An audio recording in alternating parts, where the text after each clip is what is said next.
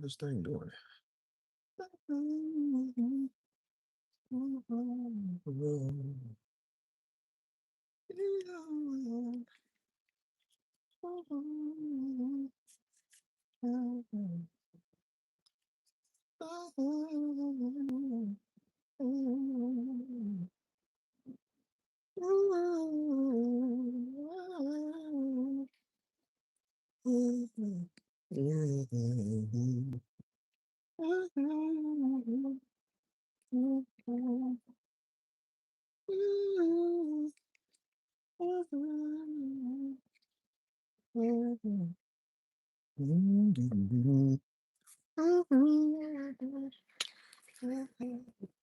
Hold up. What's up, Tiffany? What's up, Jeff? What's happening? What's happening, my beauties? What's happening, baby boy? What's happening, baby girl? What's happening, baby? Hold on. This thing be still, man. Stop moving. This thing be moving.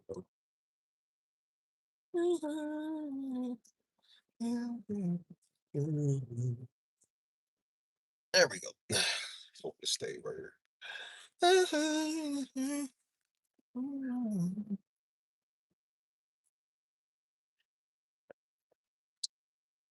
happening with y'all? What's up, Jose? Hey, Jose, I was in Iraq all night last night, man. Stayed overnight in Chicago. Mm. Boy, I thought they had me. But I seen it looked like I was in O Block, dude. This is a crazy project. But then I seen it was some Hispanics. I said, boy, they got me in Humble Park, nigga. I said, bro, y'all got me staying at, dude. Got a nigga somewhere he's supposed to be at. I had to walk and go get my food, man, because I was like, they wasn't going to DoorDash shit like that. They gonna charge me all that money. I walked a couple of minutes up the road, boy. I ain't gonna lie, boy. I was kind of scared walking up the street. Cause I said, I don't know where I'm at. I'm just like, you can't be everywhere, man, because everywhere ain't friendly, you know what I'm saying? And then I looked right across the street, boy. My hotel was right across the street from these old projects and stuff. I was like, bro, this look crazy. And I heard some loud reggaeton music. I said, oh, snaps, the Hispanics. I said, hey, they might not like they women dudes. Some of the dudes might not. They might not like you like it. So I said, I ain't got my Glock on me, but I said, I'm going to hit y'all with this toothpick. I'm going to get one of y'all. Out of four of y'all, I'm going to get one of y'all. Dude. And I seen some black people over. It said I was in Franklin Park, man. Like, I don't even think it was even considered like the inner Chicago or something. But it looked crazy though. They said Franklin Park is still kind of like wild, I think. I said, man, I don't even know where I'm at. Uh, no, I wasn't at home, but I don't know where I was, man. I was somewhere. Got stuck overnight in Chicago, man. My plane didn't leave till this morning. So I was only at the hotel for like practically like 5 hours, man. You know what I'm saying? I had to get up and leave at around 6 a.m. You feel me? Got stuck in a stupid line, man, trying to come back. I was like, dude, no, y'all can't be keeping me in these airports like that, man. They don't got places to be. So that's why I said I'm tired, man. I've been resting all day today, boy. I just got up not too long ago. Like I said, I came, mama. You know what I'm saying? We go get some food. And like I said, I just want to relax. You know what I'm saying? Like, tired is, man. I ain't gonna lie. I kind of wish I would have just stayed in Chicago, boy, because Chicago way better than Louisville. Why trying to be in Louisville?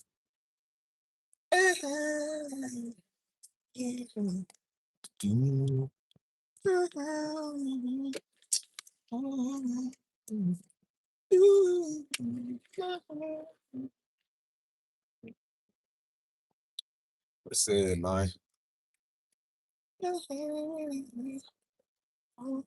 What they doing with these roads? What they doing the roads? They got all the roads blocked. Oh, like they be stupid here. I don't know what they be doing.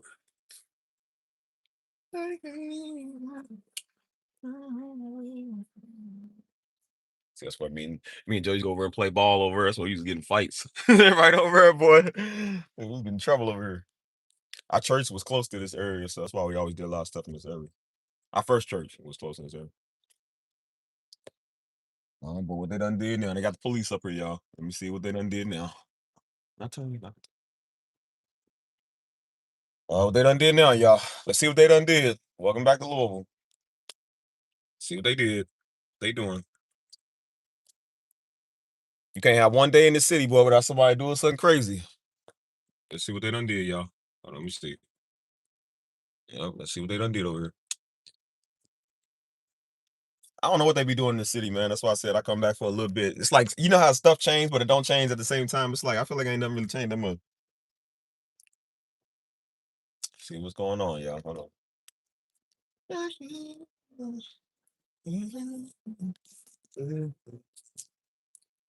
Boy. What done have they got the yellow tape up, y'all. What somebody what they done did. Oh man, welcome to Louisville, y'all. Welcome to Louisville, Kentucky. I just pray ain't nobody get murdered. I hope they ain't get murdered, man. It's crazy.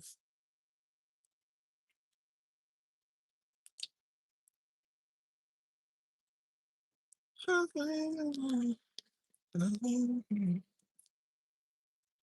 my bad, man.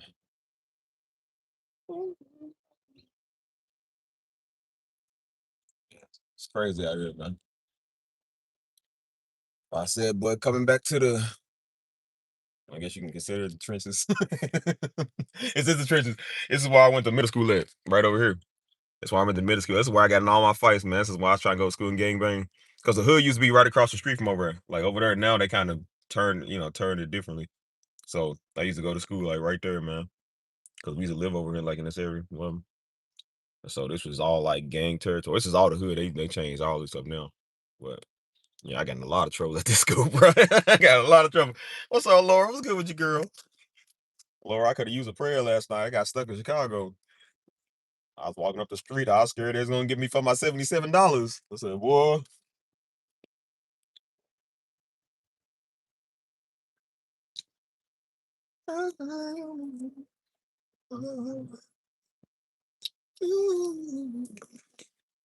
See, that on by accident. But see how like it's all like nice little town homes and stuff now? Like this all used to be projects, man. This was all hood. You know what I'm saying? This was not a nice spot. So, our church was right over there on the corner. Yeah, I was like, I better be safe and armor. But like I said, I ain't got my Glock out here. You be feeling naked without your gun. You like, well, I ain't got my piece. I ain't got no protection out here. So I got a toothpick and a phone. And I'm gonna hit them with one of them. Just throw the phone at their face to distract them, get the toothpick. Yeah. So I might not be able to get all seven of you, but I'll get one of you.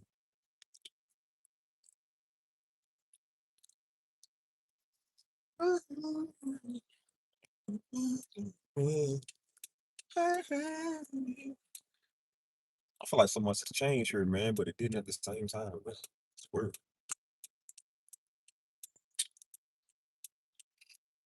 Uh, but yeah, I've been stuck in the airport, man, all yesterday.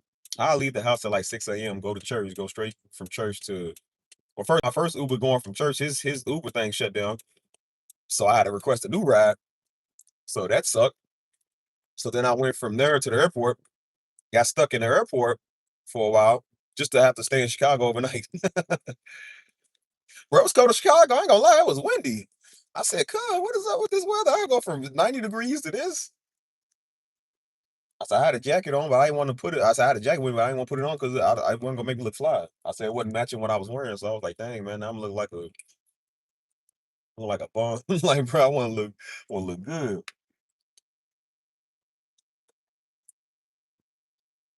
Mm.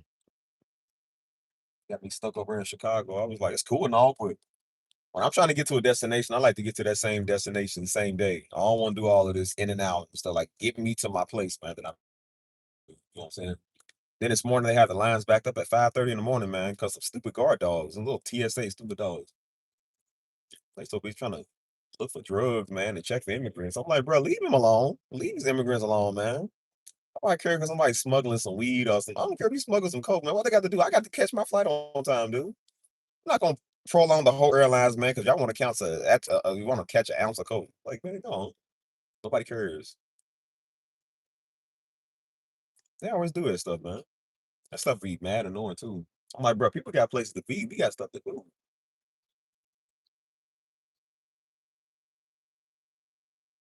I said, well, bro, welcome to the rack. You think you're gonna get all the drugs off the street? Like, boy, it has been clear time and time again. You cannot control Chicago's gangs. Chicago been a mob town since the 1800s. You cannot control their gangs or they people. You couldn't stop the flow of cocaine if you wanted to.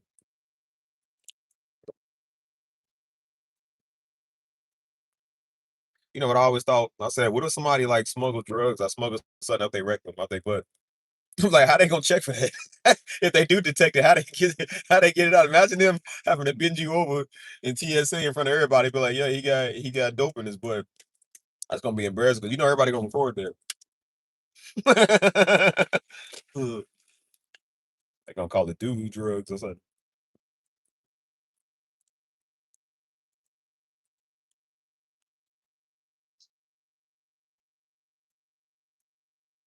Hey,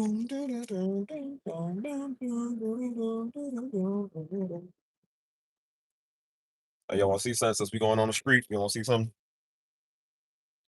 Look, y'all, there it is. There the church. I know so many of y'all love the church, so gonna pull you up. I feel like it's been a minute since I even been in front of. There it is, y'all. And there you see it. See? Well, we still never took that. We still never took that sign out. Y'all see that sign on that sign up boy when we first came here? That was 2009. We never took that sign out. Hold up. What is he say? Mm. So that's Sodom and Gomorrah. It's Sodom and Gomorrah in Louisville too. Look, we never took this sign out, bro. This sign been up for almost 20 years, dude. We never took this down. The screws ain't never came off, man. Yeah, this stuff. I guess it's iconic. I always forget this is even right here. Like I always forget it till you look over. You like, bro, this sign is still up. 2009, bro. That's gonna be 20 years ago in 3 years. Can y'all believe that's gonna be 20 years? We've been at this location almost 20 years. It don't even feel like it, dude. It really don't. All the daddy's iconic messages was preached in here. So, like y'all can see, there it is. There she blows. First beautiful on there.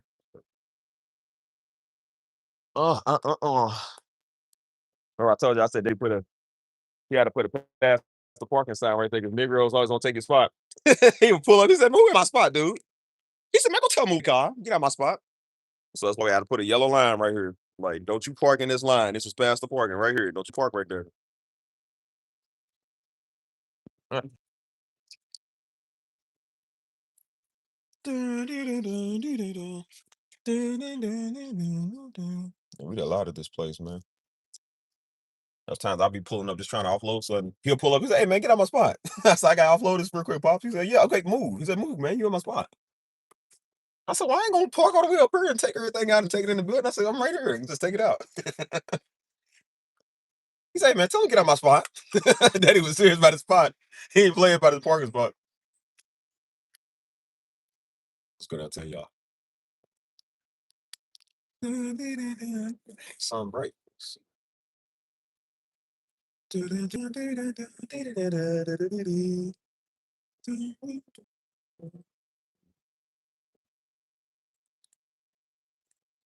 I feel like a lot has changed here, man, but a lot ain't changed here. Like, do y'all, some of y'all from different cities, do y'all ever get the feeling like, do y'all ever miss y'all hometown? Like, if you were living in a city now that you ain't from, like, do you ever miss where you used to be at? You know what I mean?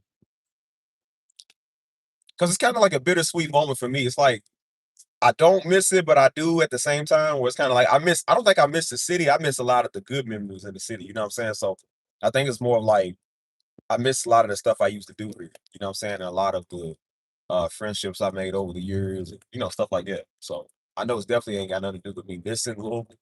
I just think I missed a lot of the good times I had. You know what I'm saying? 'Cause I didn't know if it was just me. I'm just like, man,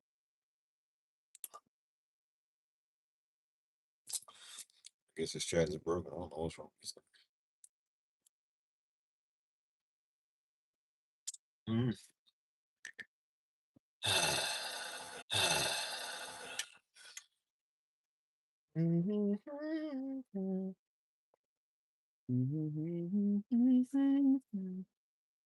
What's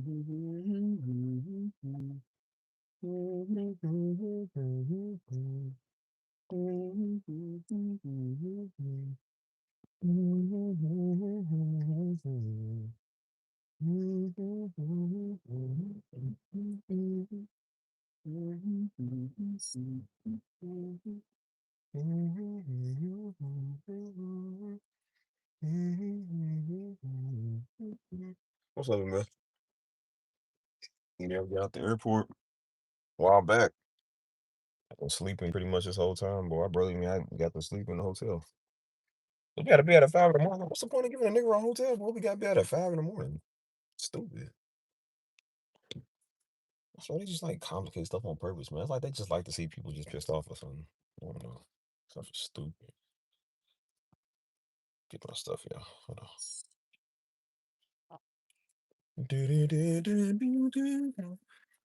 See how many people we can annoy today.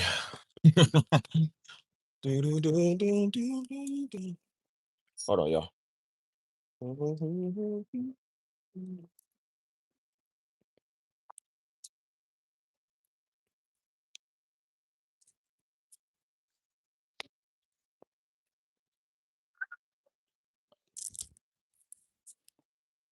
Hold up.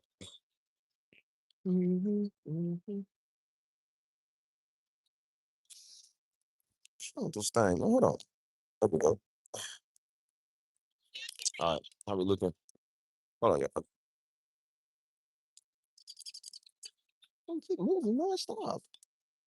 There we go. All right. I think we good.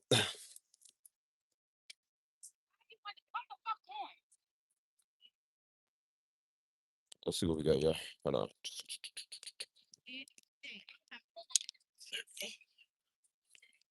I think it was the other week they had a whole bunch of little niggas out here fighting. That's like every week, man, in this city. Niggas can't act right. That's why I was like, they gonna end up shutting the park down, man. Niggas can't act right. Why y'all always got to ruin the fun, bro? You gotta ruin everybody's fun.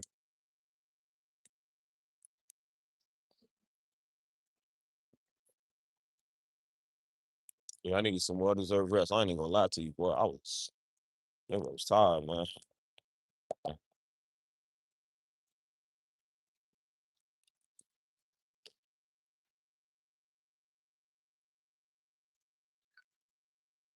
How y'all doing with y'all Monday, man? Y'all doing all right? Y'all doing straight?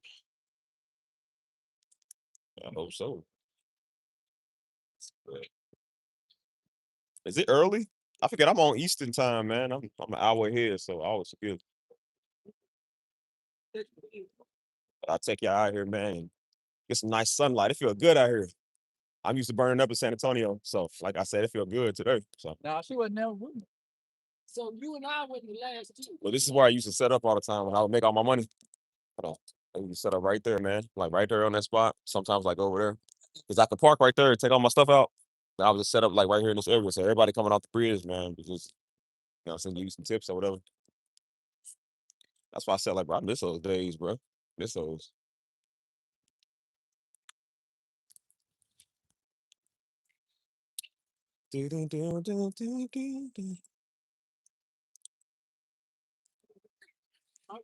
How much I won't bet I'm gonna run into somebody I know.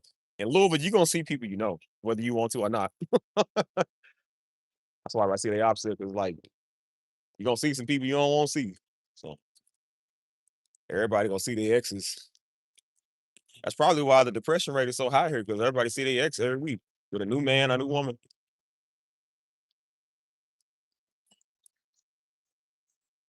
Mm-mm.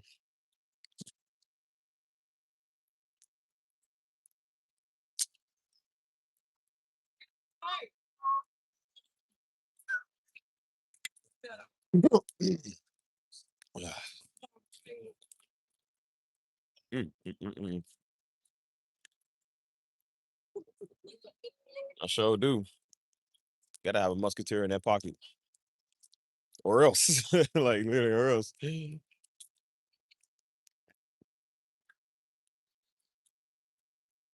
Mm-mm-mm. So yeah, man. So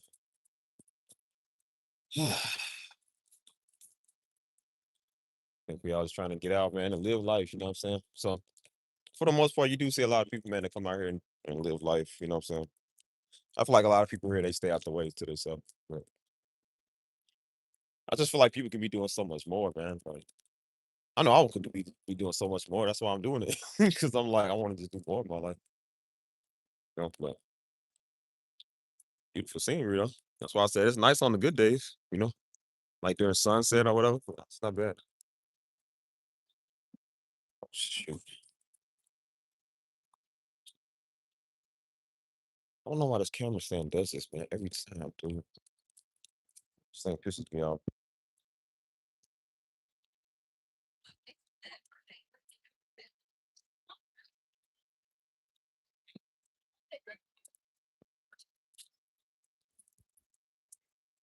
Yeah, so what y'all day looking like? What degrees is it where y'all is? But some of y'all still cold. I think they said it was just cold here the other day. Now it's warm so far today. It is, at least today. It's cold in Chicago last night. I feel like it's always cold up there, man. Like the more north you go, every time we go to Baltimore, man, it's cold. Like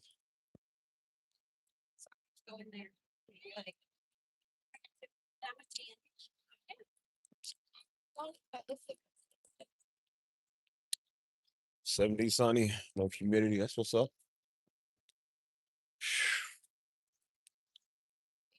Uh, So I feel good out here today. Man, dad, on it. Stop doing that. Hey, what are you doing?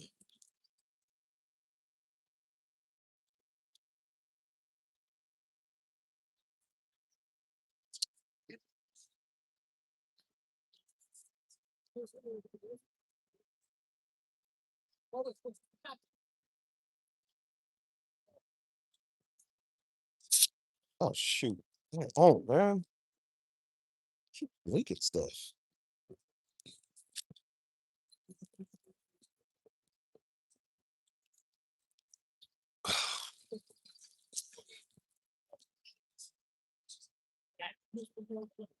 Yeah, I feel like ain't much I miss about this city, bro. I ain't gonna lie to you. I really don't.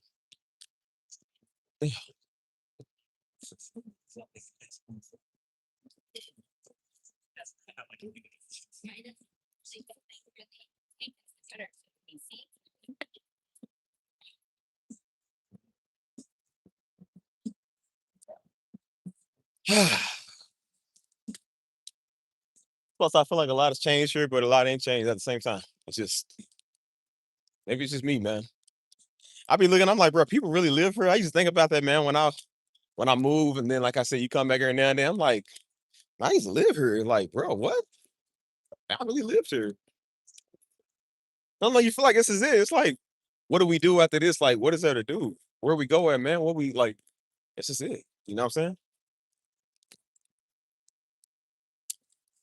I just feel like I don't know, just ain't enough.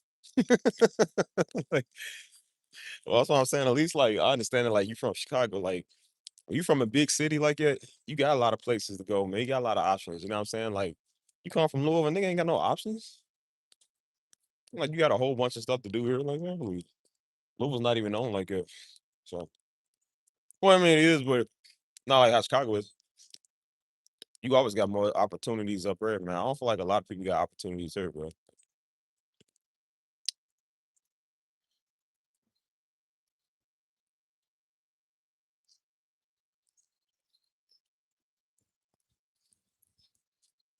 Hold up. I got all this stuff. Man, I got this daggone Sprite on me. Keep dropping my stuff. Hey, I'll set this up. Hold on.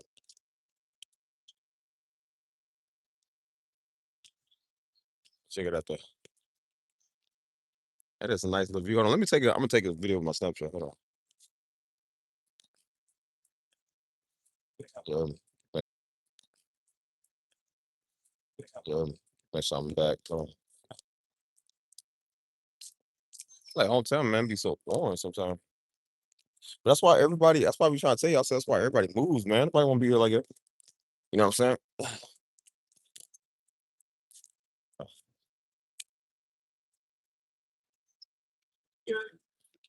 You always got your local nigga doing stuff like that. They gotta be the loudest ones, man. Like, that's what I said. Ain't much change, man. Ain't nothing changed but the time. Everything's still kind of the same, dude. Everybody do the same stuff. You know what I mean? So, yeah.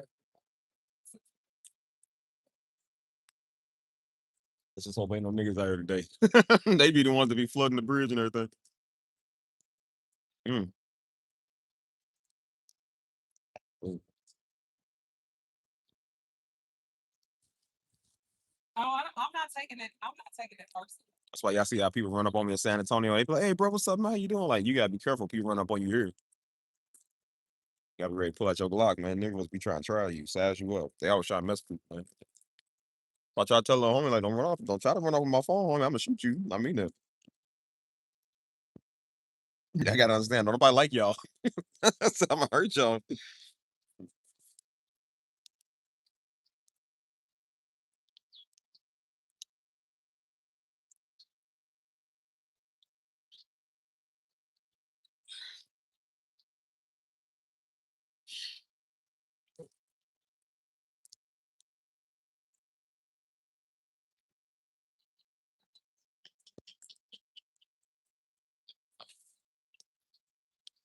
So yeah, be nice out here, man. You know what I'm saying? That view is immaculate. I ain't gonna lie. Focus in. It's not a bad view though. See, when I was first doing my vlog channel, I was gonna do a lot of videos here too. Gonna do videos here, man. You know, some nice iconic backdrops, all that. And I'm like, nah, man. I'm doing vlogs, man.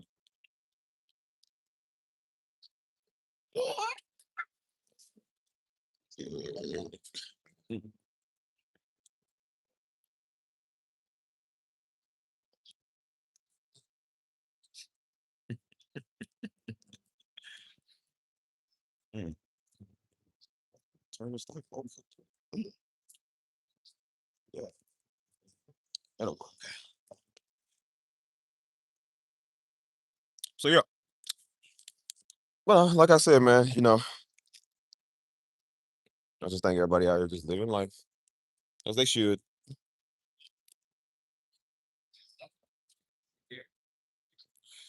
This shows the act right. It's good. And it's nice as the one I got this morning in Chicago. I got it from the plane, man. That Chicago sunrise, man, that's actually nice. Like the sun is shining off of like the little lake, and it's reflecting on like all the buildings and stuff like that. It look good too, man. I said, boy, it's beautiful. You know what I mean? So hopefully my service don't mess up over on walking this bridge.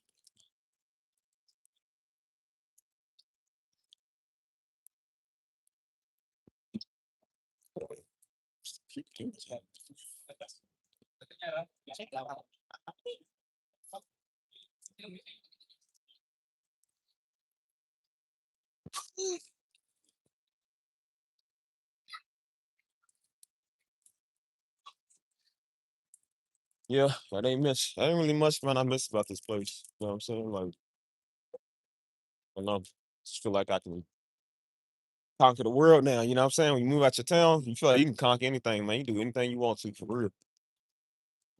So moving out of here, man, was the hardest thing I did, but it was the greatest, one of the greatest things I did because it showed me, man, I got a life, man, that I got a destiny for so much more. You know what I'm saying? Like, you ain't gotta be stuck. You ain't gotta be lost. You know what I'm saying? You can think high, dream bigger. You know. So I did have to move out here, man, and experience my gift and see what I got. Cause you know, a lot of me didn't know. You know what I'm saying? Living here, you don't know nothing. And so you never really gonna push yourself to the fullest extent. And so that's why I said, I was like, hey, what's up? Huh? Till Wednesday, I think Thursday now. No. I thought I seen you before, man. I said she look familiar. It was me. You I, doing all right? yeah, I'm doing good. How y'all doing? We doing good. That's good. How the son doing? How James doing? James doing good. We drove up to Indianapolis yesterday. Do they live in Indianapolis now? No, no, no. He lives in Illinois, but they met us halfway. Oh, okay, okay, okay. Hey. I ain't even. I ain't. His wife and his daughter. Yeah, that's why I saw he got married. I said, man, little dude got married. Man, Yeah, got number. he got married. Got it. Last year, Dang, that's crazy. February 28th of last year. Okay, that's doing good. Yep, yep, Okay. yep. How old is he now? James is 20. Ah, you would give me 24. 24. Okay. You say 20? Cause I remember when they was like young, they was real young and stuff. Yeah. Is he living in Chicago? Champagne, like right outside of Chicago. About an hour, hour and a half outside of Okay, I Chicago. was gonna say I got stuck in Chicago all last night. I had to stay the night. Yeah, it was not. Stayed in town today. Yeah, like this morning around like 9. Yeah. So yeah, I've been tired. Just tired. I am. That's why. Okay, I'm just out here on my nature walk. So Say. I'll see y'all. Mhm. I told you gonna run into somebody, you know. That's the sister that got out of church. She from Chicago. So she first came, go back in like '07. That's the one Daddy done married on 2007. It was '07, '07, '07. They got married on whatever the date that 7 is, the month of 7, and then the year of 7. I said, that's what's up. And she been a member of our church ever since, man. She been a member for 20 years, I think. Right? But yeah, her little son, man, they first came, they was little pipsqueaks, you know what I'm saying? I said, now her son, they tall, man. They was giants. They tall, you know what I'm saying? He got married, he got a wife, you know. I said, that's what's up, homie. That's the way you do it. So,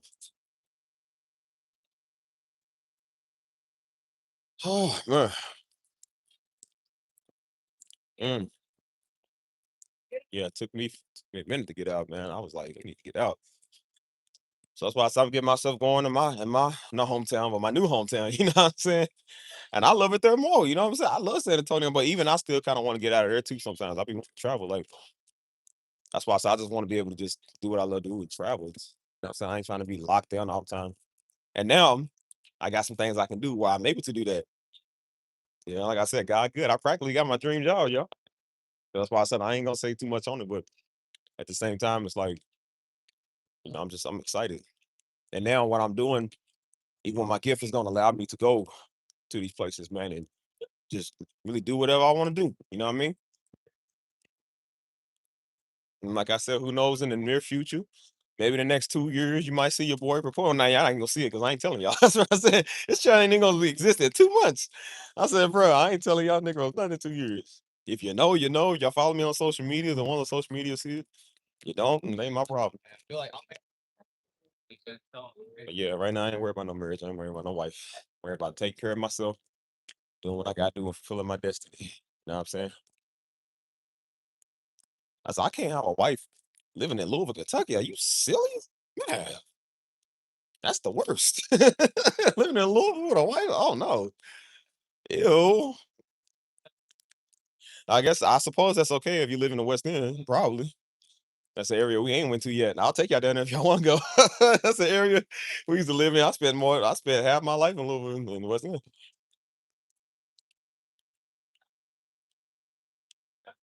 Ugh.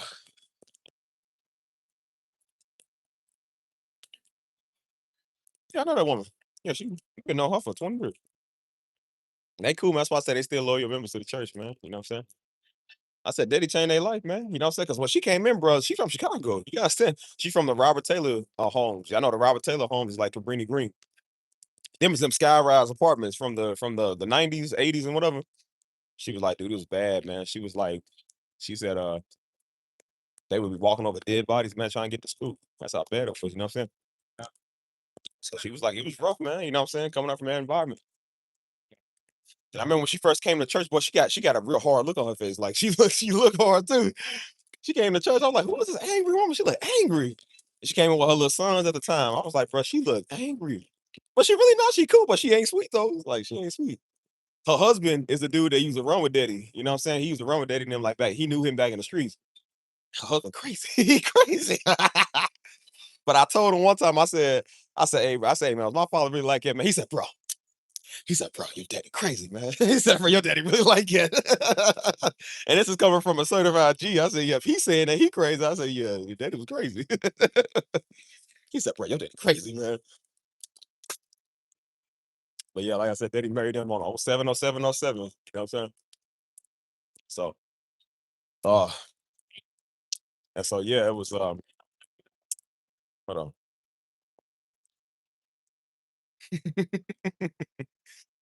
But but yeah, her mama is the one that Miss Gwen. She a nice lady, man. She the one that would still message me when I'm in San Antonio. She hit me up on Facebook Messenger and whatever. She was like, "Hey, hope you doing good." She was like, "Can't wait till you come back in town to hear that nice little sound you got." You know what I'm saying? She's a sweet lady, man. So she had actually passed uh 3 years, going on 3 years ago. RP to her, man. She's a good one. So she comes to the church all the time. She was like, "It's good to see you. Hope hope you be good in San Antonio." So I can't wait till you come back. You know what I'm saying? And so I remember, I think that's what it was too. Like, she was going through some. She was older. You know what I mean? And so remember that girl I talked to when I moved to San Antonio? Like that's when we at first got into it. You know what I'm saying? Like we was not really on talking terms. And then the next day, that's when I got word of she had passed. You know what I'm saying? And I was like, dang. You know what I'm saying? And so I was like, I'm kind of not in the mood to deal with people's shenanigans. Like, whenever it's a life or death, God forbid, like situation like that, you start to take life more serious. You're like, I ain't got time to be bickering with you and going back and forth and you know what I'm saying on some petty stuff. Like I just rather just not, you know what I'm saying? So I was like, yeah, that was and then I seen she had sent me a message on Facebook like right before then. I think the week of I sent her a message right back. Cause I was like, hey, I'll see you when I come back. You know what I'm saying? Then that's when she had passed. I was like, dang. Yeah. Uh, hold on.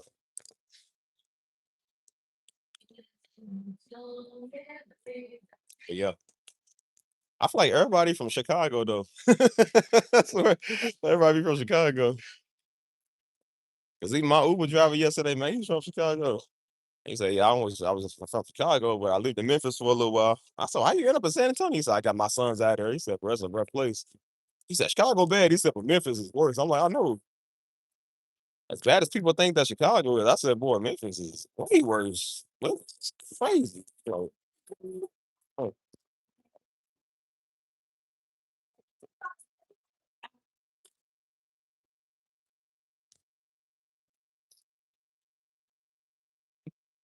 uh, but no, man. That's what I said. Not much I really miss out here in the city. I used to go run on this bridge all the time. So when I was doing my firefighter training, I go run up here all the time. You know what I mean? And so that's when I was looking good. I was big, man. I was glistening. You know what I'm saying? Nigga was looking like a swole chocolate bar. You hear me? Yes, sir. YouTube. Yeah, appreciate y'all. Appreciate y'all. But yeah, I said, man, it was something. You know what I mean? But I'm like, I don't even like doing that stuff no more, man. Like I don't really run down here like it. I don't run a river walk in San Antonio like it no more. So trying to get back into it. I'm just focused on some other stuff now. Yeah. But Chicago ain't as dumb as Louisville. You don't know dumb till you come to Louisville. I'm trying to tell you, I ain't never been there. Something to do with that water, man. It's like that river is so. This is the river got is the reason why people are so stupid. That's why I said even if they nice, they stupid. That's why everybody's stupid here. Mhm. Yeah. So me and Joe used to skateboard these bridges, man, back in like what 2014, 15. Like we always had like a little skater phase. We just did whatever we want. You know what I'm saying? That's why I said we was dumb. We just did whatever we wanted to because we wanted to. You know what I'm saying? And so now like that we grown, we take care of grown folk business. Like we ain't doing none of that stuff no more. No, no. Remember, I just told, bro. I just told y'all, like, I'm gonna run into somebody you know here. It's how it is in Louisville. You gonna see people that you know. I might run into somebody else that I know. Watch. It's a very small place. Like you gonna see people. Like it's a big place, but it's a small place at the same time. You gonna see people you ain't really finna want to see, or people that you weren't expecting to see. You gonna see your ex.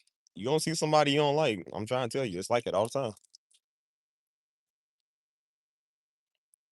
So I said, surprisingly, some people that I thought I would have seen, I have not seen in a couple of years. I want to keep it that way. I want to keep it that way.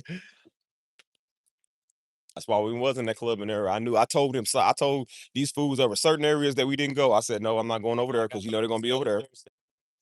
I said, let's go on a Friday night. No, because they're gonna be there. I'm like, I know where everybody goes to the same spot. I'm like, nah, let's just not do that. I don't want to see them.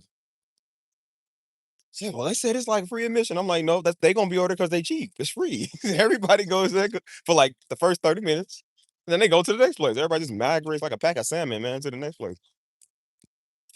I said, man, just let's not do this stuff no more. You know what I'm saying?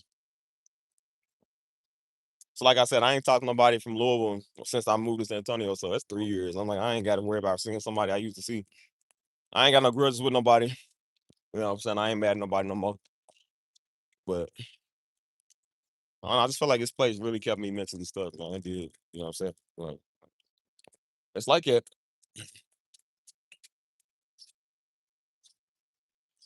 But there's a lot of stuff I do kind of miss about it. Like I said, I do kind of miss running these running this bridge, you know what I mean?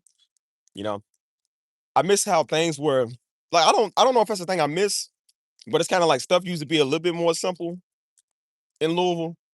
But that's the problem. Everything was like too daggone simple. Like I don't like it. You know what I'm saying? I want stuff to be because simple doesn't challenge you to grow.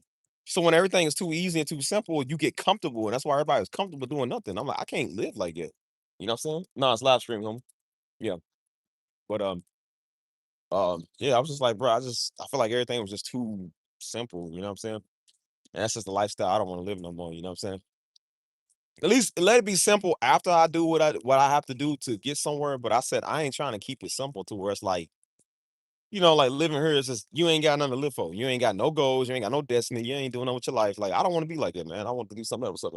I said, but I want to do something better, you know what I mean?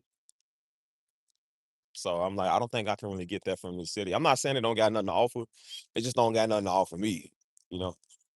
So y'all might come here and see the difference in the work in it. I don't. You know what I'm saying? I don't really see that. So could just be me.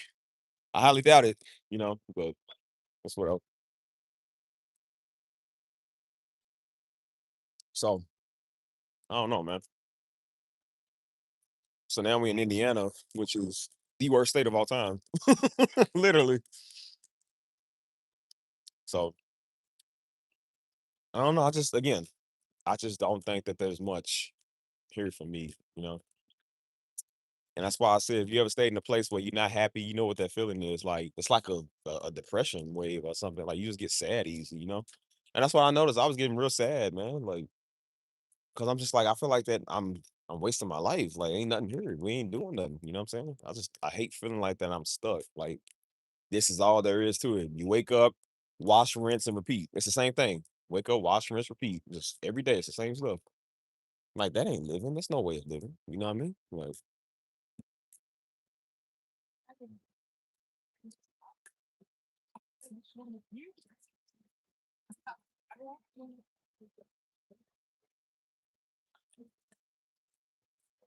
why I had to move, bro. 'Cause like I said, you're gonna waste your life being here in the city. That's how you're gonna be. So I said you can do this one or two ways. You can stay there or you can move. So I decided to move. I said, look, I don't know the journey I'm about to go on. I don't know what we about to do. But I said all I know is that daggone, I'm gonna do something. Like I can't just sit here. I can't sit here no more. So that's why when I went to San Antonio, I didn't know the first thing about San Antonio. I said, we're gonna find out. We definitely gonna find out. Uh,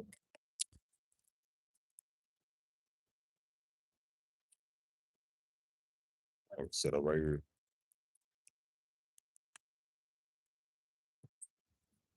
It's like, yeah, we gotta do better with our life. So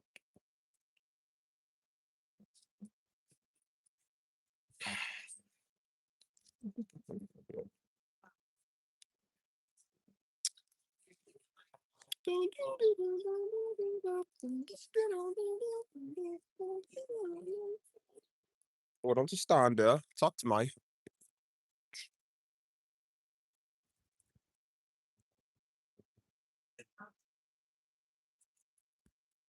So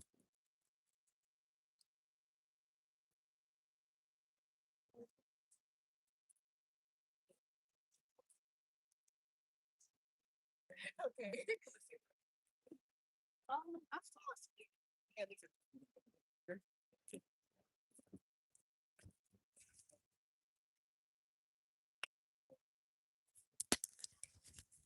uh so how that Monday air hitting y'all, man? What I got going on?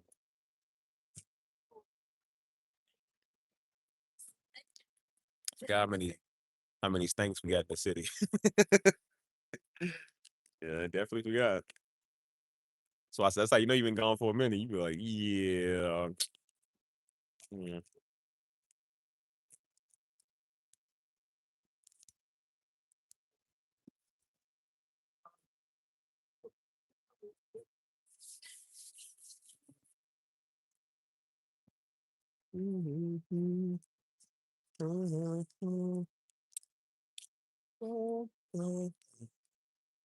Ouch.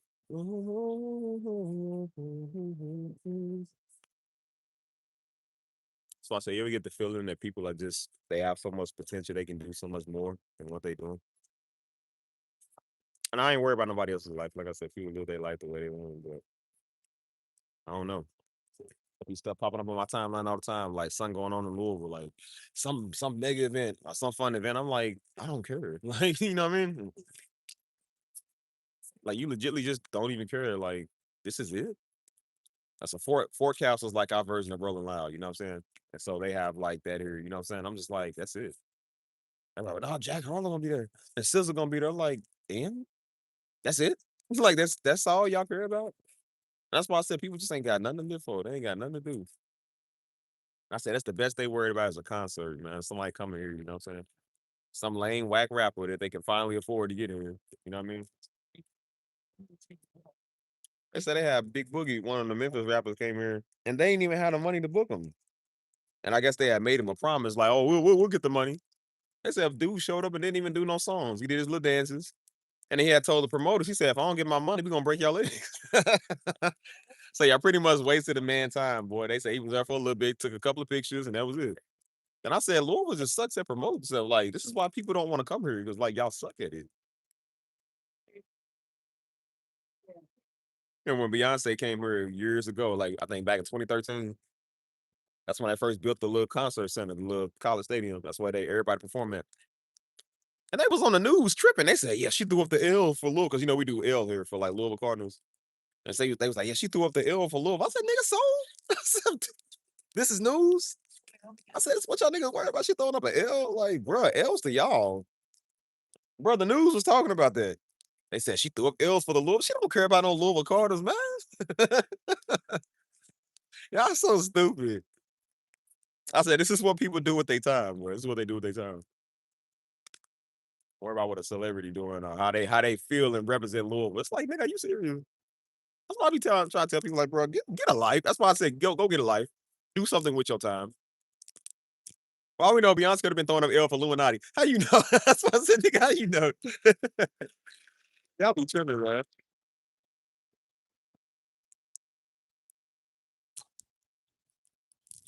Now Beyonce know about Louisville. Like, bro, she come here on tour. She goes wherever she's told to go on tour. She don't care about the city, stupid. Her favorite place to probably tour is her hometown, so she can go home right after she done. But you gotta understand there's people in Louisville are fanboys. Because they ain't got no life.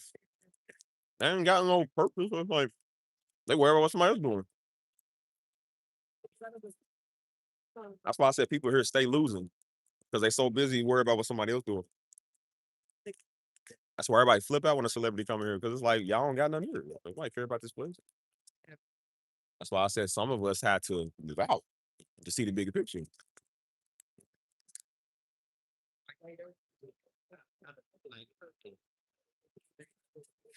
Mm, mm. So I said some stuff, man. Just don't make no sense, man.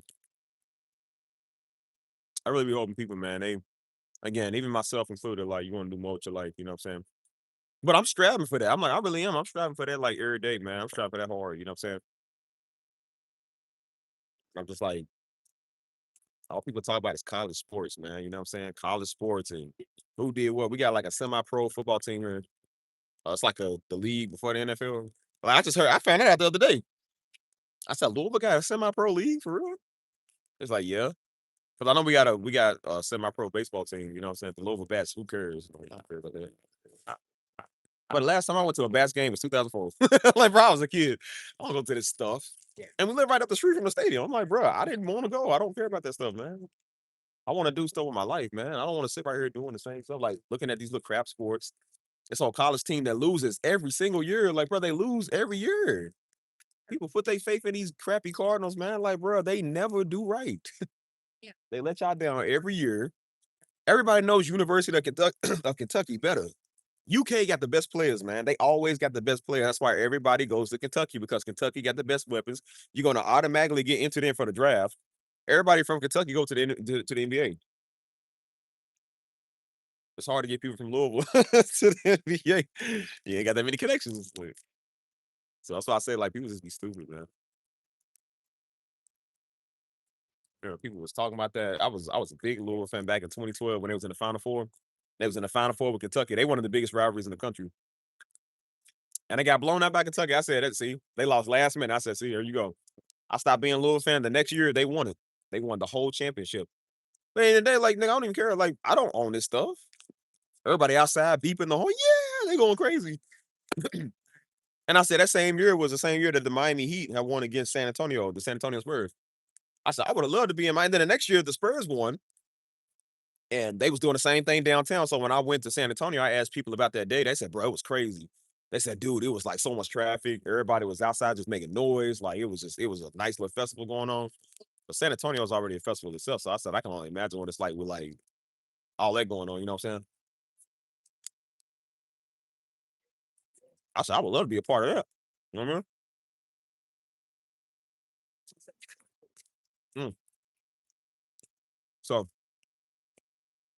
that's why I said now in San Antonio, I haven't been keeping up with the NBA because I don't watch it no more. But San Antonio's in the playoffs. I think they actually got a chance to win it this year. You know what I'm saying?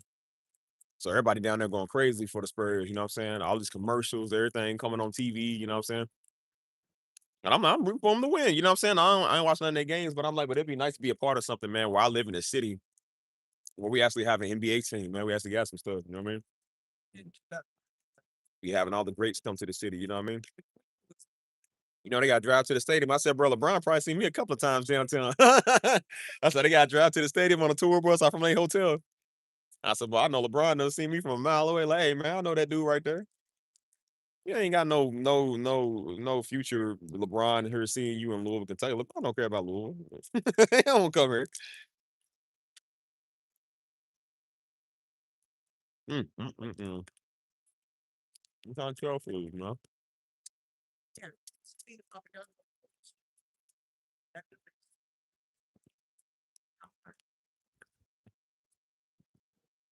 Y'all still hear me?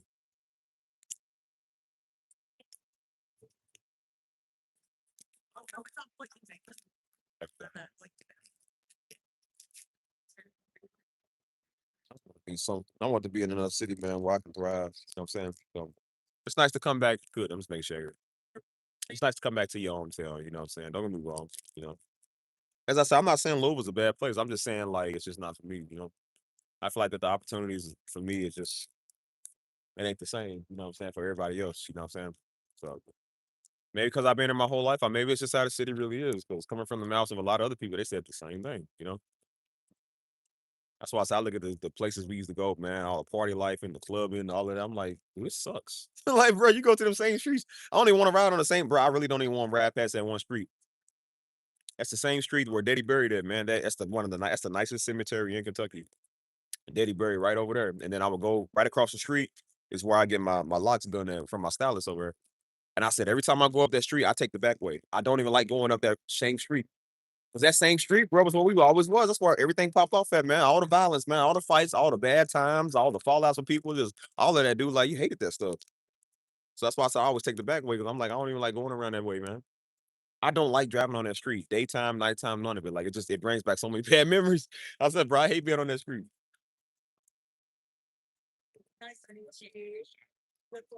I said, boy, if my stylist and daddy wasn't over here, I said I wouldn't come over.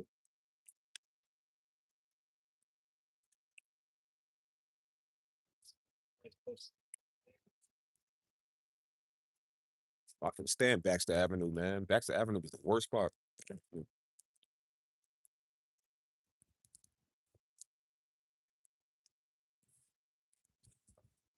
Mm, mm, mm, mm.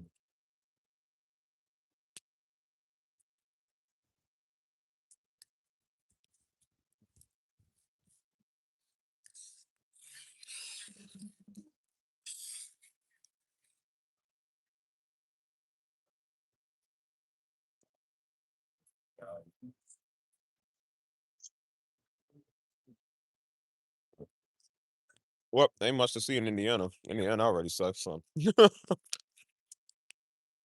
was saying like nobody trying to be over here in this little wax state either. So no.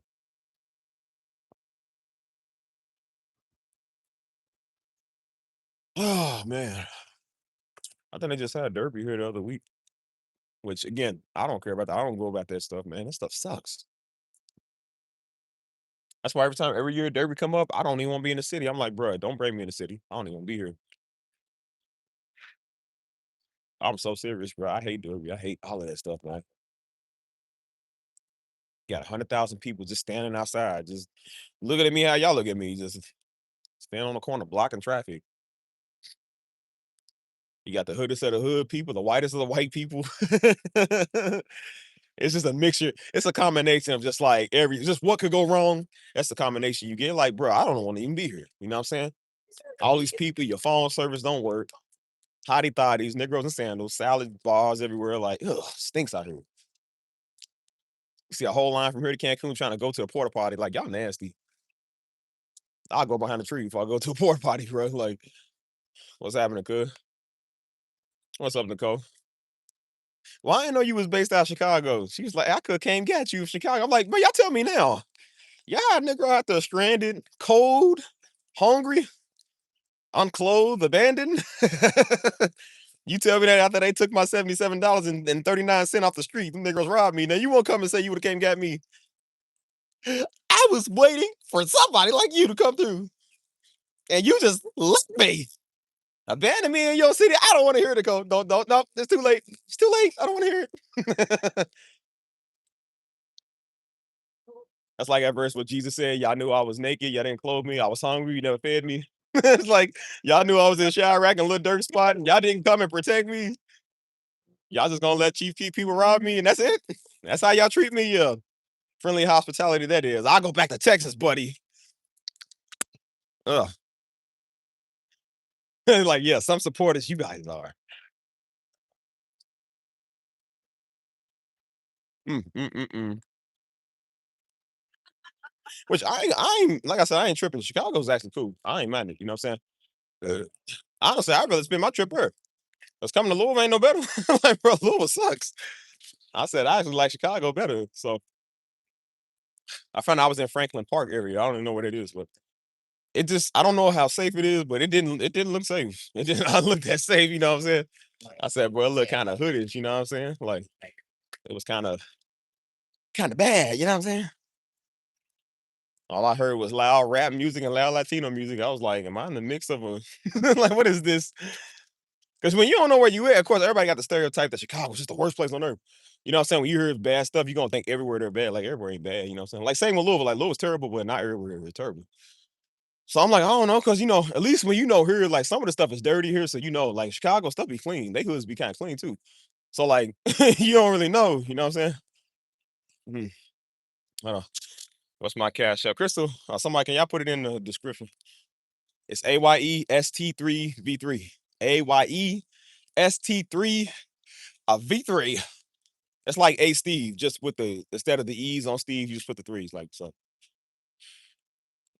pay me for my pain and suffering. No, no, no, they ain't give me for my $77.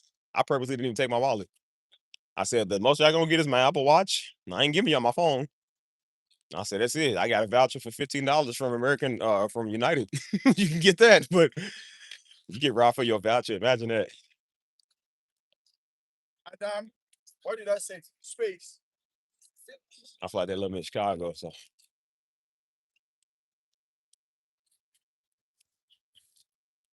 O'Hare is outside of DuPage. Is it DuPage or DuPage County? That's better than Chicago. Okay. Yeah, I don't know. I don't know Chicago like it. I was talking to my Uber driver, man. He was saying that too. He said, man, all this, he said, over here, it's not really considered Chicago. He said, this is kind of like further out the city. He said, I mean, I guess it is now. He said, but at first it wasn't really considered that. He said, I'm an 80s baby, man. He said, look, I was born and raised. So he said, look, I used to run this. He said, I used to run this too, bro. He said, if I wanted to, I'd still be doing it. I'll be whooping. He called them monkeys. I'll be whooping these little monkeys. He said, but nah, he said, I'm changed, man. You know what I'm saying? And then he had said something about Yeshua. I said, "Oh yeah." I guarantee you, he knows this. He knows who it is. So I did the test. I said, "Hey, bro." I said, "Yeah, we used to come up here all the time back in 2015 for ministry, man. You know what I'm saying?" He said, "Word." He said, "What's your name?" He said, "What the name of y'all church is?" I said, "That's the ministry, Stephen Dart Ministry." I was waiting for the, "Oh, I know that person." He was like, "Oh, okay." I don't think he know that yet. He was like, "Oh, okay, that's cool." He said, "What denomination is y'all?" I said, "None." He said, "Man, thank God." He said, "No, non." He's a non-denominational. He said, "I don't get the difference between." I said, "Bro, I don't get that either.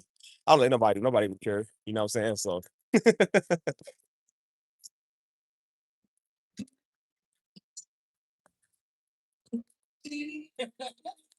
yeah. So I said, "How am I making friends with the lips driver at like 5 in the morning?" He said, "Yeah, homie, follow me on Instagram." He said, "Follow me on Instagram." I said, "Bro, yo, I just be making connections everywhere I go. I don't even know people." And then he got out the lift. I told you this dude was tall, man. He had to be at least like 6'5", 6'6". I was like, he was tall, man. Because he looked kind of, I mean, he looked short sitting down, but standing up, you'd never know. You know what I'm saying? Tall, big old bald head black man. I said, yeah, he knows who Darby is. He know what it is.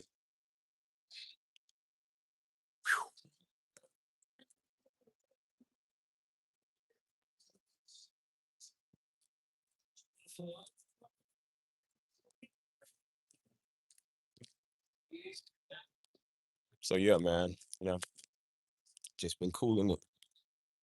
But nah, man, that's why I said I feel like there's a lot of stuff you do miss when you're back home. But I don't know if it's just the reminiscing stage where you kind of reminisce on it, you know what I'm saying? I don't think you necessarily miss it. I just think that you kind of think about it. It's always gonna be part of your memory because, like I said, you from here. So that's why I try to escape a lot of the bad memories, man. You can't escape it. Like it's still gonna be in your mind. You can move all the way on the other side of the world. It's still gonna be in your mind. You know what I'm saying? Like, but I didn't really move to escape all of that. I just moved to because I wanted to. You can't escape your past, but you can definitely protect your future. That's why I think. You know what I'm saying? So, we're really for the better. So, let me see. Let me know when you got it. Hold on. Let me see.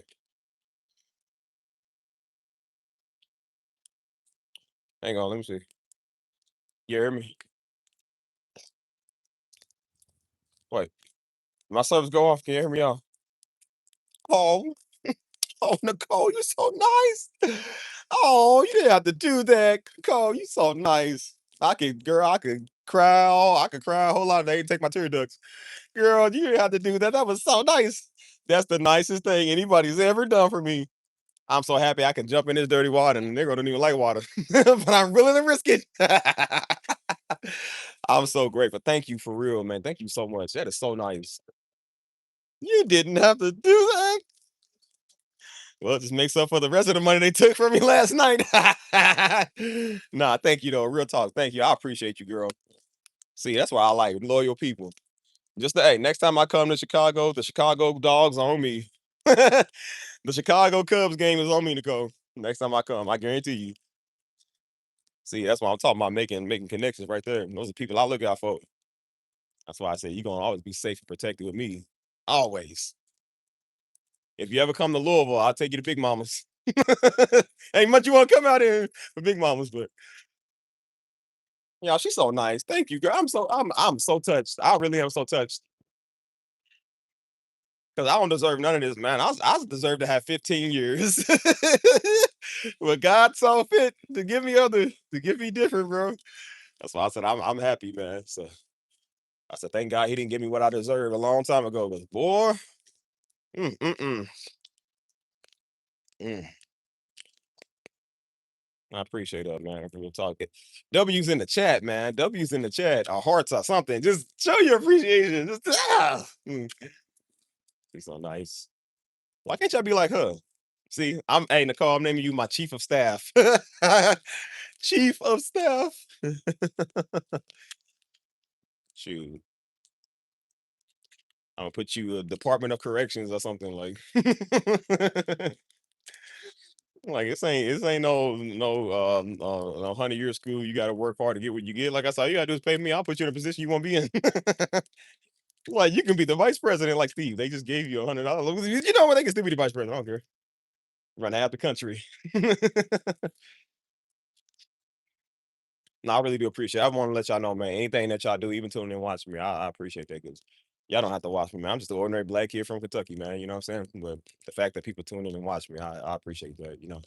I do think that some of y'all can talk a little more. I do think that, but if that's people's way of just tuning in to support, that's fine. You know what I'm saying? I appreciate all that. I mean, so um, oh well, thank you. We sure appreciate it.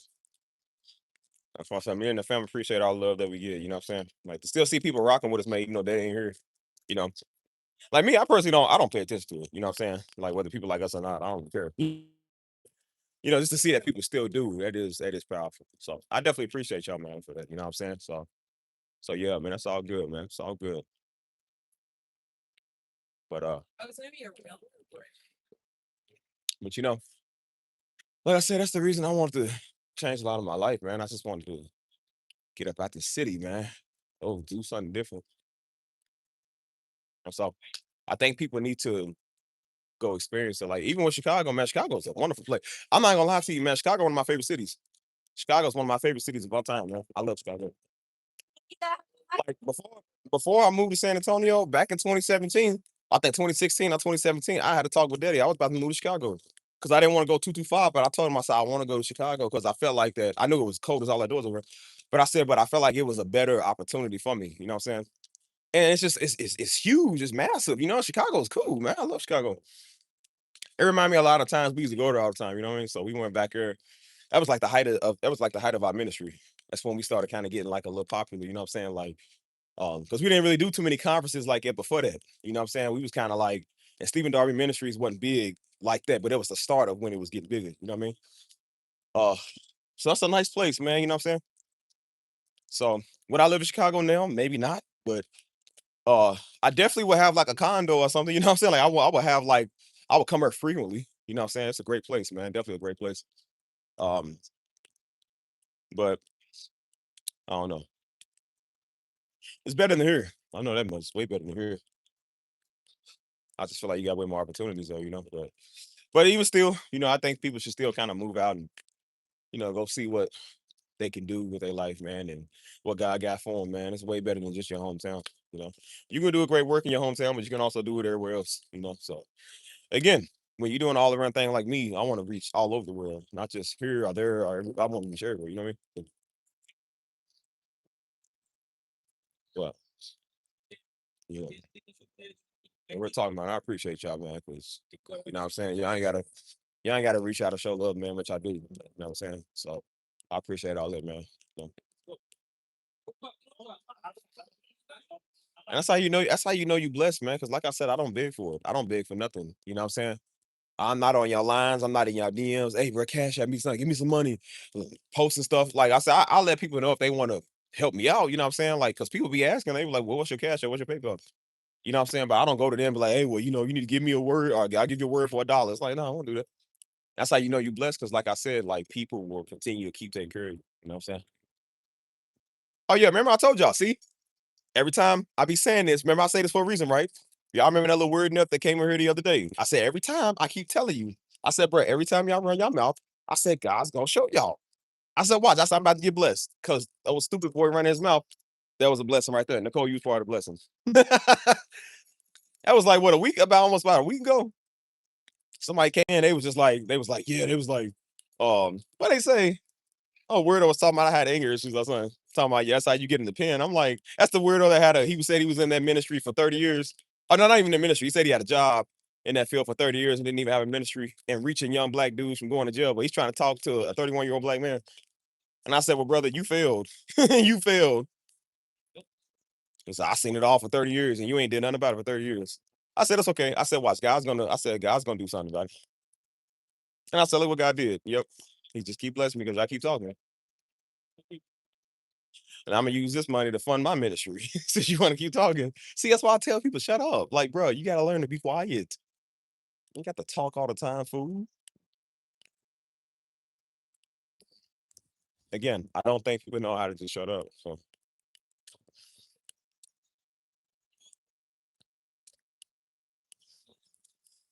I don't just let the Lord lead you when I mention your music. Hey, we actually getting back on the music. Can you hear me? Because she said her internet messing up. Can you actually hear me? Listen, we actually getting back on the music. Y'all gotta follow all my music pages, man, because that's what I'm about to start doing. I'm not really doing on. I might do like maybe a couple of more music streams on the channel, but it's really gonna be 2 months, y'all. I'm trying to tell y'all, we not doing nothing over here for 2 months. So I'm telling y'all, man, if y'all don't follow the music pages, y'all probably gonna be lost. Y'all gonna have to find it yourself. You feel me? But I'm trying to tell y'all, man, like go follow those things, bro. Because I'm doing music over there now. Like I got a better setup. My setup is better now, so I can actually enjoy doing music. You know what I'm saying? I can actually have a nice way to do my music. And it's more professional. It sounds better.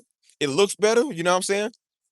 And I said that's what I want to do, man. Because I was kind of just doing the basic setup. Because I mean, when you start off, you don't know nothing. Everybody's setup is kind of crappy. But I said now that I got the resources and the software, because I had a software to do it the whole time. I just was too lazy to do it. I just didn't want to because I got comfortable, and that's probably why the YouTube was acting up. I wouldn't be surprised if God was the one that was messing my YouTube up because I still can't find out a reason why the YouTube audio sound like it's like this channel. It sound like how it sound underwater and it sound crappy. I still cannot find the reason why it's doing that. It's on all the channels now. All the channels are doing that. So I didn't do music for the longest because the sound quality sucks. It sounds like it's underwater, and I'm like, music has to be done right. Y'all can't tune in and listen to the piano and then it sound crappy, you know? So that's why I said I wouldn't be surprised if it was God probably messing up the audio because that made me go get another software to where my audio sounds better and the setup looks better. And I said, see, that's the way you advance right there. Now my music is more advanced. That's why I say it takes you steps further and further. It takes you on deeper levels. Well, now my music is getting upgraded to the deepest level. You know what I'm saying? And I said, I'm glad that that happened because now it pushed me to do something else to where the sound quality and the visual quality so much better. It's way better than it used to be. So the last what 2, 3 days, I've been having fun with this. I'm like, bro, I've been having so much fun. I've been watching my playbacks, my replays and stuff. It's dope, man. It sounds good. I had a homie hit me up on my TikTok, man. I hit him up first, and then he had hit me back, and then he came back randomly Sunday morning. He had texted me. He said, bro, did you put your stuff on any hashtags or do any promotions? He said, cause bro, your sound is dope, dude. He said, bro, your sound is dope, dog. He said, you need more views than what it's getting. Said, I mean, I've been trying. I said, it takes a minute to get going. I said, my channel is still pretty new, so it's gonna take a minute. He said, bro, he said, your stuff is too good, man, to be having like not the numbers it needs, man. You know what I'm saying? He was like, dude, I definitely think your sound can get somewhere. I think he was African, you know what I'm saying? Because I was doing like Afro piece or whatever.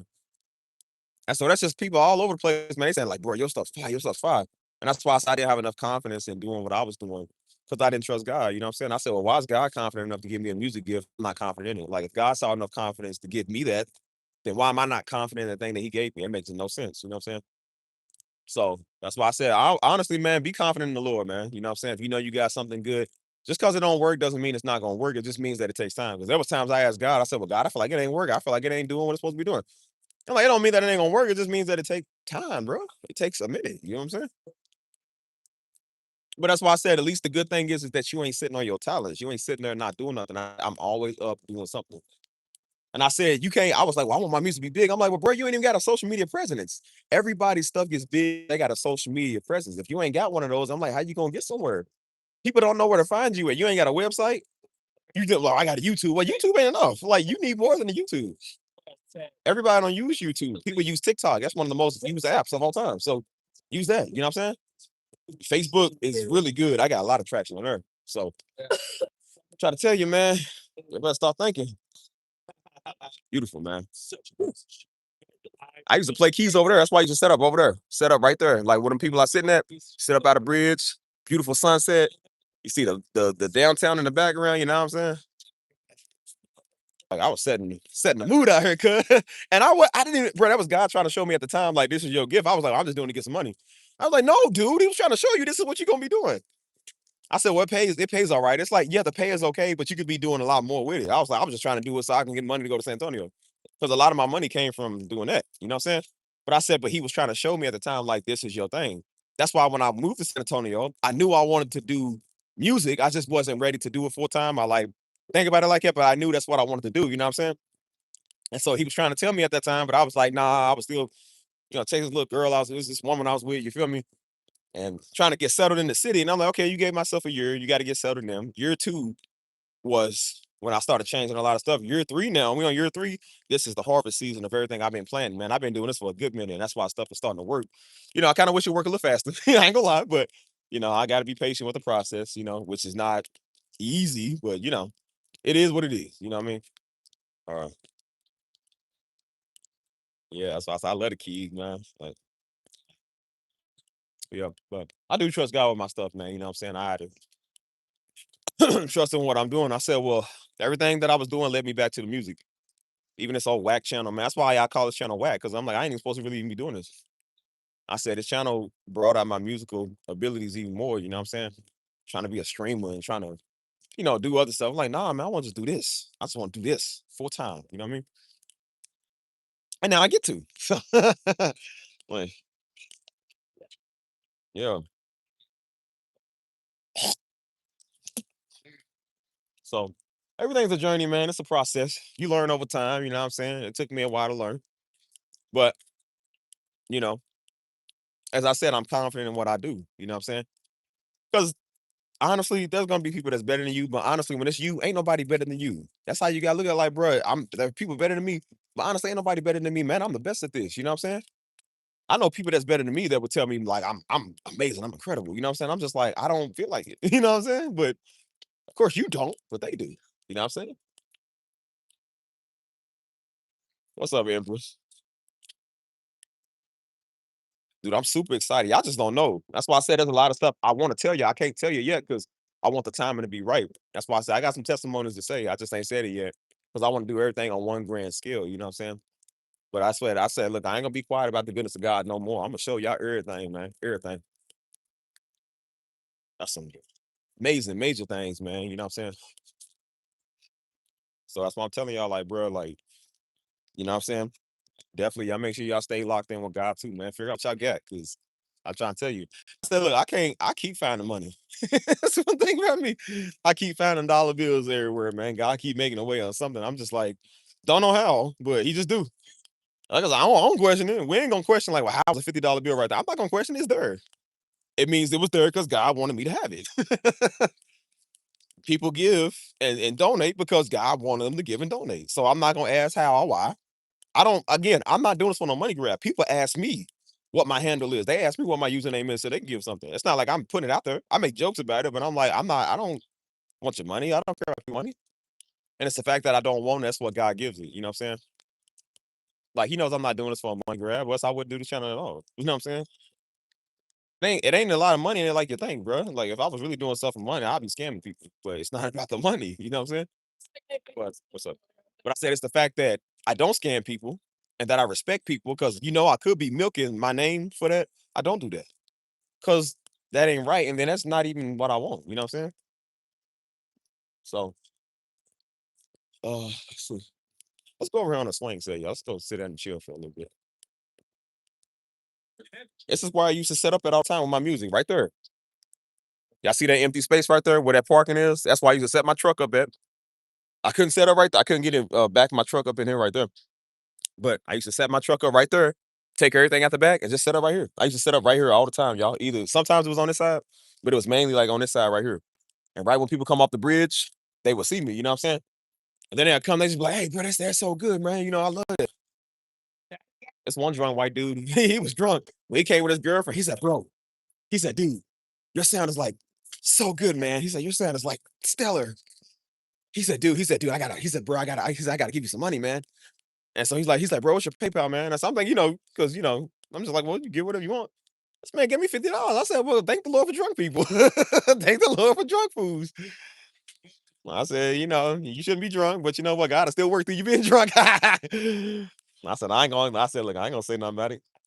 Because if I would have told him something, he would be like, "You know what? You're right. I'm convicted. I'm taking my $50 back." Like, hey, bro, hold on. You can still receive the word and give thyself $50. Like, bro, pay me for the word. Like, so I was just like, "Hey, bro, I appreciate you. God bless you. Stop being drunk." But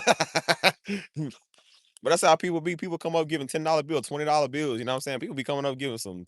Man, I done got all type of money. Girls done walked up, gave me their number. Yeah, that's happened here, right over here. That same spot, some light skinned girl walked up and she walked back twice, dude. She came, she gave some money. First she was like, "What you doing there?" Blah, blah, blah. And then she walked back. She said, "Yeah, I put some money in there." She said, "And I put a paper in there with my number on it." Yeah, I remember. I said, I was casual. I said, Okay. Like I'm casual, like, all right, yeah, okay, cool. I just don't even care. Mm. But nah, people love it out here, you know what I'm saying? That's why I said it's been 3 years since I did this out here, you know what I'm saying? And then when I moved to San Antonio, that's all I was doing in San Antonio. I was looking for great spots to set up, and the Riverwalk was perfect. So I went out there in San Antonio and started doing it. They was doing the same thing, you know what I'm saying? People coming up giving you roses, coming up giving you money, you know what I'm saying? Take care of you because that's what you're supposed to be doing, you know?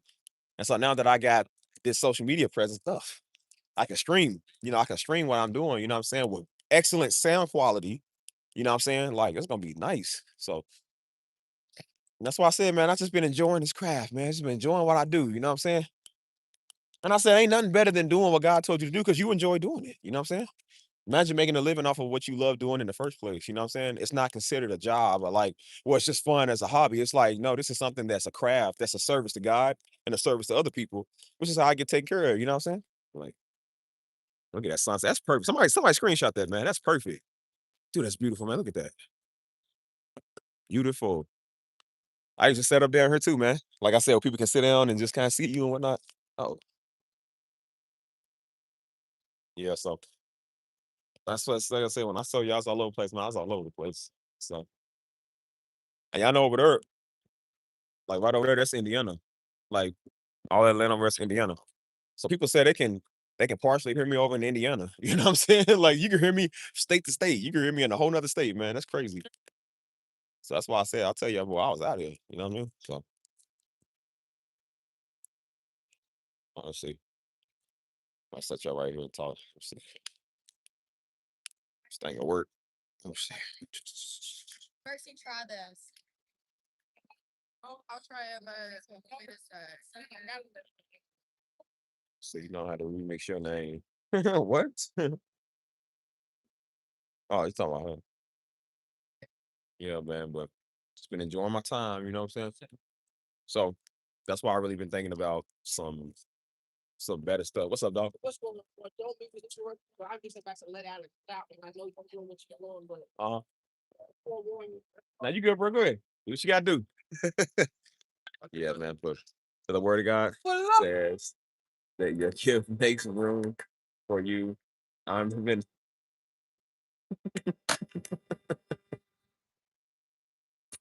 brother's happy about God, y'all. Let him be happy. That's his praise.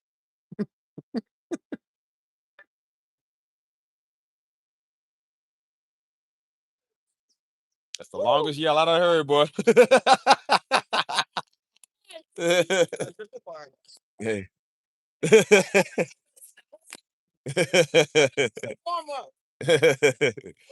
Wait, let me read. She says, I'm a vendor too. I create gift baskets and sell them on the street. Mother's Day was very. Oh, it's what's up. Okay. What your website is? What's your business is? Tell us so we can support you. Like I said, we support business over here, especially black owned businesses, especially black women's owned businesses. We support. Tell us. I ain't gonna lie, bro. I'm a man. Men don't even do gift baskets, but the way a gift basket is so presentable, it's got so much good stuff in there. I kind of want one. I used to see people get gift baskets all the time. I said, bro, I want one. I said, it's got like women's candles in it, but I'm like, but it looks presentable. I want that. Like, they got chocolates and stuff. They got soaps. Like, I need that. I almost smell like lavender, but you know what I'm saying? Like, it's free. It came in a gift basket.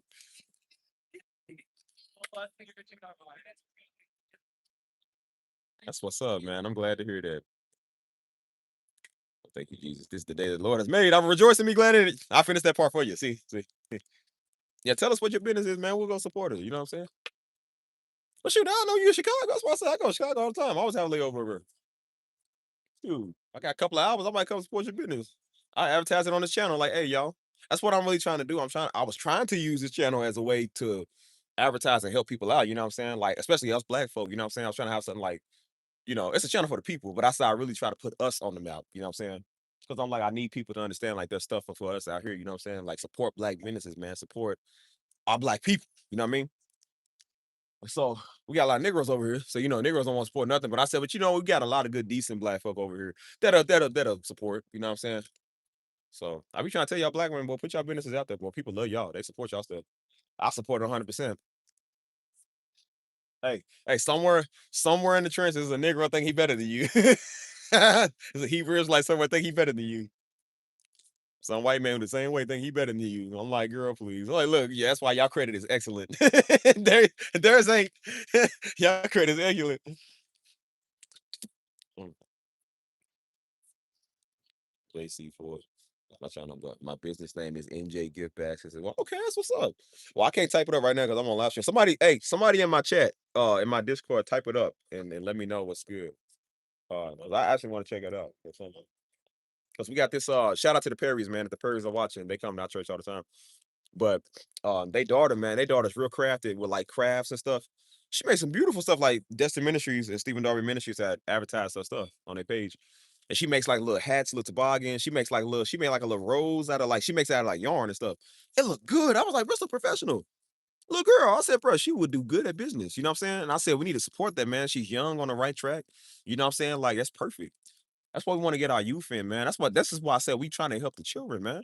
Because I said the children, the children is the one, man, that got the future ideas, man. They the ones that's gonna be prosperous in what they doing, you know what I'm saying? And you want to keep them off the streets, man. You want to keep them out of trouble, you know what I'm saying? So a child that's like what I don't know how she was, but if they like around like 11, 12 years old and they already got business ideas, they gonna stay out of trouble. You know what I'm saying? When they ain't got no way, they gonna be out here on the streets doing whatever. And I said, we need to get more of them on that path, man. If I can reach half these black youth in Louisville, man, like I see these little homies, man. Even though they YNs, I'm like, I still see them, and I got love for them, man. I got feelings for them. I'm just like, it's like, dang, man, I don't want these little homies to go out here and ruin their life, man. I don't want them to go out here and feel like that they ain't got no calling. You know what I'm saying? And you can get them off the street and put them in a program. That's what that old 30-year veteran Negro coming here talking. He should have been doing that. Daggone boy, I was 1 years old when he was working in that field. He talking about he bragging he did it for 30 years and ain't reached a soul yet. They got our black boys still out here, man, dying, and out here robbing each other and killing everything. You ain't reached one of them yet. He's the type of nigga that wait till you come to the pen and won't tell you about God. I was like, you supposed to tell them about God before they go to the pen, stupid. He one of them type of wait till the last second and be like, well, you know God loves you. Like, well, they should have known that before they blew somebody's brains out. Maybe they would have stopped them from blowing somebody's brains out. That's why I said, since you can't do nothing in that field, that's not even my field. But I said, since you can't do nothing in that field to reach the brothers incarcerated, I'm gonna do something in that field to reach the brothers incarcerated. How the Lord gonna use me to go do something that you supposed to be good at, and that's your field? That's stupid. That wasn't stupid, man. That's why I say y'all black women, y'all go thrive. Y'all go thrive and build. Well, don't listen to these dumb Negroes. I ain't never seen a black woman sit on her craft for 30 years and ain't get nowhere. It's always the men, bro. It's always the men, bro. I swear. It's always the men, dude. It's always the dudes. They be the main ones talking, bragging about how many years of experience. I got all the years of experience. It's like, well, you ain't did nothing. How a black woman start an organization, man? Black woman started her own small time business that grows into a big time business, and the Negro's still sitting there, like, I've been doing this for 30 years, and you ain't got nothing on. Like, that's just sad. That is so sad. And that's why Daddy was a doer. He was not a talker. He was a doer. That's why the word hit so good when he did it, because he was a doer of the word instead of a talker of the word. That's why even these Puerto Ricans I be around, they the same way. They own this establishment. They've been doing this for a good minute. And they said God told them to do this. And they got so many ideas and they so busy doing the will of the Lord. He said, if we don't do it, then he said, look, my job is to listen to God. He said, when God tells me something, I go do it. You know what I'm saying? He said, even though sometimes the finances might not be there, the resources might not be there. He said, I just believe for God to make a way. Because he was like, if he said we can talk all we want to, but if we don't do nothing, nothing gonna get done. I said, exactly. What they say, faith without works is dead. You know what I'm saying? That's why Negroes talk like they got faith, but they ain't doing no works. That's hope for the hood. Well, Negro, how you gonna have hope for the hood if you ain't doing nothing? You ain't supporting us. You ain't giving the business nothing. You ain't cleaning nothing. So how we gonna support anything? So that's why I said over here we very multicultural people, multicultural channel. But I said over here we definitely support our black brothers and sisters, man. We do. Because we don't get a lot of support everywhere we go. And I'm just like, this is supposed to be a platform where we all supposed to be supporting each other. And daggone, we gotta fight Negroes all the time, man, because they always got something they won't say. They don't want to support nothing. You know what I'm saying? They so busy ready to rip and shred people together. What's up, y'all? How y'all doing? I say they so busy ready to rip and shred people to parts, to pieces. And I said, because again, they don't have nothing. They don't own nothing. So we need more of our black people, man, to step us in support, man. You know what I'm saying?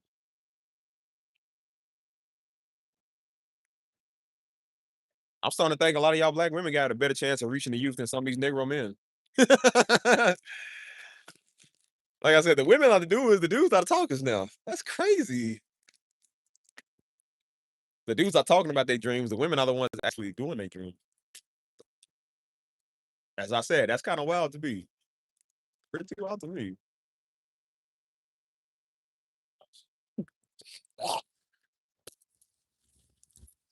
So that's why I said I'm definitely not a talker, man. You gotta be a doer. Too many people running their mouth, man. It's like, bro, you gonna run your mouth and do something? Like, stuff is mad obnoxious. That's why I said I'm like, we can do music all we want to. I said if I don't, again, I got the best music in the world. If I don't put my stuff out there and put ads on it, nobody's gonna know what's out there.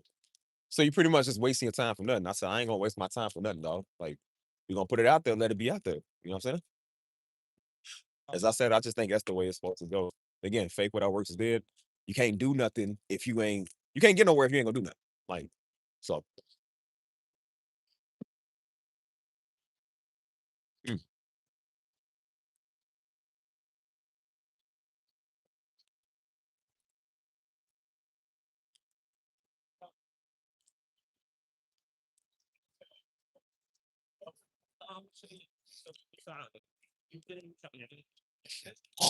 mm.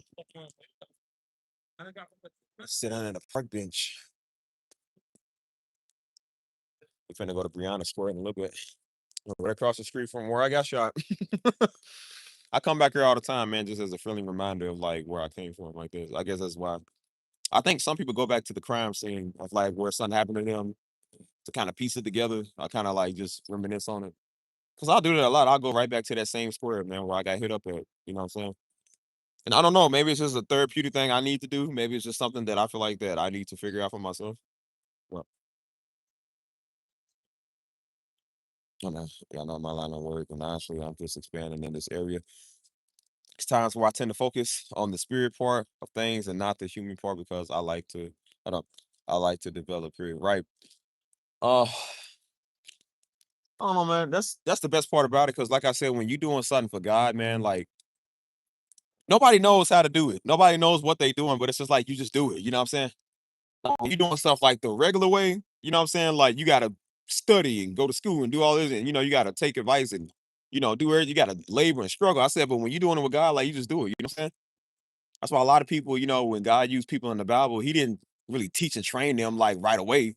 He just said, "Go." He told Moses, "Go to Pharaoh." You know what I'm saying? You know, he told Noah, "Build an ark." You know what I'm saying? It's just like that's why I said God will just have you do stuff. You like, but why? Like, cause I said so. Imagine you said why, guys? He said, cause I said so. I told you to. That's why. And you like, okay, like was it wasn't it Abraham? He told Abraham to go, and he was like, okay, he just went up and went. He didn't know where he was going. He just said go. We gotta have that type of love for God. When God tells us to do something without hesitation, like, all right, yeah, cool, we'll do it. Like, cause we want to know why, but you know what I'm saying? But it's just like I know if God is telling me to do it, it's for a reason. You know what I'm saying? You know the thing I love about God, man. This is something that I've been. Can we get deep for a minute, y'all? Can we get deep? You know something I really love about God, man. This is why I said God. I have such an obsession with God, man, because it's just like the stuff the way He does stuff. Like it makes me laugh, man, because it's just like it don't make sense to us, but it makes sense to Him. You know what I'm saying? We thinking with our natural mortal minds, but God is eternal. He's immortal. You know what I'm saying? So He's thinking with a way deeper sense of understanding than we will ever have. You know what I mean? So that's why I said you see people all over the world, they love the same God we do. You know what I'm saying? Like I said, you got white people that love God. And then, like I said, you got black folk like Pastor Darby that did the will of God. You know what I'm saying? You got Mexicans and Ecuadorians that did the will of God. Like God has his men and women of every race and every color. And we all love the same God, right? And I said God will move in their life just like he moved in daddy life, just like he moving in mama life, just like he moving in all our lives, you know what I'm saying? And it's just like I wonder his timeline, like his timing, you know what I'm saying? Like God knows what you need, he knows what you want. And then it's just like he like, you know what, I'm going to give it to him. You know what I'm saying? And then when he just do that, it's just like it happens. You know what I'm saying? Like that's the thing I'll be wondering. I said, like how does that work? You know what I'm saying? It makes you think and you fathom about it even more. It's like, how does that work? You know what I'm saying? Like I said, God will show it right on time. Like God know you need his money. And I swear it's like the last second. He'll do it. I don't know how he does it. That's the thing that trips me out. Cause I'm just like, God, how do you I mean, I don't ask no questions, but I'm still kind of like, how do you do that? You know what I'm saying? Like the whole time God is watching you suffer. He's watching you go through it. He's watching you cry. He's watching you just like, I can't do this. And he's just sitting there like, yeah, you can. Yeah, that's the thing that gets me. That's why I say I get a joy, y'all. When I talk about God, I get joy. I don't know why, but I mean we know why, because God. But it's just the fact that it's just like you like, God, I can't do this. And he's just sitting there like, yeah, you can. You got this." Like he ain't got no like God ain't like, well now just hold on now. Like I was like, yeah, you can keep going, keep going. He's like, but God, I can't. It's hard. He's like, I know. He's just like, I know. I don't know why that makes me so happy, but it does. I don't know, y'all. I wasn't even planning on talking about this today, but it makes me excited when I hear that. You know what I'm saying? And it's crazy how that happens. Like I said, it pleased God to see them bruise Jesus. I was always wondering. I said, why? I was like, why does he get pleasure out of that? You know what I'm saying? Like God, they beat this man to a pulp. Like, why does that bring you pleasure? It's like because he knew it was for another reason. You know what I'm saying? And so I'm like, now when you see it, it's just like, okay, like, and now I understand why I went through those things, man. Cause like I said, that's how God got his glory out of my life. You know what I'm saying? I was a person, like I said, I mean, we've known God our whole life. But there's a difference between knowing God and knowing God. You know what I'm saying? I would just say that, like, well, I was like, well, mom and daddy pastors, you know what I'm saying? Like they pastors and we got a church, you know what I'm saying? We go to church. Like, I didn't know like that. I mean, I did, but I didn't really. I was going off mom and daddy grace, you know what I'm saying? And that's why daddy said one day, he said, son, you ain't gonna be able to go off my grace no more. And then like a couple of months after that, that's when he died. You know what I'm saying? And now we all older. And mama, she's like, look, I ain't praying for y'all no more. Y'all grown. And I'm like, you're absolutely right. We can't go off mama grace no more, and we shouldn't. Now we're going off our grace. And so now we got to call God for ourselves. That's why I said it's easy to call mom and daddy. Like I said, daddy gone. And mama is like, she ain't doing that no more. And I'm like, she's absolutely right to say that. You know what I'm saying? Now mama living her life, doing her thing, God taking care of her. And now when it's my turn, like I said, when I went through my wave of depression, I had to call God. When I ended up with a bullet in my back, I had to call God. When I was in that wreck, I had to call God. You know what I'm saying? When I was out there daggone there drowning, I had to call God. You know what I'm saying? That's how I knew God for myself. You know what I mean? Like I said, your money get tight, boy. Your money get tighter than Michael Jackson's high waters. You like, boy, God, I need a miracle. He's like, I need a miracle. And he come through. You know what I'm saying? And I said that's the stuff that brought me closer to him. Like I said, I hated the struggle, but I like the struggle because that's what made me call him. I never called him. I'm a very prideful person when it comes to doing stuff myself. And I was like, "Well, God, why are you doing it?" I was like, "Why you let this happen in my life? Like, why am I going through this? And it sucks. I'm like, why everybody else doing better than me?" It's like, because that's what I want you to. He said, "It's the process. You gotta have it." He said, "Everybody else went through this process, boy. You think you ain't gonna go through it?" So I said, we all swear we special. We all think that we special. Like, no, God wouldn't let me go through that. It's like, bro, I ain't saying he gonna do nothing to you. But I said, but you gonna have to go through this process just like everybody else had to go through it. That was times I said, God, I don't know how much more I could take. I said, God, I was literally tired. I said, God, I'm exhausted. I'm tired, man. I don't want to do this no more. And he was like, no, keep going. Yeah, you can. You can do this. You're like, God, I can't. He's like, yes, you can. Yes, you can. And that's why I say that's the thing, because it pisses you off because you're like, I don't want to do this, but it's like, but God wants, he knows I can. You know what I'm saying? It says he won't put more on you than you can bear. So I'm like, if I'm going through this, it must mean that I can bear it, right? Like, so I don't know, man. I don't know. But it makes me excited when I talk about it because I'm just like, it's the fact where it's just like, because we expect our mama to do that. We expect one of our people to be like, oh, you poor thing. Like, God ain't doing it. He's like, look, I love you, but you got this. You know what I'm saying? He's like, I'm with you. You got it. And it's just like, dang, man. Like I said, I'm harsh, but it's like, but I know why he's doing that. You know what I mean? I know why he does it. So as I said years ago, I thought God was not a brute, but I thought he was just kind of like me. You know, just kind of like, well, that's kind of harsh. You know what I'm saying? Like, but now I know why he's doing it. You know what I mean? Again, I don't really understand everything. I still don't understand why we have to be testing the flick all the time. You know what I'm saying? But that's the process that he sees fit for it happen. So we have to go through that. You know what I mean? And I said, God loves us, man. Said, I'm pretty sure he doesn't take like joy in seeing us suffer. Like, God don't want, you don't want nobody to perish. I'm sure he's a loving father. So it means that he feels for his kids just like you would feel for your kids. You know what I'm saying? But he's like, but my son and my daughter, I have to push you through this. So this is just something you have to deal with. You know what I'm saying? Just like when your kids go out here and do something crazy, like, if they go out and bump their head, like you love them, but you can't hold their hand all the time. You know what I'm saying? So if you told them don't go out there stealing and they go out there stealing and you save them from getting locked on one time and then they go get locked up again, you like, look, I love you, but you gotta go jail. Learn your lesson. Maybe jail will teach you when you got to sit down in a little small cell for 23 hours a day. Maybe that'll teach you about the consequences that you're gonna let. And I think that's how God looks at it. You know what I mean? So it's just kind of like, look, I love you, but I can't do everything for you. Like, I need to let you go through this. But hold on. Right, I swear, man. Right. That's why I say I'll be watching stuff, man. It makes me love God even more. There's a video. This ain't even a Christian video. This is just like a basic simulator. I told you about this a while back. It's a video. It's a channel on YouTube called Red Side. If you want to look it up, it's a channel called Red Side. Um, it's about the fastest flying objects in space or whatever. And so basically what they was doing, they was comparing like the sizes, like it's a 3D simulator of like how big it would be in real life. So like it's like say it's like a background, like they had like a background like it's like downtown and everything. It was showing how big from the smallest to the biggest. So it shows you how big like the stuff is in real life. So like they was taking like the smallest area, like the spacecrafts, like the DeLorean from the Back to the Future. They was showing you how big it would be in real life, and then they was showing like the Star Trek spaceship, and then they was showing like stuff off of the movies. You know what I'm saying? Like Independence Day. You know what I'm saying? Like they was showing like how big stuff would be. And then after they did that, because this stuff is colossus, like the little Death Star from Star Wars, it was showing how it made us look small. So then what they did was they showed space, and they were showing the speed of everything, how it would be in space. They were showing how the speed of light is. You know, the speed of light is quick. It only takes the speed of light like a couple of seconds to rotate, I think, around the Earth or whatever. They were showing the speed of light from the sun going all the way till like I think like Pluto, and it was taking like it was slow. It was like real slow. And then they were showing how fast like stuff that's like super hyper warp speed. You know what I'm saying? It's like you know Star Wars and Star Trek. They'll do like warp speed where they star jumping and stuff like that.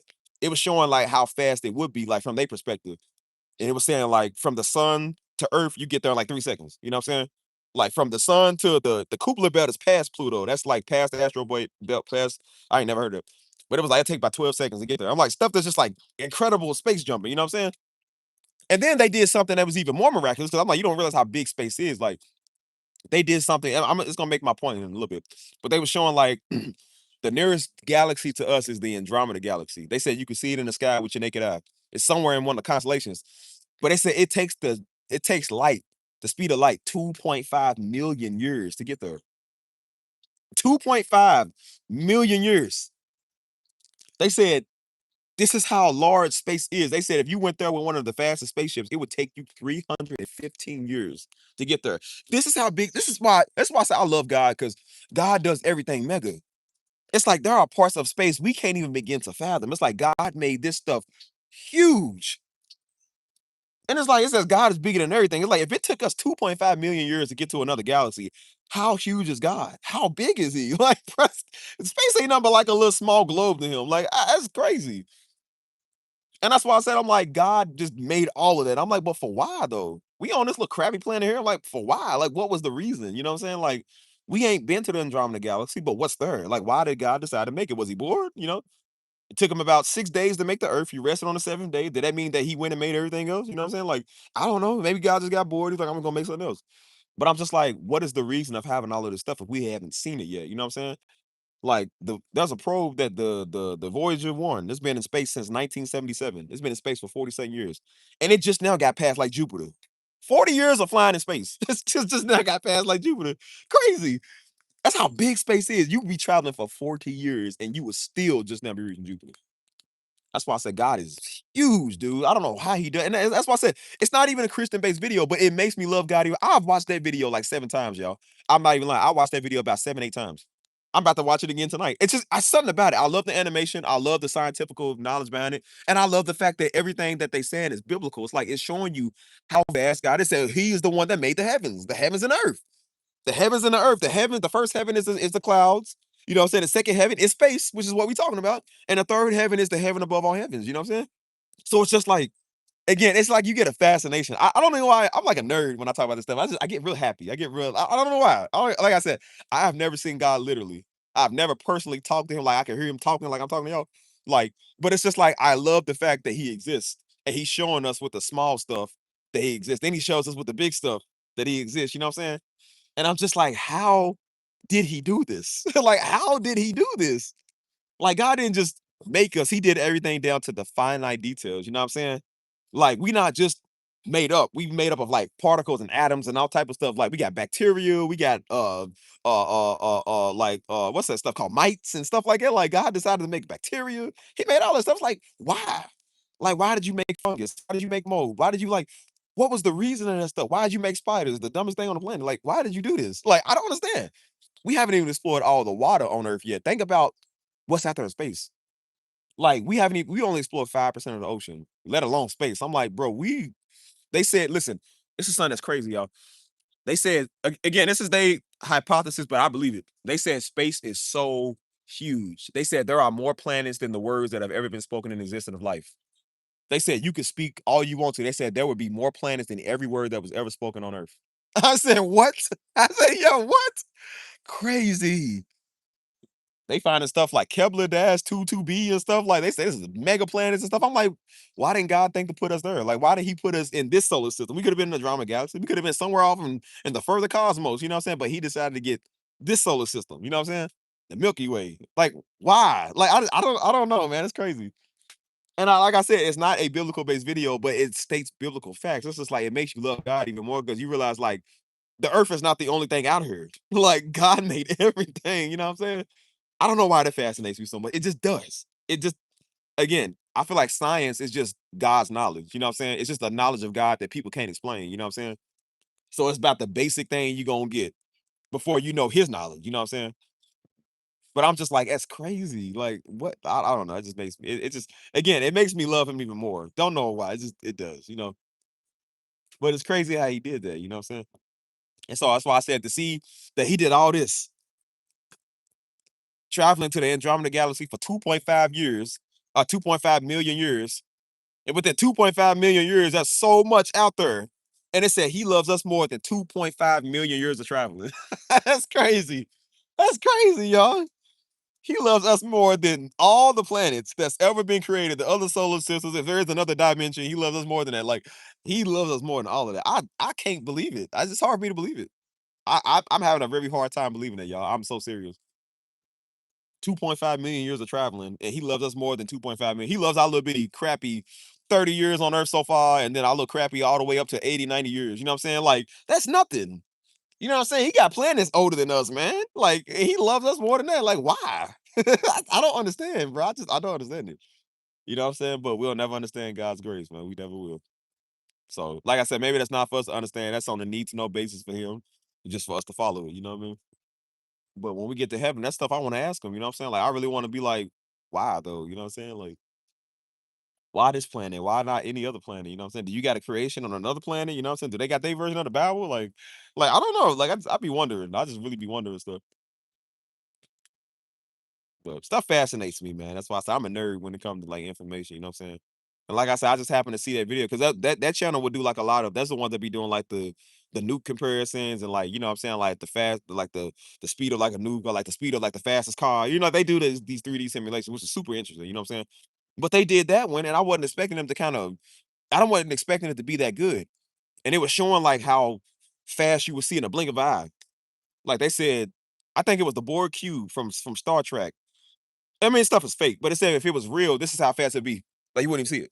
And they said you could jump from Earth all the way to Jupiter in like 3 seconds. I'm like, that's crazy.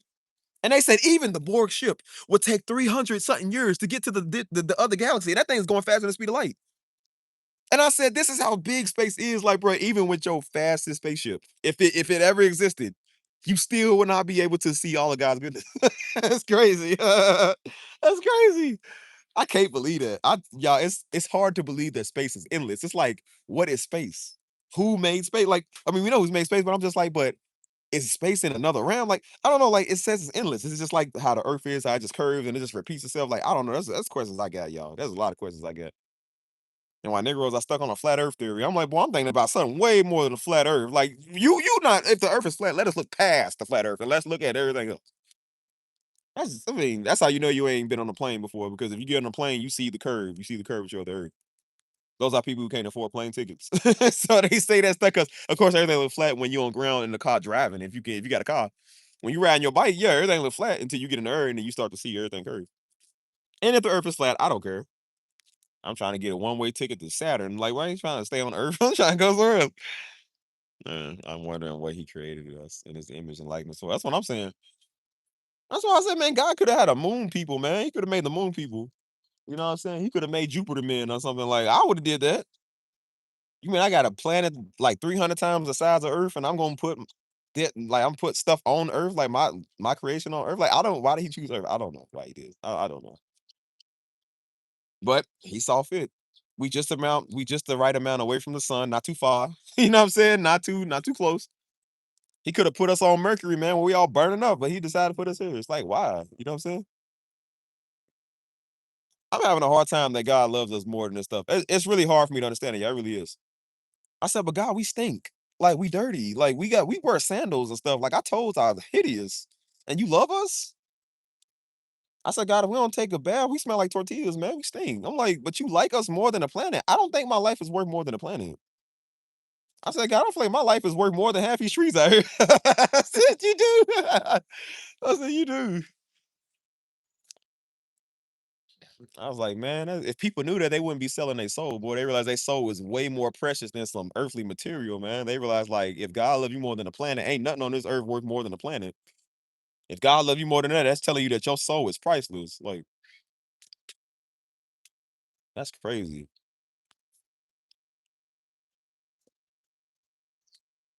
I don't know, man. That stuff gets me 'cause I'm just like, why though? You know what I'm saying? I said, but gosh, humans are so stupid. Like, we the only things that don't do your will. Like, we so dumb. Like, why you like us? We fight over color. We fighting over the correct term of your name. Like, we fighting over patty stuff, Black Friday and stuff. Like, I said, God, we so dumb. Like, why you like us? Bro, I literally had a prayer with that one time. I said, God, I said, I don't even know why you even like me. I was so serious. I said, I don't even know why you like me. Like, I'm an idiot. I don't always do the right thing. I said, God, I messed up time and time again. I said, you still like me. Like, why though? I was like, why? I was so serious. I said, I don't know how you put up with me. I said, God, I don't even like me half the time. I was like, how do you love me still unconditionally? I don't get it. I don't deserve that. I don't deserve any of that. You know what I'm saying? But says he don't give us what we deserve because we all be dead. We all be gone if he is. Like God saw different. So I said, you know what? I'm gonna take your grace that you give me. I'm glad that you sent your son. I don't take that for granted. I'm glad you did it.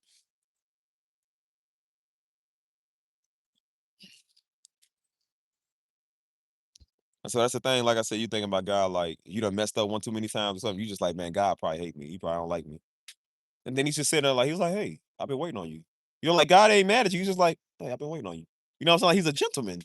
It's like, dang, man, I thought God would hate me by now. You know what I'm saying? I thought he didn't like me. You know what I'm saying? Like I remember hearing the pastor say that he was like, he said the whole time we think we just because we wretched sinners, you know what I'm saying? He's like the whole time we thinking that we just, God hates us and can't stand us and we too far gone. He said the whole time God's like, hey, I've been waiting on you. Come here. Like, come to me, talk to me. You know what I'm saying? And that's very common to know, like, man, like the whole time we done did wrong, we done spit in his face and everything, man. We spit on God, didn't even take care of him. We done backstabbed him, done robbed him, you know what I'm saying? Didn't even care. He's still like, hey, I've been waiting on you. It's like, dang, I'm like, because I couldn't do that. I ain't gonna lie to you. I said, hey, you spit on me, it's gonna be a fade. I ain't gonna lie to you, boy. Y'all better be glad I ain't got Bruce Almighty powers. I have half the world be dead. I said, but you know what? God knew not to give me that. He knew not to trust that with me. I said, but you know what? I said, but God ain't us, man. He's an extreme gentleman. You know what I'm saying? He judge and correct those that he loves, you know what I'm saying? But, he ain't mad at you. He don't hate you, you know what I'm saying? And it feels good to know, you know what I'm saying? Like, and the whole time, like I said, we out here doing our thing. He's just sitting there just I feel like God just looks at us. Like he sits there with that look. Like God gave you like a Steve Harvey look. He's just like, he's just sitting there looking at you like that. He's just like, okay. He's like, I'm trying to tell him. All right. And then we come like, God, I don't understand why things is the way it is. It's like, all right, come here. Come on. Come get some love. He's like, come on. The thing is, he knows how this is gonna turn out. That's the thing. It's just like he know how it's gonna turn out, but he still let you do it. I say that's crazy. We be thinking we can outsmart God. Like God knew what we was gonna think before we even existed. He can't outsmart this man or this creature. You can't do that, bro. And I said, if he's omnipresent, that means he can see all. So God is right here with me now. He's right there with you. He's somewhere in the Kepler 129 galaxy. Like he's everywhere. Like how? I'm like, how are you having multiple conversations with multiple people? I don't understand that. I don't. I'm like, God, how are you everywhere and anywhere at all times? I don't understand that.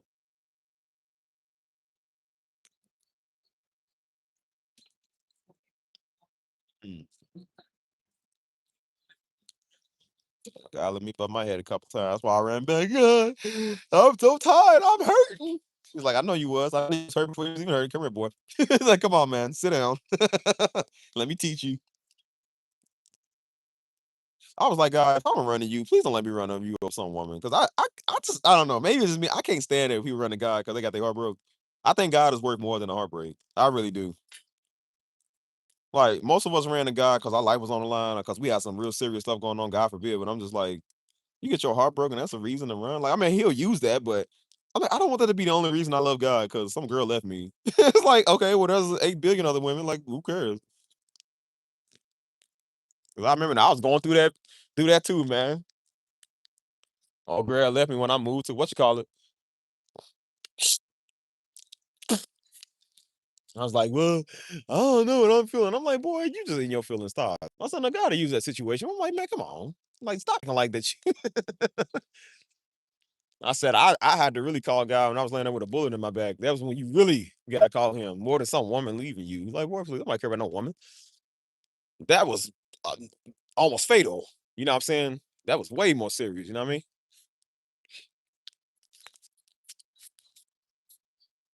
Mm.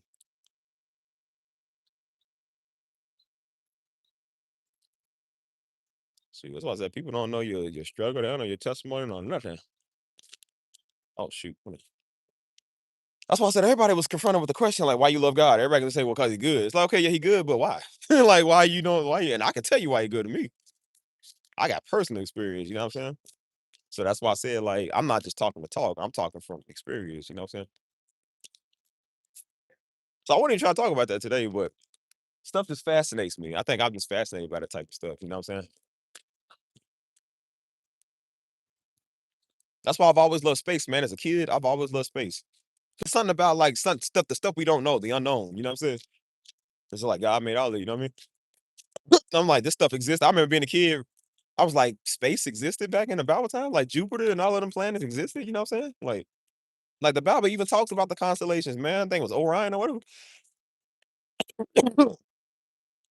That's why I said I like ancient culture, man, because that stuff plays into nowadays. You know what I'm saying? Like when Paul was writing to the Thessalonians, man, that was Thessaly. You know what I'm saying? That was I think that's Greece. You know what I'm saying? The Macedonia. You know what I'm saying? Or wherever it was. You know, like a lot of these places in the Bible. You know what I'm saying? He was writing to the people. You know, like Galatia or was it Galatia or whatever? That was Galatians. You know what I'm saying? Like he was writing to them places. And although those places now are not called that anymore, like they modern day this or modern day that. You know what I'm saying? Like modern day, what was it? Modern day Babylon is what? Is that Iran? I think it's Iran, right? You know what I'm saying? And so I'm like just to see how well Egypt was the same, you know what I'm saying? Egypt always been kind of the same. But you know what I'm saying? Just like that stuff took part in the Bible back then, you know what I mean? So that's why I say I'm a historian nerd too. I like stuff like that, man. I love ancient cultures, all of that, you know. So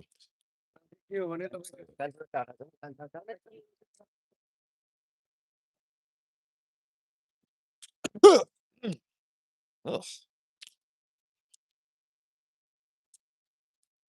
Hold on, 1 second, 1 second.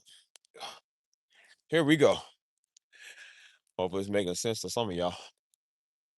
Now, let's go back to my traumatic spot. I'm gonna go over there. That's all right, like right up the street, I think. So, oh, I can get some soul food today, man. Yes, bro. I had on soul food because San Antonio don't got a lot of soul food spots there, man. And they soul food ain't like ours. It ain't hitting. You know what I'm saying? So yeah, we're gonna see what we can get. You know what I mean?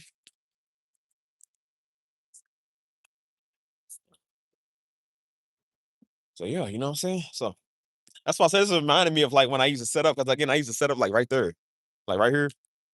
And I used to stay outside till it looked like this. So I'll be outside for about like 2, 3 hours, you know what I'm saying? Just playing. And then I would wrap everything up. Like I said, my truck was parked right there. I take everything and just wrap it up and put it on there, you know what I'm saying? Like I thought about going like further than that way. I could go down there. That's why I said don't. It feel like 3 years, but it don't feel like 3 years ago. I don't know. Like it's you know how stuff feel like it's a long time, but it also don't feel like it's a long time ago. That's how I feel for me. I'm like, it does, but it don't. You know what I'm saying? That's kind of crazy. And I said we was out here impacting people's life, man, and all the time. I didn't even know that, man, because people was coming to me all the time, like, bro, I love your plan. Like, it used to make me feel better. I just thought it was something that I did. I was like, bro, I ain't know nothing about that. I said, bro, I was just doing my thing. You feel me? And I said, now I know. I didn't know at the time, but I know now. You know what I'm saying? But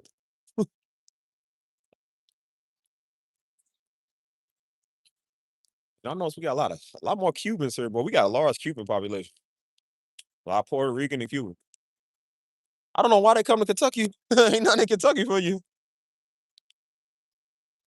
I said, shout out to my Cubans.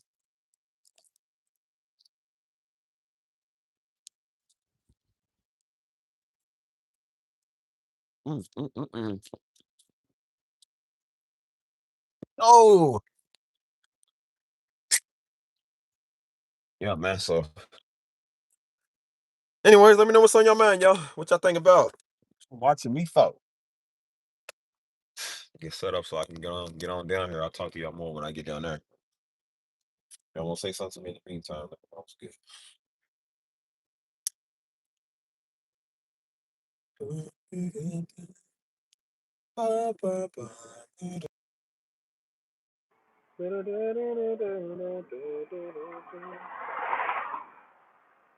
Hold on.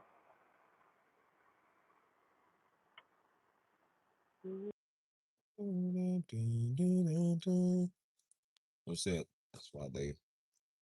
That's why they there. You said nobody will come looking in Louisville. Wait, what I say? Oh yeah, yeah. Nobody gonna look for you in Louisville. That's right. You can be on the run for days, but I guarantee you nobody gonna look for you in Louisville. It's gonna be the last place. They'll look for you over in like Portland, Maine, before they look for you in Louisville, Kentucky. I guarantee you. Y'all know Tom Cruise was raised over here. Like he's from, I think he was like from California, but his family moved over to Louisville when he was like small. Like he was like young, whatever.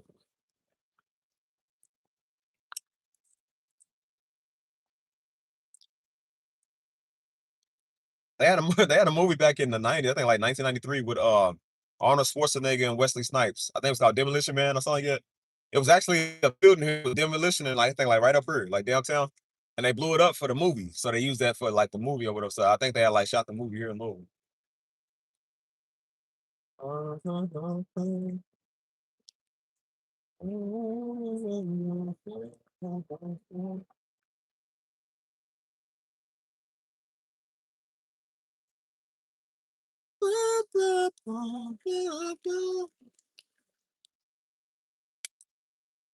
That's bringing back a lot of memories, man. I've been feeling that the last couple of weeks, man, when I've been coming back to Louisville. Because even the last time I came back here, I was kind of thinking about that, man. Just thinking about a lot of stuff, you know what I'm saying?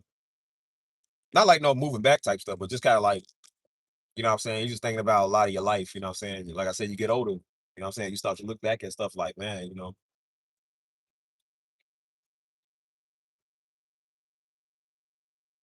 this way.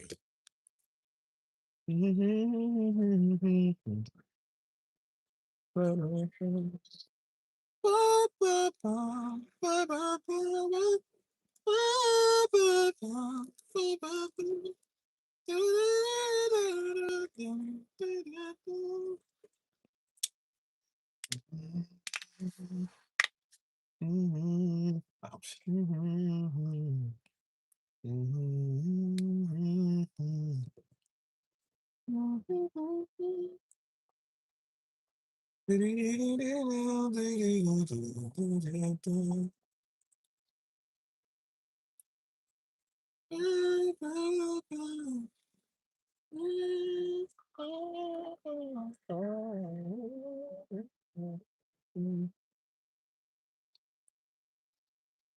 This is bringing like too much for me already. I don't like it. I really don't, bro. I feel like it's way too cool. I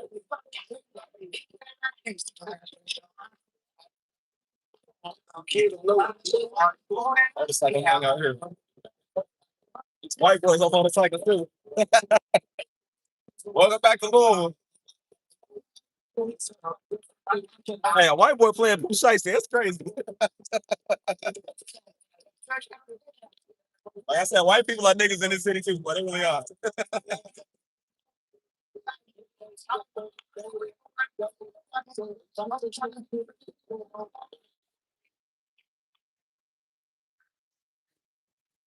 White boys and motorcycles, y'all.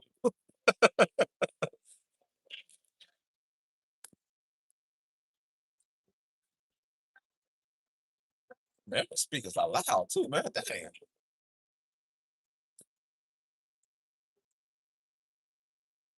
Yeah, we stuff all down here too, man. Downtown.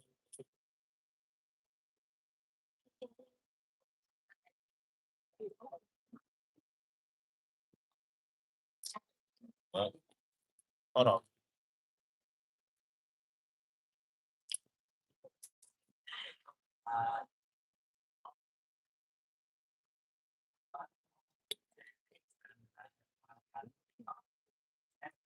all this stuff. Just I feel like it's changed, but it ain't changed at the same time. Like, see, this building over here, I wasn't even right there.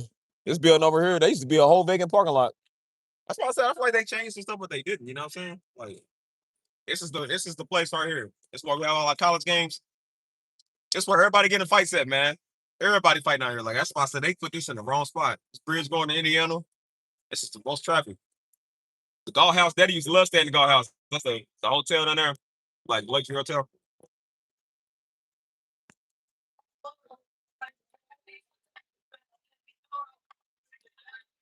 Hold on, y'all.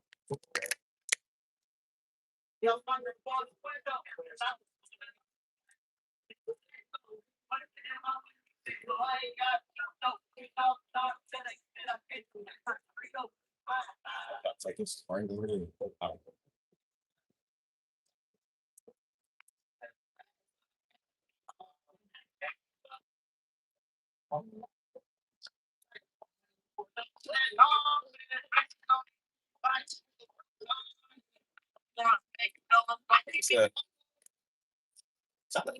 So loud. We can't hear that.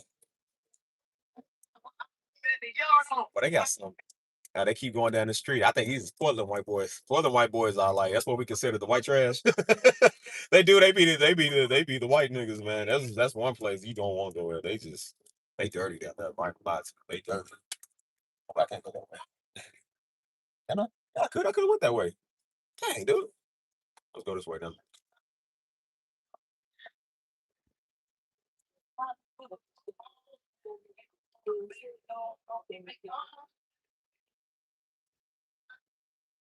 Oh yeah, I'm about to park over here. Let me see. They got a casino over here. I forget this thing is even here. They got a casino down low. Like, who wanna be here? That's why I say this city sucks, man.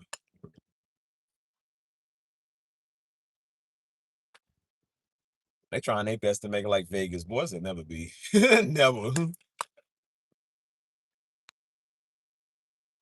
Hang on, y'all. I ain't too far away from my spot. We on Dirty 4th Street. Ugh. Status place, dude. Here we are. Now we on the street that we need to be. Again, I don't know why I come down to this spot, man. Like, maybe it's just something that your subconscious is trying to tell you or something. I don't know. Maybe just think about how it could have been all over right there. You know what I'm saying? I think that's what I think about. You know what I'm saying? I could have lost my life over here.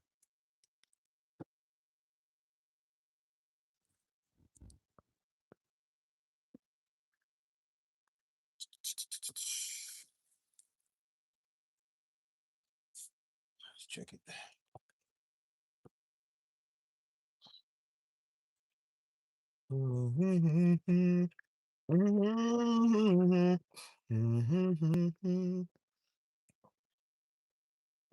Real quick. All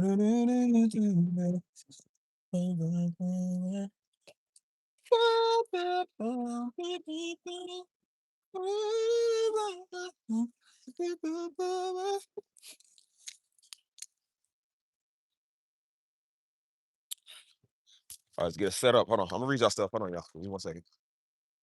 Gotta get set up for this.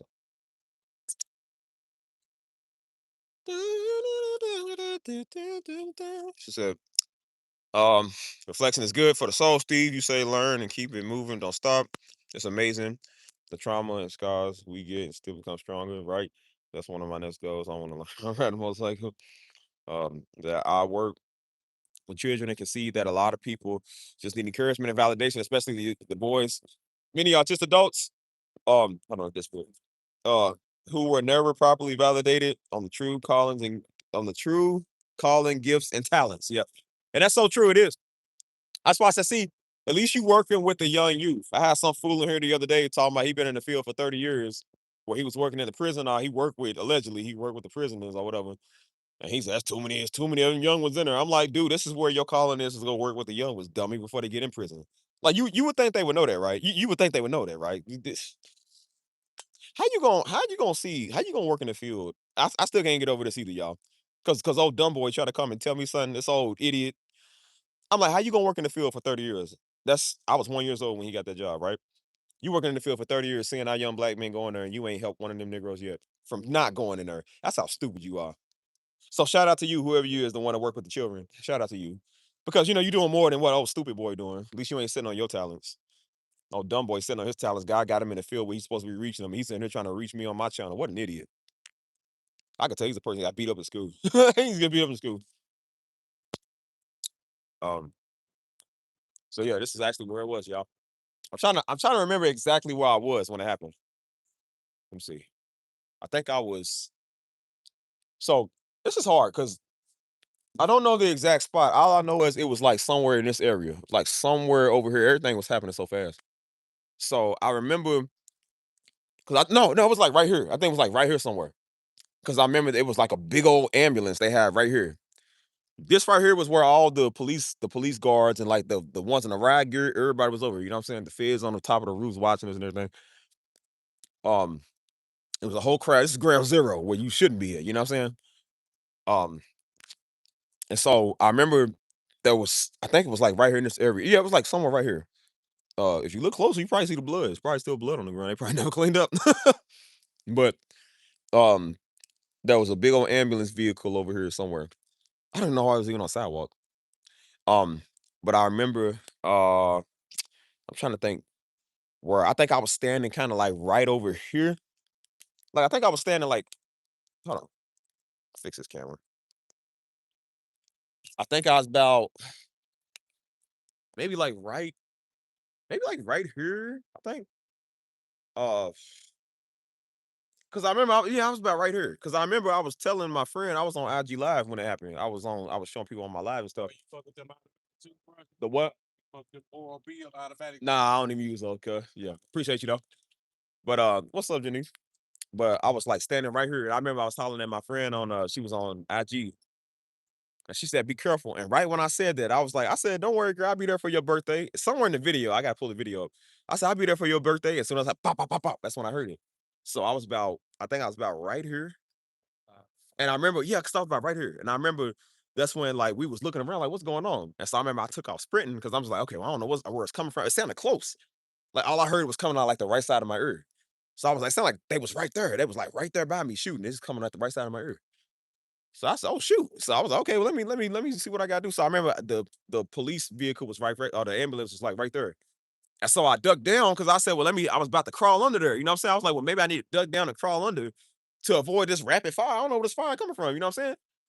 And so right when I was about to turn around, that's when I got bow. I remember I dropped, and I dropped about like somewhere right. Let me see, somewhere about like right here. I think I was about like right here in this area. I dropped like right there to the ground. And I remember that's when I fell straight on my face. I said, "Ow!" I said, "Bro, I fell straight on my face too." Like my body kind of went stiff. I remember my legs kind of went stiff for a little bit. I was like, "Ow, man, I hurt you." And so like I remember I got up and I ran, and I took off. What direction did I go in? Oh, I took off. I took off this way because we was coming from. Yeah, because I ran. I think I ran around. No, I think I ran. What did I run around? Or did I run that way? I don't remember which way I ran. I just remember I took off that way. Went up to that little like where this is. This is the courthouse. This is where we have like our center and stuff like that. So I went that way or whatever. And then I walked all the way around the block. That's when my friend had FaceTime me. And then my other friend had FaceTime me, was like, bro, I just seen you got shot. You good? Um, so yeah, it's just something about this area, man. Like a homie of mine, he was I met him in the hospital. I didn't know when we was there, but I met him in the hospital. We had the same hotel, not hotel, but hospital room. Um, you can see on the video he got hit like he was like somewhere near the steps. So he was like over here somewhere, you know what I'm saying? I don't know where the other people were. I think the other people was kind of like over here when they got hit, you know what I'm saying? But he was like somewhere right here. I was somewhere right there, like spread out. You know what I'm saying? Spread out on the ground, you know what I'm saying? And I said it's a very blessed situation because, like I said, I could have been all I could have seen was black, you know what I'm saying? I could have been laying there paralyzed, you know what I'm saying? I said, thank God it didn't happen like it, you know what I'm saying? So that's going on 6 years and I think a couple of weeks. And so it don't feel like it. But I'm like, I think about it sometimes. I'm just like, I think that's why I come down here because I'm just like, I don't know if it's something that I just need to reminisce on or if it's something that I try to piece together or something, or maybe I just need this therapeutic type moment or something. I don't know. But sometimes I hold on. Do you and your brother ever collaborate? No. Nope. Not no more.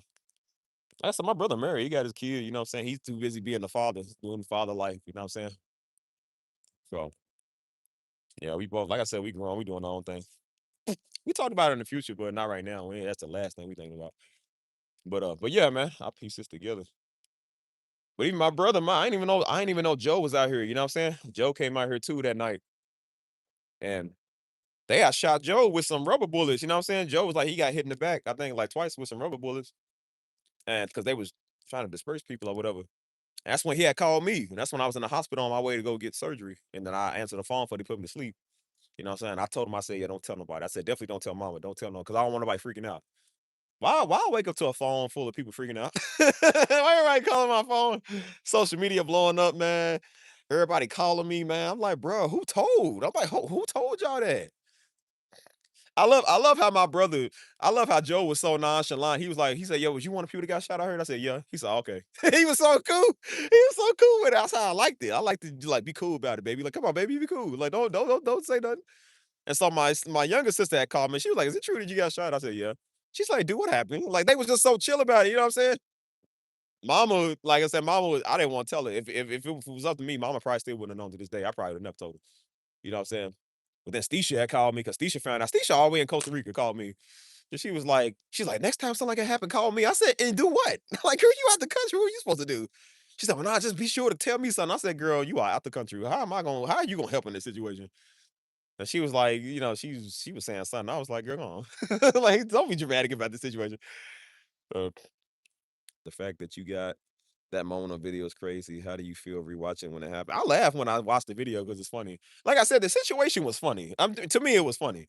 You know what I'm saying? Because I was already laughing before that. You know what I'm saying? So when it popped off, I was just, you could see me on video laughing. Everybody like, bro, that's up, bro. I shared this video with my mama, with my friends, my boyfriend, husband, everything. They said, bro, they all like, why you laughing?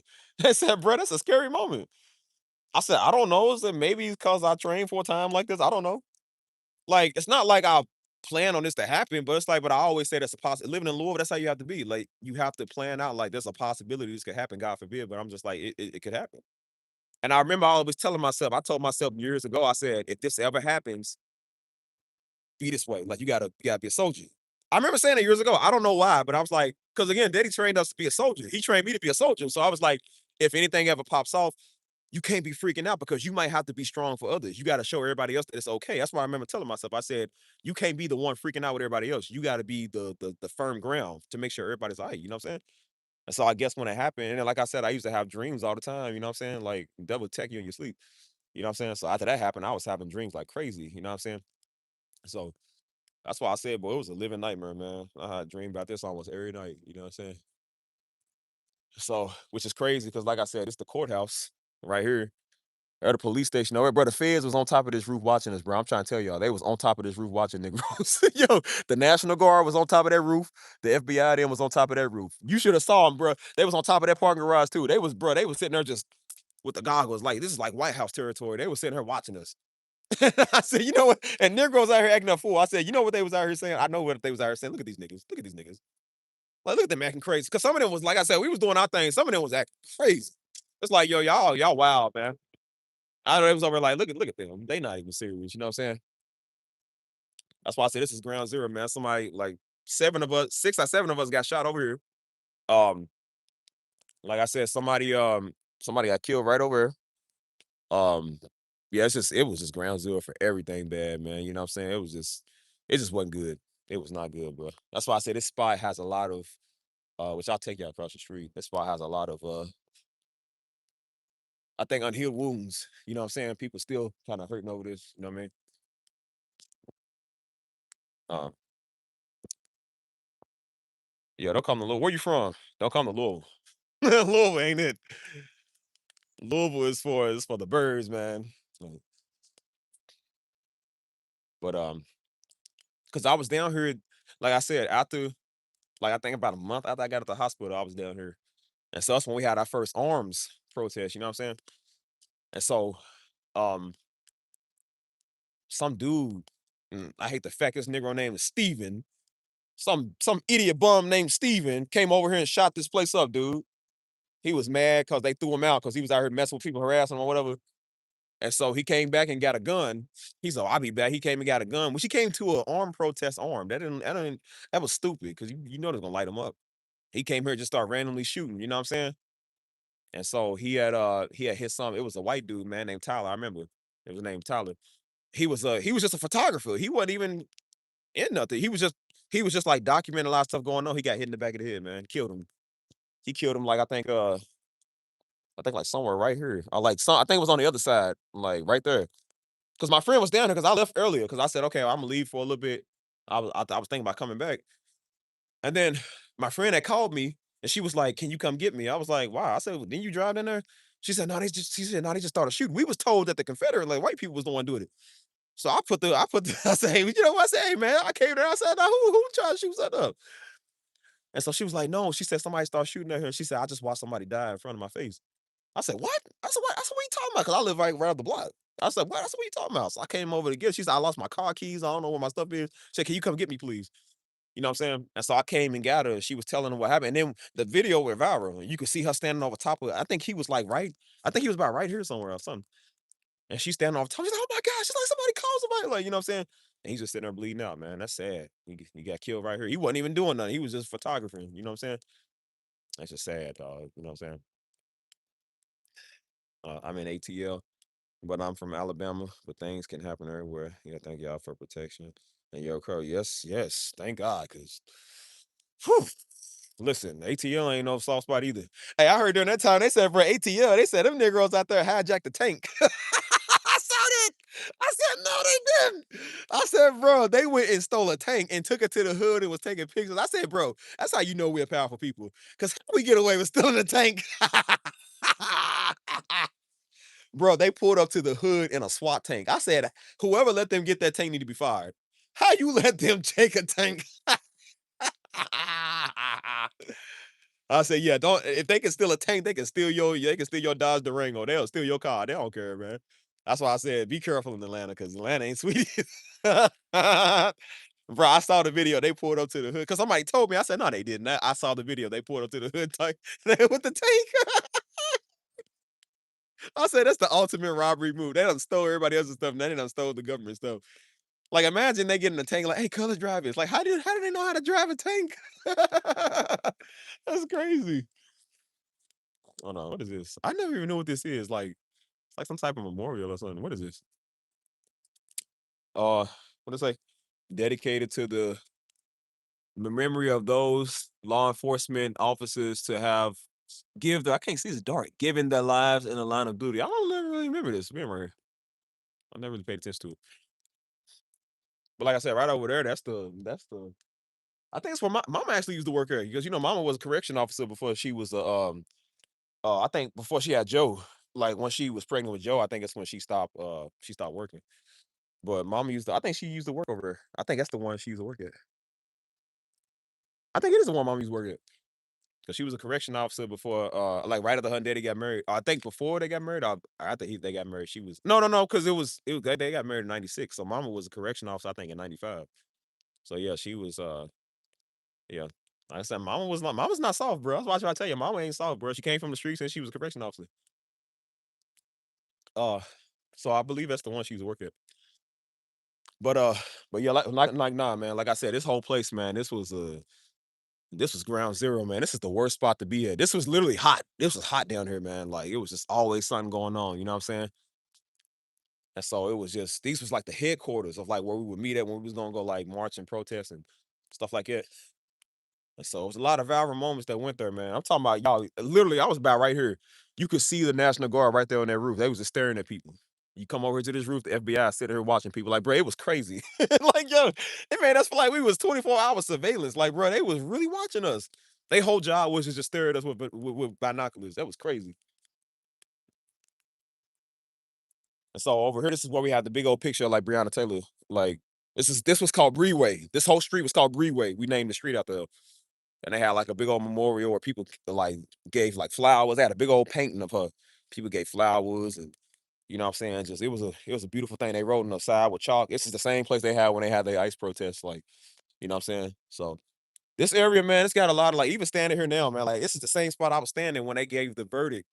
Um me and my friend, we came out here when they was about to give the verdict for the officers that killed Breonna Taylor. This is months and months after. And so I remember I remember me and her came. Um how did we even come down here? Because it was like, because the way they were setting up, listen, the way they were setting up the city, they was they was putting barricades everywhere. I remember they was putting like the little street barricades, and they had like the little dumpster trucks blocking off the streets. And so everybody was like, well, wait, why are they doing that? Like they preparing for like a riot. And they said that was right around the time they was about to give the verdict. They said we thinking that they're gonna give them the innocent verdict. When people gonna be mad and gonna riot, they said so they I remember me and her came down here like the night before. And so uh I know, I think it was like a blackout that night. I don't know, it was like a blackout protest. I don't remember. I don't even remember how we met up. I just remember one night I came out here, she was out here, and my friend is white. She actually I know her for over 10 years. She white, but she has a kid. Her kid is mixed, you know what I'm saying? And so she was definitely emotional about it because she was just like, just seeing what we gotta go through and stuff. And she was like, I don't want my daughter to have to go through this, you know what I'm saying? And she was like, she said, I want to tell my daughter, like, in history, like, when it's because it's gonna go down in history. She said, I want her to know, like, I fought, for you. I did this for you. She said, that's why I take it serious. And so that's the same night we went to right. I think that's right around the corner. That's um the skate park. You know what I'm saying? Because like I said, I got me and the other people, we got shot up over here. And then a couple of days later, one of the little homies, man, I don't know him, but I just call them little homies. Um, right around the corner where it's a skate park. He got shot up over there, man. He didn't live, you know what I'm saying? He didn't make it. And so we went over, they had a little memorial for him, you know what I'm saying? And then, everybody bad come out at night. The skate park, the drug dealers and the gang members, you know what I'm saying? So we was over. So I ran into him. He was a blood. He was a blood. He was intoxicated. He came. He was talking to me, but he was cool. He was talking to me. He said, "What's up?" He said, "Where y'all from, man?" He said, "What y'all doing, bro?" And so we was wearing all black. So he had told me, he said, "Man, you GD?" I said, "No, man, you know GD. I don't even think Louisville even got GDs, man." He's like, "Yeah." He said, I was a blood, man. He said, "I was a former blood." He said, "I done been to the system in the pen." He said, "I've been trying to get out of it." You know what I'm saying? So we was just chopping it up for a little bit. You know what I'm saying? Just I'm out here making conversation with random strangers. Like I said, people be cool with Steve. They be cool with Steve. You know what I'm saying? So we was just chopping it up and whatnot. Um, but that's why I said this place, man. This is just I don't know, man. I have a lot of mixed reviews and mixed feelings about it. You know what I mean? Like I don't know. You know, like I'm still trying to figure out like what my mind is trying to tell me, or maybe it could be God trying to tell me something. I don't know. Maybe that's why I come down here and think about it. Maybe that's why I remember this. I don't know. Just I try to come down here and remember and try to put pieces together. You know what I'm saying? Um, I still don't. Like I said, I still don't understand everything. You know what I mean? And so it's just 6 years. You know what I'm saying? 6 years of this. But what was crazy though, like there used to be a statue right here. There was actually a statue of King Louis, whatever it was. Right there where that square is. It was right there. And so that's when I was down here with Wop, man. I think Wop is the reason I got shot. I ain't gonna lie. Because Wop was parked right there. He was parked right there across the street, this is like New York City out here, y'all. It was so many people you couldn't even move. I don't know why this idiot would park like right there. You know what I'm saying? And I told him, I said, bro, why you park here, man? And so because my car was like way over there, like towards downtown, like further down by the river. Which I don't even because I think I parked it down there because I knew it was about to be crazy out here. He parked like right there. I'm like, bro, why would you do that? And so they had a statue right here, man, that they was just, you know what I'm saying? That's the statue I took a picture with like 5 minutes before everything went down. Or about around that time. But I don't know, man. It just brings back a lot of because it's coming up on 6 years now, I think in a couple of weeks actually. And so it just brings back a lot of like bittersweet memories, I guess. You know what I mean? Um, I did not like 2020. I didn't. I didn't like 2020, man. It was a bad year. Very bad year, you know what I'm saying? And that made it even worse, you know what I'm saying? It was so much death in the city, man. Like if it wasn't from trying to do the right thing, people was dying out here. You know what I'm saying? It was all the little Negroes and everybody acting crazy, man. Took advantage of the crime wave and the crime just went up like the crime just sparked, y'all. Like the crime went up like never before seen, you know what I'm saying? Like the year Daddy died, 2017, Louisville was the worst it ever was, man, since like 97 or 96 or whatever. 2017, then after that, 2018, 2019, 2020, it just powder keg. After that, it's been worse ever since. Cause we averaging about 200 murders a year, man. About 200 homicides. Crazy. That's why I say this. It's sad, man. It's sad. You know what I'm saying? It was just not a good year. You know what I mean? That's why I couldn't wait to get done with 2020. 2021 was actually cool. It was actually more relaxed. Stuff calmed down a lot. You know what I'm saying? 2022, that's when I made my decision to move to San Antonio. So I spent pretty much the whole year working. You know what I'm saying? And then after that, I've been in San Antonio ever since. You know what I'm saying? That's one of the best decisions, and one of the hardest but best decisions I made. You know what I'm saying? And so I feel like I have a little bit of peace of mind, even though it is kind of difficult and you do have your days. But living here, I didn't want to see. I had a constant reminder of always being here, a constant reminder of everything bad that was happening to me. You know what I'm saying? And that was taking a toll on me. You know what I'm saying? I'm not gonna lie to you. You know what I'm saying? Like I said, being in Louisville, it reminded me of so much, man. Like I said, Daddy, losing Daddy here, you know what I'm saying? And, you know, pretty much almost dying a couple of times here. Like you just don't like it. You know what I'm saying? I was like, I gotta get out of here, man, because I couldn't have a peace of mind. Like, it wasn't just the fact that, like I told you, it wasn't just the fact that Daddy had died, you know what I'm saying? It was around the time he had died too. Like, it was cold. It was like that cold, dry air, you know what I'm saying?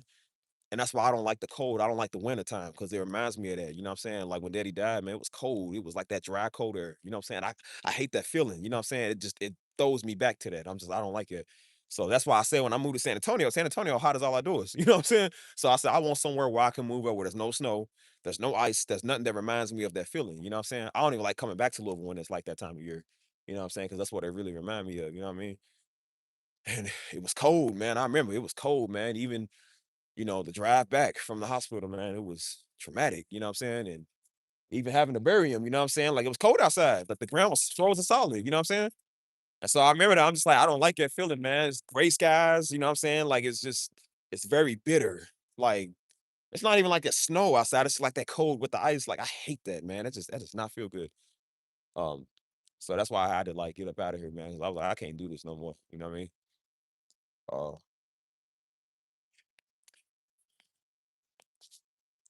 So I never heard about that when I leave my car cranked up while running into busy. Yeah, don't do that. Don't do that in Atlanta.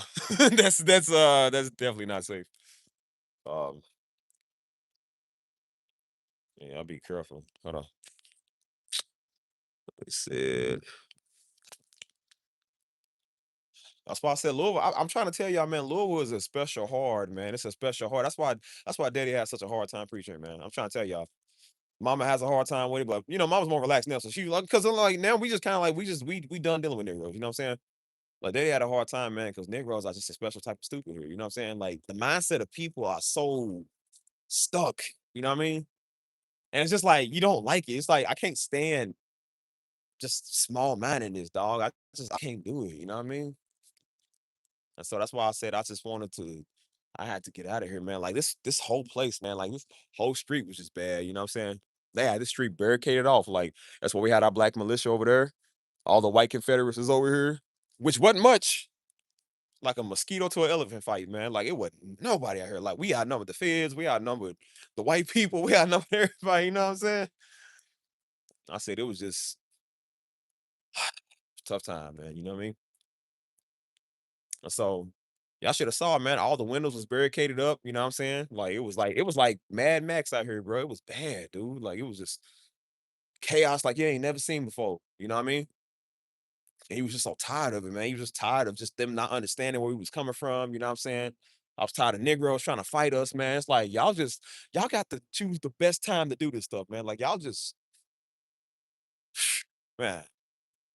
That's why I said 2020 wasn't a good year, man. Like starting off the year, this idiot Trump almost got us in the first World War III. So I remember I was mad about that because I said, bro, like we trying to live a good 2020. Like, bro, what are you doing? You feel me? He went and drone strike the Iranian general or whatever. Couple of I think a month after that. No, like shortly after that, we went to Costa Rica as a vacation. We came back. I remember we came back and they was talking about the they was talking about the COVID-19. We didn't know what nobody knew what COVID-19 was at the time. You didn't know what that was. You know what I'm saying? But I remember they said it was something that was like something that Asians was getting. So I thought it was just an Asian thing. You know what I'm saying? Because we seen Asians in the airport and they had on masks and stuff. So I was like, of course, no racist. But I was kind of like, what's up, Denise? But I was like, well, if it's not an Asian guy, I said I ain't gonna go by them because I'm like they was the only ones that was wearing a mask. The same day, as soon as we get on the plane coming back to Louisville, Kobe Bryant died. I was like, bro, my sister texted me. She said, Kobe just died. I said, what? I said, not Kobe. I said, nah, man, not Kobe. Tragic. You know what I'm saying? As soon as we get back to the United States, that's when COVID-19 went off crazy. Like, that happened. Then the whole BLM epidemic happened. Like I said, when we found out about George Floyd, the Breonna Taylor situation happened first. They covered it up. So nobody in the city even knew about it. It came out around the same time as the George Floyd thing. So everybody fired up. I got shot. The whole city was in the powder keg. You know what I'm saying? It was just not a good year. Not a good year. You know what I'm saying? I was like, bro, I wanted to take that year and burn it. Just burn it. Terrible. You know what I'm saying? Even the I don't really remember the ending of 2020. I don't really remember how that. Oh no, I do, because even that sucked too. Like that sucked too. Like, bro, 2020 was just the worst year. Pretty much almost the worst year on record, if not the worst year on record. It's just, oh my God, man. No, I mean, like 2017 was probably the next worst. I don't know if 2017 was worse because that's the year Daddy died. But he died in like December. But even still, like 2017 wasn't even all that either, man. Like I hated that year too. Oh, it's just that's why even being up here, like this is the street I was on. This is the street where I was laid out in the street when they, because again, I walked all the way from over there. Like I was down there when I got shot. I walked the whole like circle. I don't even know where I was even working at. I walked the whole like circle. I was under this tunnel right here. I mean, I was under this bridge. And I remember that's when my legs started like I said, like my back started kind of stiffen up. My legs were stiffen up, and I was kind of like limping like a penguin. I was walking like that. Cause I was like, dang, bro. I said, dang, bro, what I get with? And I remember I turned around, and I saw blood coming out, bro. I had like a whole bunch of blood. It was like, 'cause blood is like dark. You understand? Like when you cut your finger, you see like that light blood. Like when you get like a deep wound, blood is like dark. So it's like a dark red. Then it's soaked in your clothes. You know what I'm saying? So it's like a dark red. You know what I'm saying? And so I seen some dark red coming. I said, bro, what is happening, man? I said, bro, I get hit with a paintball. I was like, bro, I get hit with a paintball. You know what I'm saying? And so I was thinking that maybe it was one of the, because I thought it was a beanbag or a rubber bullet. I said I had my keys in my back pocket too. So I was thinking like, well, maybe it was the key that kind of like went up and hit me like right there. I said, maybe it's the key that kind of like pierced my skin or something. Maybe that's what it is. I said, nah, man, you know what I'm saying? And like I said, I was penguin all the way over here. I penguin all the way up to the corner. That was about 3 or 4 police officers, man, with big old AR-15s. And I remember they was all white officers. And I told him, I said, hey, man, I said, hey, bro. I said, was that y'all that was shooting over there? He said, nah. He was like, nah. He said, hey, bro. He said, we did get reports that people got shot. He said, we had 3 people already that said they got shot. He said, bro, he said, you might have got shot with a real bullet, man. He said, let me see. And I remember he turned me around and I was standing I think I was right there in the street. And he had turned around. He said, dude, like the way he said it. He said, dude, that's a real bullet. I said, how'd you know this? And I remember I started laughing. I said, I was laughing because I said, bro, how? I was like, I said, what is happening tonight? I said, bro, what is happening tonight? How did all this happen? You know what I'm saying? And so they had me all up laid out in the street. I remember I was about like right here. Like this is like all like right here on this line. That's where we was. I was about like right here, all up in the street. And they had me laid out, just like spread out like some cottage cheese or something. You feel me? And so I remember there was some this is the funniest part. This is the funniest part. So there was like I think like 3 black dudes and 2 black girls. If I'm not, my math might be off, but all I just remember was a group of black people. They was walking across the street and they had saw it. And I remember I was laid out on the ground. I was laid out on the ground, so they could see what was going on. And so that's why I tell y'all when I said I was laying in with a bullet in my back, that's what I mean. Like I was laid, first off, I was laid out over there, and then I was laid out over like right here. And so I saw it and they said, oh, oh snap, homie, that's what happened, bro. And then the police, he was like, he's been shot. And then the black girl, that's why I love black women. Cause I love black women, bro. Cause they go ham for you. Bro, black women go ham for you. She said, yeah, nigga, cause y'all don't want to shot him. She said, y'all don't want to shot him. That's why I said, bro, when stuff hits the ceiling fan, I need some black women on my team. Because black women gonna fight for you. She said, y'all don't want to shot him. And the next thing I know, all I seen was some water bottles flowing. They threw water and they was throwing bottles. I said, bro, I love black people, man. I said, bro, black people gonna fight for you. And I remember they hit me with some of the water. I said, bro, y'all hitting the victim here, bro. Hold on. So I remember that was some that's why I said, shout out to the black women, man. Because black women seem to do the only things that's right. Some of these Negroes act like they can't do them right. But there was a black woman, she was right there. She was like right here. And keep in mind, I was in like the middle of like that line over there. Like I think I was like behind the line right there in the middle. She was on her knees and she was crawling. I remember seeing her crawl. She was crawling to me, like she was trying to sit next to me. So she crawled to me. She was like, "Hey," she was like, "Hey, are you okay? Are you all right?" You know what I'm saying? And so I was like, "Yeah." I said, because people act like I was dying. I said, "Bro, I'm good." I remember she crawled up to me And she was like, "Hey, can I talk to?" I was like, "Yeah, talk to him." I said, I was scrolling through my phone. I remember I was on my phone just scrolling casually. I didn't care, bro. I was just on my phone. Yeah, I was on my phone scrolling. I said, "Yeah, I'm good, whatever." And so the white police officer, he told her, he said, "Hey," he said, "can you go talk to them over and tell them that we didn't do this?" He said, "Please tell them we didn't shoot him." Yeah, she went to go tell him. Yeah, I remember that, dude. I remember that. I said, "Yeah, that was funny." And so she crawled up to me to come sit over her. And so I remember I was just like sitting in the road, bro. I kid you not, man. The SWAT tank pulled up. I remember that. The SWAT tank pulled up, and this big, tall white dude. This guy was huge. He wasn't like, I don't think he was like big like that, but he was just like tall, huge. He came out with the SWAT glasses on, with the helmet and everything. They parked like right there in the middle of the street. He came out, bro, and the way he got out, I thought I was in trouble, bro. The way he hopped out the truck. I mean, they pulled up fast too. He got out the truck. He walked up. He said, "You been shot?" I remember that, bro. He said, "Hey, you been shot?" I'm over laying on the ground. I said, "I mean, it's kind of obvious, bro." I was scared. I ain't gonna lie, bro. I was scared. I was like, yes, sir." I said, "Yes, sir." Because the way he talking sounded like he was about to arrest me. And keep in mind, I'm like, bro, I have my concealed carry on me. So I did let him know. I said, before y'all, I said, look, and I told the police, I said, "Hey, man," I said, "now look, before y'all pat me down, I just want y'all to know." I said, "Hey, I got a concealed carry. I got a license." And I said, "I just want to let y'all know that before y'all reach." You know what I'm saying? I said, "Look, I got a concealed carry." And so he said, "It's okay." He said, "Hey guys," he said, "we got a gun." He said, "We're gonna put it right here." He said, "Make sure we don't." And like I said, that guy, like I said, shout out to that police officer. He did handle it. He handled it very professionally, man. He's a very professional guy. You know what I'm saying? So, like I said, hold on, let me see what y'all said first. Uh, yeah, both our daddies passed away in the same year, Denise. That's crazy. So, yes, I agree. I'm grateful for the sisters as well, for the brothers here in ATL. Hey, bro, the brothers want to be the sisters.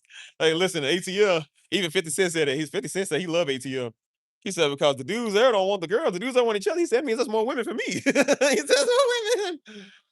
Yeah, that's why I said, you ever date black men, don't date black men in ATL. I don't even know why people even live in ATL. I couldn't stand it. We had church conference in ATL. I didn't even like it. Like I said, it's definitely not a place for. I don't think it's a place for y'all black women. Y'all gotta go somewhere else to find black men somewhere else. Yeah, man. But like I said, homie came and you know what I'm saying, like they was looking out. I said I had my black folk looking out for me, man. That's why I said they was ready to fight. Bro, I love it. They was across, I remember they had crossed the street right there. And they had hold on. They had crossed the street like right there. And they was turning because black folks, they got their phones. I'm like, "Oh man, what just happened?" And I remember, bro, the black girl was the one that went ham first. And she said, "It's because y'all shot him." She said, "Y'all the one that shot him." I remember that. And I told her, I said, "No," hey, baby girl, I appreciate it, but I said they didn't. I said they didn't shoot me. It wasn't them. You know what I'm saying?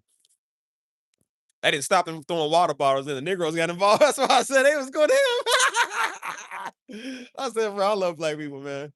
They take care of you." You know what I'm saying?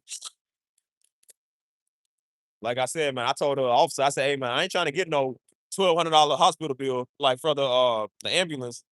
He was like, "Dude, don't worry about the money. We got to save your life." I said, "No." I said, "Bro, I said, bro, I ain't worried about the money." I said, "It's easy." I told him, I said, "Bro, this ain't coming out your pocket. This is not coming out your pocket." And so he was like, he said, "Well, bro, we'll take you ourselves." I said, "Can you let me go home?" He said, "No, I can't let you go home, dude." He said, "We'll take you ourselves." I said, "All right." You know what I'm saying? So that's when the SWAT dude that pulled up, the big old tall SWAT dude that pulled up, "He been shot?" And I was like, "Yeah." And so he was like, "Okay." He said, "Let's get him to the back of the car. Let's put him back car." So they put me in. What's up, man? How you doing? He said, so they put me in the back of the car. And they lifted me like, bro, I can still get up and walk. They was lifting me like I was paralyzed, like I couldn't even. And they was having a hard time trying to lift me. I said, bro, I ain't even that heavy. First off, and then second of all, I'm just like, bro, like y'all can, I can still walk. And so they put me in the back of the car, and we was running red lights. That was fun, bro. We was going so fast, bro. He had a car in front of him that was patrolling while we was running red lights to get to the hospital. Man, that was fun. You know what I'm saying? But like I said, I didn't get his name, man. But shout out to that white officer, man. Like he did take care of me. You know what I'm saying? He's a good one. I told him, I said, "Hey man, more cops need to be like you, dog. Like more cops need to be just like you." But yeah, like I said, I was laid out right there, man, in the middle of that street. You know what I mean? And so, I didn't realize how serious it was, man. Like that could have been deadly. You know what I'm saying? One wrong move, that could have been deadly or life changing. You know what I'm saying? So hold on. Mm. Yeah, go somewhere where that's good looking, bro. Don't come to Louisville, Kentucky, and don't go to ATL. Go somewhere where Like, go to, like, and don't go to Baltimore either. Go to go to, what's the place, man? Name it now or something, like, I don't know, probably go to Florida or somewhere. Go to Texas. Texas got a lot of good brothers. Hey, Texas got black cowboys, man. Y'all ain't never seen that. They got black cowboys out there. I tell y'all, go get black men overseas, dude. Like, you got black people in British Columbia. You got black people in England, Scotland. Go get one of them, man. You ain't gotta get no American black man. Like, again, go get somebody else. You ain't gotta get somebody from your city. That's why I didn't even date, bro. I didn't even date black women in Louisville because first off, we are related. And then second of all, I don't want nobody from my city, dude. I do not want nobody to remind me of me. I want somebody that's like different. That's somewhere else. The whole point of the world is for us to go talk to people all over the world. I don't want to. My biggest fear was marrying somebody here and being stuck here, and I never get to go nowhere. You know what I mean? So no, shoot, go back to Dallas. What are you in ATL? Why do people go to ATL? I don't know what it is, bro. Every time my homeboy go to Atlanta, he get locked up. Like I don't know why people go to Atlanta. I don't know, man. It's just maybe it's me. It's just I can't stand it. Like I said, one of the former homies, man, used to live in Atlanta, and he was all up. I don't know what he was doing. And then he came back. He was always on some weird stuff, but he came back even fruitier. I was like, he was something wrong with him. That's when he want to be around all dudes and he watch a red pill podcast and now he got a problem with black women all day. You know what I'm saying? I'm just like, what's wrong with you? He's like, well, now I'm extremely conservative. I'm like, so? He's like, nah, bro. Now the Negro trying to move in with me when he came back to San Antonio. I said, he just gonna invite himself on my crib. I said, yeah, you been in Atlanta too long, buddy. You been Fendi banding out there too long. That's why you like it. I said, any dude that talk about you from Atlanta, I don't listen to him one bit. I know what you've been doing down there. I know exactly what you've been doing. Got a bunch of Boston Richies out there. Nah, man. Yeah, so that's why I said, like, man, go somewhere else. Like, meet your people somewhere else, dog. Like, you ain't got to be in the same city. Like I said, I would never talk to nobody from Louisville again. You know what I'm saying? Don't care who you is. I don't want nobody from Louisville. Don't like you. Um, oh, see. What he talking about? Yeah, bro. Bro, this nigga said we can get a cruise to Shanghai. He said, yeah, but he said, bro, I'll pay for the cruise and everything, bro. He said, you gotta go, bro. He said, cruise is so great. He said, you gotta go on one. I said, nah, man, I don't like boats. He said, come on, bro. I'll pay for it, man. He said, I'll pay for it. We can go to Shanghai. I said, bro, I didn't notice it till we got off the phone. And I said, first off, I was gay. You even called me on the phone like it. And I said, second of all, I'm like, I didn't know. I said, hey, yo, I said, that nigga tried to Shanghai me. He tried to wine dine and Shanghai me. I said, no, I said, I'm gonna have to fight you. I gotta fight you now because I'm like, bro, my manhood is online. Like, it makes me look like I'm soft. Because I didn't catch it in the moment. You know what I'm saying? I said, homie, I'm gonna have to fade you for that. No, we're gonna text me. Is it all right if I stay with you? Like, why would you ask me that? And then I ran into the other homie. He said he had an attitude because I didn't respond. He was like, he was mad because I ain't let him move in. You know you gay when you mad because another man don't let you move in. I don't know no straight man that's mad about that. They gonna try to insert himself in my life like it's gay. Even the girl he used to talk to, she was like, Steven, he acting funny. Like, he's like, Steven ain't picking up the phone and nobody's calling me back. He's like, man, we used to be close and we were bros and stuff. I was like, dude, that's gay. I was like, dude, that's gay. Yeah, y'all be careful of these ATO Negroes. Like I said, they be like, yeah, like I said, I'm not one again. I don't put down our black people, but black people in ATL and Louisville are different. They different. Don't trust them. Those are the ones that Young Metro don't trust. I wouldn't trust them. There's something wrong with them. Mm. But yeah, it was tough out here, man. You know what I'm saying? It's tough out here. So that's why I had to move. You know what I mean? So and I'm glad I did, because like I said, then you see you have different options, man. Like you got all the world you can go to, man. Like I said, I can go to any city. That's why y'all don't know how happy I was when I was like, when I made the decision to move. Cause I lived in my little apartment up here. And I remember one Sunday, it was a Sunday after church. I told mom, I said, Mama, I went to go talk to her. I said, Mom, I think it's time for me to start another chapter. You know what I'm saying? And she was like, I agree. She said, I agree. I really think you should get out the city and go do something. You know what I'm saying? Like go figure out where you want to go. You know what I mean? And I told her, I said, Mom, I think I really want to get out of Louisville. Like I can't live here no more. I said, I physically can't live here no more. You know what I'm saying? And so she's like, I agree. I think you should go where you need to go. You know what I'm saying? And that's when I moved. That's when I was like, and that was fun because I got the plan. I said I knew where I wanted to go, San Antonio. And so I worked 10 months to 11 months to go move to San Antonio. You know what I'm saying? And I enjoy doing that. You know what I'm saying? And that's when I was doing the music out here. I was working 2 jobs, you know what I'm saying, bro? I was bringing up money. I don't know how I had time for all that. I had time for that, for church and a relationship on top of that. Like and to have fun with my friends before I moved. Like I had time for all of that. You know what I mean? And that was good. I was like, bro, and I enjoyed myself. And that's why when I moved there to San Antonio, I took about 2 months worth of rest because all I did was work. You know what I'm saying? I worked the whole year. Because I said, I can't live in Louisville no more. I can't do this, dude. This is just it's depressing, you know what I mean? Like, but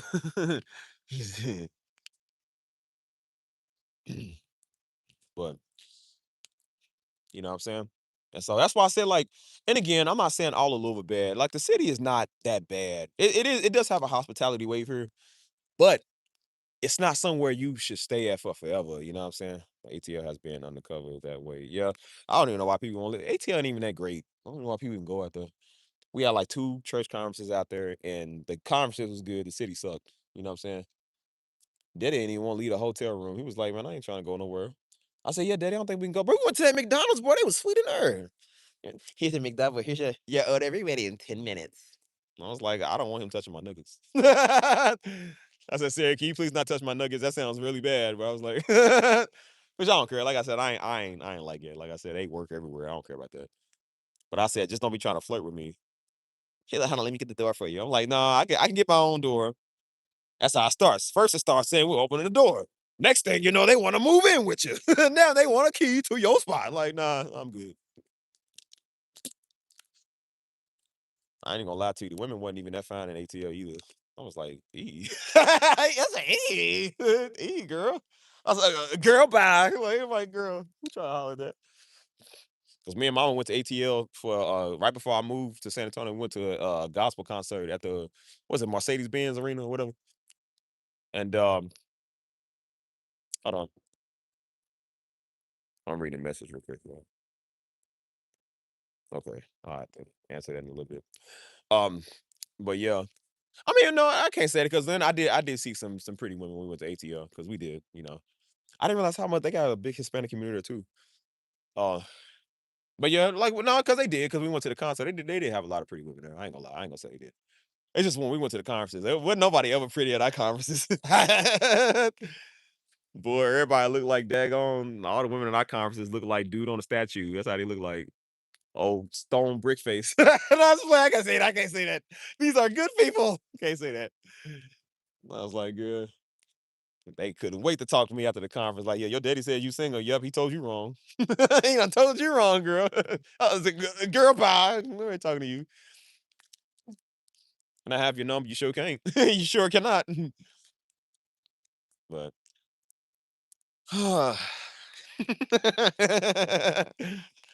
yeah, everybody fearfully and wonderfully made, but the Bible does say like beauty's a gift.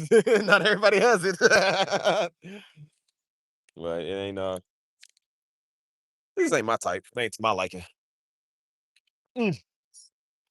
That's why I said all the women in Louisville, Kentucky is fearfully and wonderfully made, but they are not my type. Um, like I said, bro, my own cousin was trying to hit on me. She didn't even know we was cousins, dude. That's why I said like you can't date people in the city because everybody's either been with everybody or um or you related to them. You know what I'm saying? So yeah, we all fearfully and wonderfully made. I can't date my cousin. Don't want to either. So because my auntie had told me that she said yeah. So she said, "Oh, girl was like, girl, he fine." Because she seen me out there playing the piano downtown. She like, girl, he fine. They said, girl, that's your cousin. She didn't even know who was cousins. I was like, that's crazy. Oh, hold on. Make sure Bluetooth don't connect. But yeah, man, I don't know. It's just mm.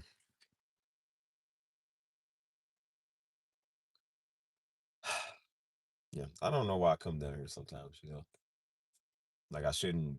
I should be over this. I feel like, don't you feel like you should be over that, man? You know what I'm saying? Like,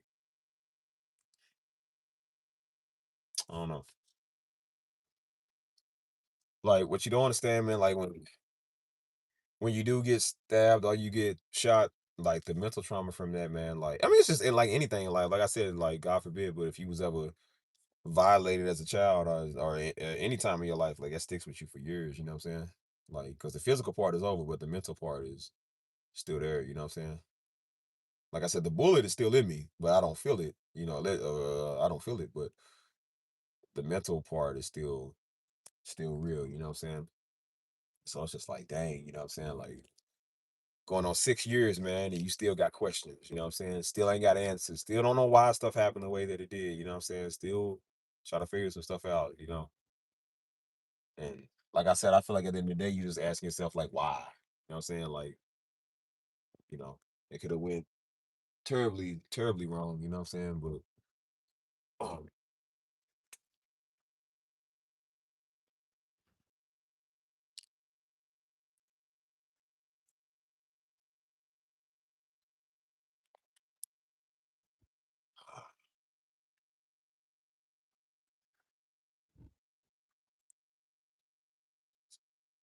talk to me.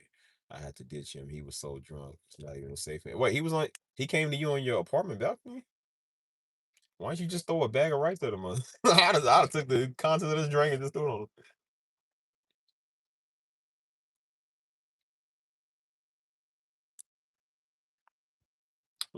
Some girl would try to come and talk to me on my balcony. Like, girl, get on. I'll just be rude. I'm like, bro, go on somewhere.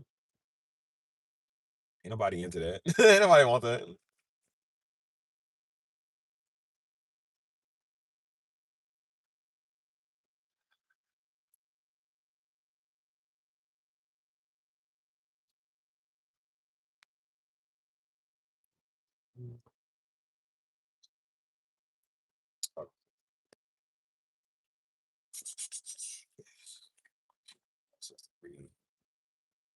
Yeah, I figure, you know what I'm saying? But just I don't know. You think about it, you know what I'm saying? Like that's all I thought about, man. Like the day after, you know what I'm saying? Like it don't hit you till the day after, bro. You know what I mean? So, the moment of, I'm like, it was at night. So it was like 11 o'clock at night when they put me to sleep. So it was about 12 or so.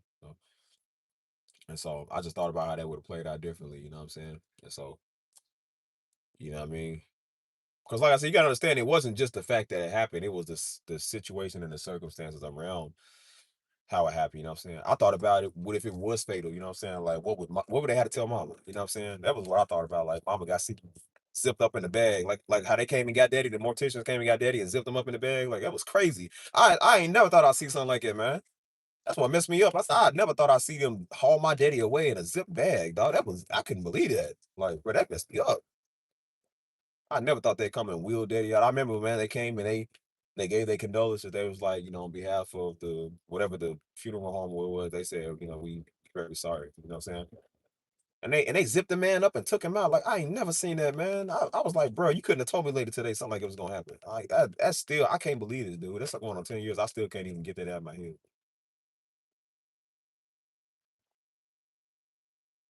You know what I'm saying? So I thought about like, what if they had to do that for me? Mama got to come and see the body. You know what I'm saying? Like that's the part that really messed me up. And that's why I said, remember, I told y'all the other part that messed me up was I told you I wasn't the best person at the time. Remember, I told y'all I was not always the best person. I wasn't doing the right thing. So you think about like, bro, if you would have died, where would you went? That's what I would have thought. Like, if I'd have died right there, where would I went? You know what I mean? That messes you up. I'm trying to tell y'all, bro. That's why I say when you talk about the mental part, like that messes you up. Just cause you listen to the word, I mean you always do the word, man. I wasn't a good person. Like, bro, I was doing whatever I wanted to, man. I didn't care. I mean, I wasn't like no terrible, terrible person, but I said, but it don't matter. I wasn't the best person. I was doing all type of stuff around the time. You feel me? And I thought about, I said, boy, you died right there. I said, where'd you went? That messes you up, bro. I'm sorry. Y'all think I'm joking. Like, you don't understand. That's definitely a mental side to come to it. You know what I mean? So that was two major things that messed me up right there. Then the third thing I thought about, I said, if it didn't kill you, it could have paralyzed you. I mean, you couldn't have did music no more. You couldn't have lived life the same way you wanted to live life. You know what I'm saying? I said, bro, that was three things that was plaguing me for 2 weeks straight. Three things that was plaguing me.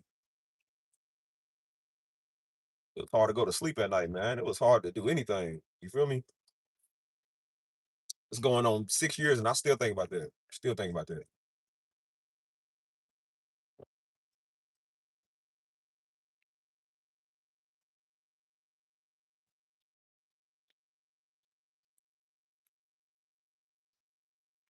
Hold on. I'll read y'all stuff real quick. Hold on, y'all. Say here, saxophones. So man, I opened my car door. I was in there taking a nap. Hey y'all, early time. I don't know, let me see what he said. Say good night, y'all. Early bedtime period. Yeah, pray over Lord, please. 'Cause my gosh, man. But if y'all going to bed, like I said, y'all be safe. Good night. I love y'all. Y'all come back on the next live stream now. Come back watch my videos. Nah, that's why I said like, man, that stuff did mess me up. The mental trauma, man, uh from getting shot, man, is real. I tell you, that's real. You know what I'm saying? So I thought about it. I said, dang, man. I said, because again, my friend that told me, she was like, bro, because one of them, her cousin that called me when I was in the hospital, she had called me. And she was like, dude, what happened? She's like, bro, what happened? She was like, Steven, why you out there? Like, what happened? You know what I'm saying? And she's like, what if you could have got killed? She was like, Steven, we care about you. You know what I'm saying? And then she had told my friend, and she said they was in the car together. She said she told my friend, she said my heart literally sunk all the way to like my legs. She said, Steven, I thought you died. She said, I thought you got killed. My other friend that called me, she had FaceTiming with her mama because they saw that was the one I was telling, like, I'll be there for your birthday. And she was FaceTiming me with her mama because they saw what happened. They was like, oh my God, we thought the phone went black. She said, we thought you you died or something. I said, girl, nah. And then my homeboy Chris had called me because he was watching, you know what I'm saying? And he had called me and said, bro, what happened, man? You good? I said, yeah. And that's when I realized I was walking further away from my car. That's when my legs started getting stiff. Because when you get shot, bullets are hot, man. That's what they don't tell you. Bullets are hot. So it make your whole body is like hot. You're overheated, man. Like you sweat and everything. And then when it cools off, that's when it starts to hurt. Like it don't really hurt when you first get shot, but when it cool off, it hurts, man. Like because it's like a pain. It's like everything feels thick, man. What's up, dog? Y'all tell mom. But you know what I'm saying? And so that's why I was kind of wobbling because I was like, bro, like you get numb right there. Wherever you get shot, you get numb at. Like it gets real numb. So I remember that, man. That was not good. You know what I'm saying? I was just like, bro. So so that time, man, that time really did mentally scar me, man. That 2020 was just not a good year. That's why I say you think you be dealing with stuff, man, until you go through something like that. You know what I'm saying? Like I remember around the time right before Daddy had died, man. I remember like I was dealing with some stuff. You know what I'm saying? That you think is a big deal. You know what I'm saying? And you trying to overcome it. You know what I'm saying? Like everybody be dealing with women issues and all stupid stuff like that until you get that phone call. Till I got that phone call, boy, none of that stuff mattered no more. Like I'm trying to tell you, that stuff didn't matter no more. I'll never forget, boy. I was inside of H&M. I was inside of H&M when Mama called me. She told me, you know what I'm saying? I said, bro, what is going on, man? It's like, what is going on, man? So that's why I said all my problems that I thought I had at the time wasn't even problems. I ain't even think of it like that no more. You know what I'm saying? That's before me and like my ex was together. Like we was kind of like we were talking to get to know each other. We definitely wasn't like a thing out together, but we would never respond to each other. So like we was like always kind of like every couple of days we'll say something, but you know what I'm saying? Way before we was together. So I was kind of like me and her was kind of like talking to other people, but we was like friends at first, you know what I mean? And so I was talking to this one girl. Uh, wasn't a thing, but you know what I'm saying? We trying to figure out what's going on with us. But she was stuck up. That's the one I was supposed to go to the concert with. You know what I'm saying? And she took somebody else. You know what I mean? I was pissed off about that. That was 2017. I remember 2017. And that was like, I think 2 months. What was it like? Yeah, it's about like 2 or 3 months for Daddy had died. You know what I'm saying? So I remember like she was pissing me off. I think we was both pissing each other off. You know what I'm saying? And so I was just like, but I was trying to figure out a way to kind of like repair us. I was trying to like figure because it was what our problems was back then. Like, well, they don't like us no more. We don't know what's going on. You know what I'm saying? Trying to talk out our little stupid problems. And then I remember you know what I'm saying? Like 2017. What did we do that year? That was some stuff that we did. We had a church conference. Yeah, we had pastor's anniversary shortly after that. I remember it was in September. What was right? It was like right around that time. 2017. That's when Bryson Tiller had came. He had did his concert. That's when Bryce Tiller was blowing up from Louisville. He had came to Louisville to do his concert. I remember that. And then shortly after that is when Daddy had died. You know what I'm saying? And so That was in December. So after that, like I said, none of that stuff that I was thinking about even mattered. You know what I'm saying? So and so uh during that time, she had that girl had a problem. She had hit me up. She was like, sh- she had said something. I forgot what she had said. But she was like, "Hey, because I guess she didn't hear from me in a couple of days. Because usually I would text her like, hey, what's up? We didn't tell nobody what was going on. Like, we didn't even tell people what was going on, man. Like I said, Daddy had died the night prior. We woke up, and my cousins on my Facebook hit me up, man. He was like, "Hey, bro," he said, "Stay strong, dog." I was like, "Bro, how you know about this, bro?" Everybody found the whole city found out Daddy died. Dog. That was crazy. They found out within a span of like 10 hours. Like, I don't know how people found out that fast, bro. Somebody found out and they told everybody on Facebook. Because when Negroes get hold of information, everybody and their mama know. You feel me? I mean, everybody just blowing up online, bro. Everybody calling us, everybody trying to figure out what's going on. I'm like, bro, we don't even know half the stuff that happened. Like, how you know? Like, we just found out. How you know? You know what I'm saying? And so, like I said, she was used to me kind of like saying what's up every couple of days, but I ain't said nothing. So she had texted me. She was like, "Hey, hope you done all right, hope you have a good day." I say, "Yeah, of course, I was like, I'm straight. I wasn't. I just didn't tell nobody what's going on. You know what I'm saying?"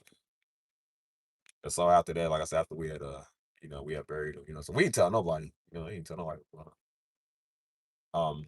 But like I said, me and my ex, like before we was together, we were still friends, so we would like talk, so I told her around the time what was going on. Well, I didn't tell her what was happening, but I told her I was just like, hey, I said just because she had texted me. Well, that's when we was in the hospital with Daddy, trying to figure out what's going on.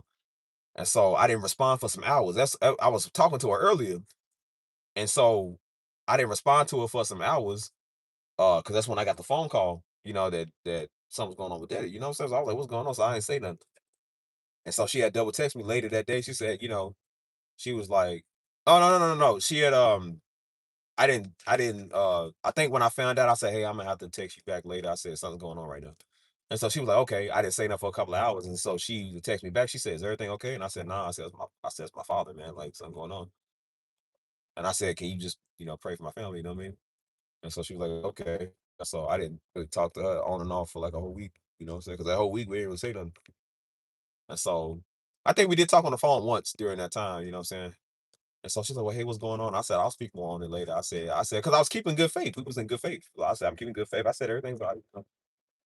And so after we had like the night that we had buried it, you know what I'm saying? We had no, I think it was like what's the same night I was the same night the next day. I think that's when I called and told her, you know what I'm saying? I told her what happened. She was just crying on the phone and she was like, "I'm so sorry." Like, I'm sorry you're in the company. And so, you know, and so the other one, uh, I let her know what was going on too. I said, "Hey," I said, "Yeah, this happened." She was like, "Dude," she's like, "What?" She was like, "What happened?" You know what I mean?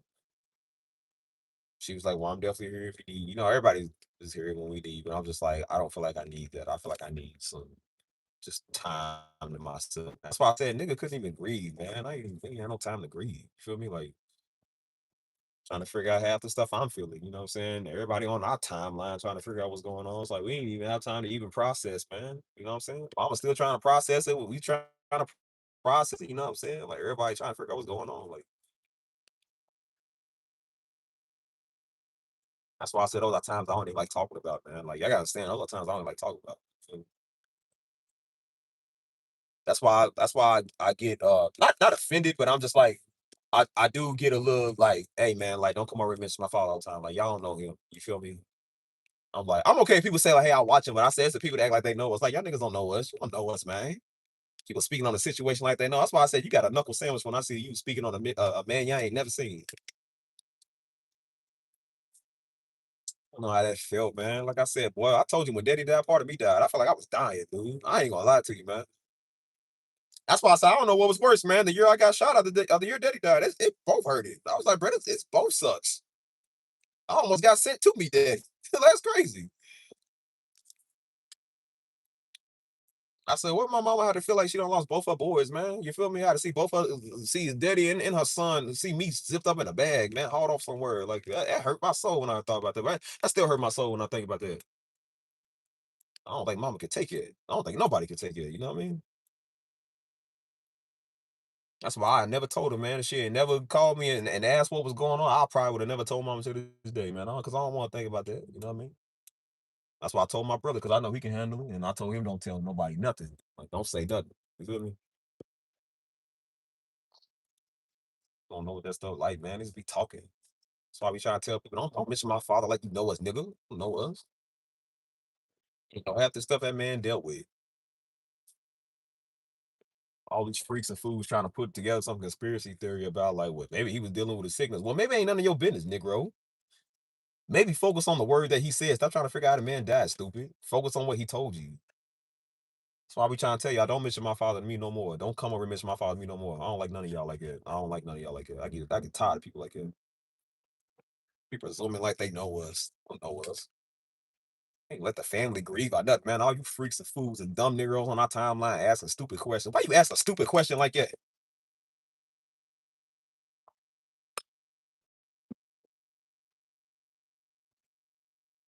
Oh, dumb Captain Obvious over here. I think you're still hurting. No, obviously I'm still hurting, nigga. Why would you say that?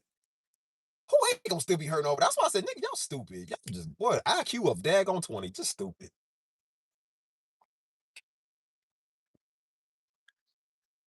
You got the nerve to be like, you angry. Yes, I'm angry. Why would I not be angry?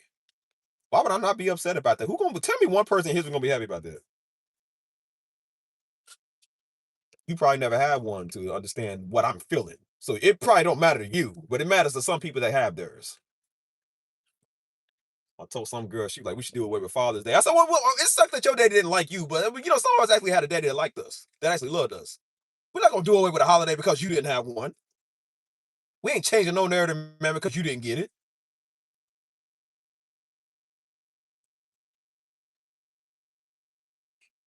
So talk.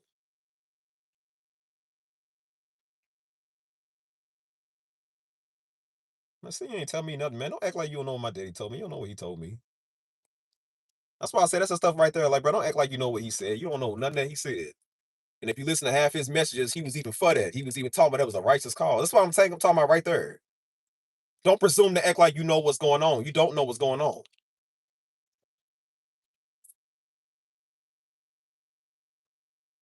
One thing y'all know about Daddy, man, Daddy wasn't scared to stand up for what was right. Daddy even spoke on that stuff because that was about to be that stuff back in 2016 with the Charlottesville riots. He was even speaking on that about how these white folk was wrong for what they're doing. So don't presume to act like you know what Senior said. You don't know nothing about Senior.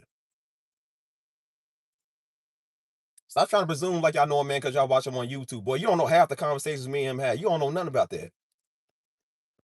Y'all ain't even never met the man. Y'all ain't never shook his hand. How you know what he said? You don't know what he said. Stop trying to presume like you know him because you heard his teachings. You ain't never heard him talk in real life. That's the stuff I be talking about right there.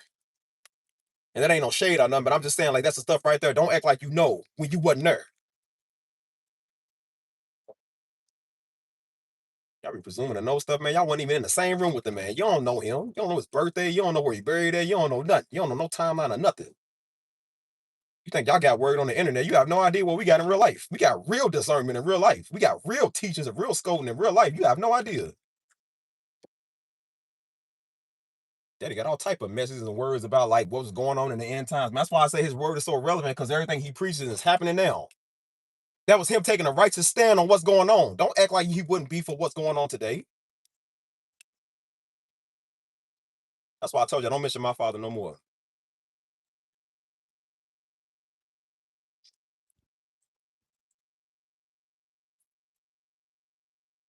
What Senior want, man. Don't worry about what your people want. Don't worry about what Senior want. That's the stuff that he couldn't stand because he always got a bunch of spineless weirdos that couldn't stand with him either. That's why he was mad because Negroes couldn't stand for nothing right. That's why he was mad. He said, this is the one time that blacks are unifying and we got blacks out here fighting each other. That's what he was so mad at. That's what y'all don't know.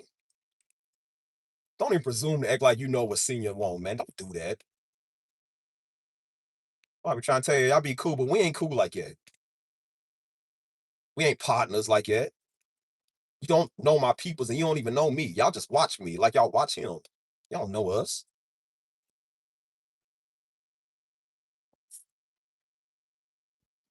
And that's why Daddy couldn't trust everybody because he knew there were some people that couldn't have his back. Just like I know there's some people that can't have my back. This is just a carbon copy of what he was. It's the same stuff I'm saying, the same way I'm acting is the same way he said, and the same thing he acted.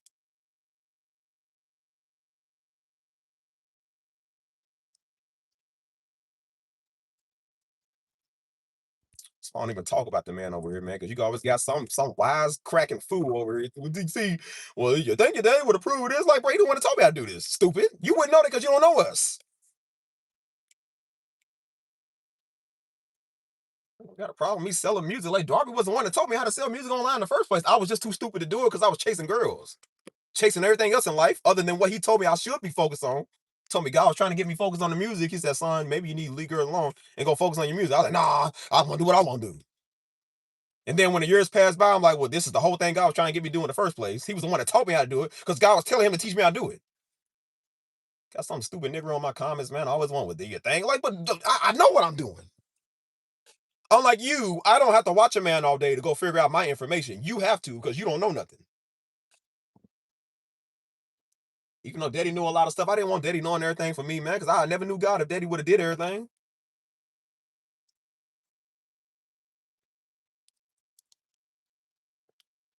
You turn that building down. I noticed a vacant lot over here. I tore that building down over here. Crazy.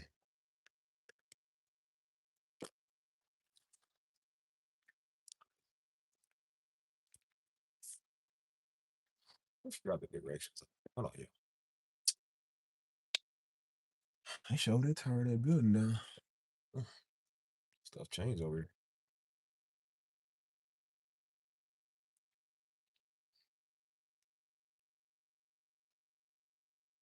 Right. And people don't know what grieving is, bro. Try to tell niggas, you know what grieving is. People got the nerve to talk about somebody and that's why they be talking about these old women. You ever seen they talk about like a lot of these old women be nasty and bitter? Like she probably nasty and bitter because she just lost her husband, stupid. People ain't just nasty because they want to be. I said, bro, when you realize they life story, they don't want to assume like they know what somebody said. Well, you don't know my daddy said. Don't ever do that. That's why daddy, what you don't understand, man, Pastor Darby couldn't stand Negroes that was common with him, thinking that they common. You ain't common with us. Act like you know us, man. That's why he ain't have many people in his circle, and I don't either, because I know people like it.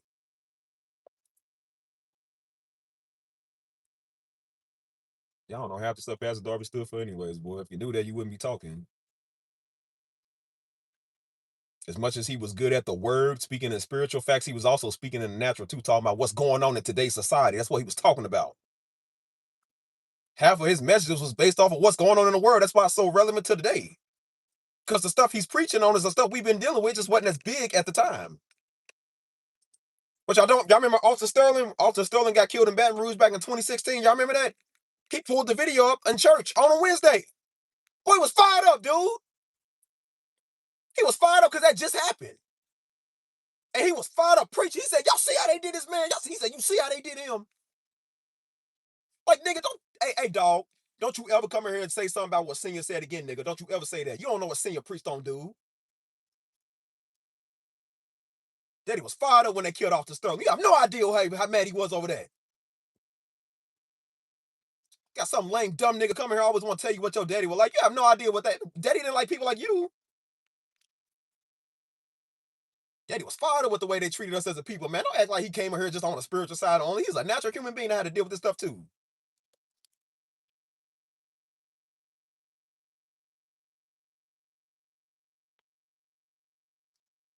This nigga won't talk about what Senior talking about with the BLM. He don't even know that Daddy had to go get Joe because they was trying to hold Joe captive. They was trying to profile Joe, say he looked like some other little black teenager they was looking for, wouldn't even let him go. Daddy had to go there and be like, well, give me my son. Give me my son. Look her, Negro. Don't you ever say that again. That's why I said, don't ever mention Darby over here, you freaks. Don't ever mention my daddy name to me no more. That's why I said I'm terminating this channel in 2 months, because I can't stand niggas like y'all.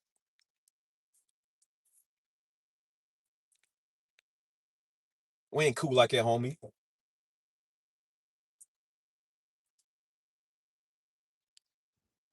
You ain't never not grew up with the man. You don't even know what the man like. Don't act like somebody that's been around for 23 years don't know what he want more than you know.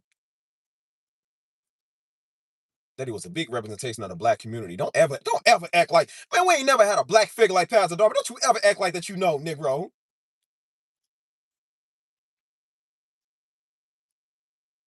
Stuff low key pissed me off. That's why you think so many black people flock to Pastor Darby? Because he's the first black representation they can trust.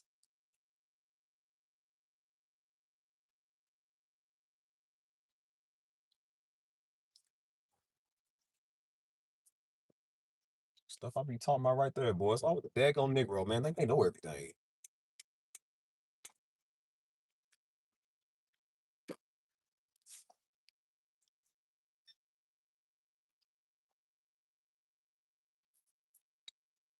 Well, the shout out to the ones that know. Shout out to the ones that actually do understand what Pastor Darby was saying. Don't just watch him all day because they bored.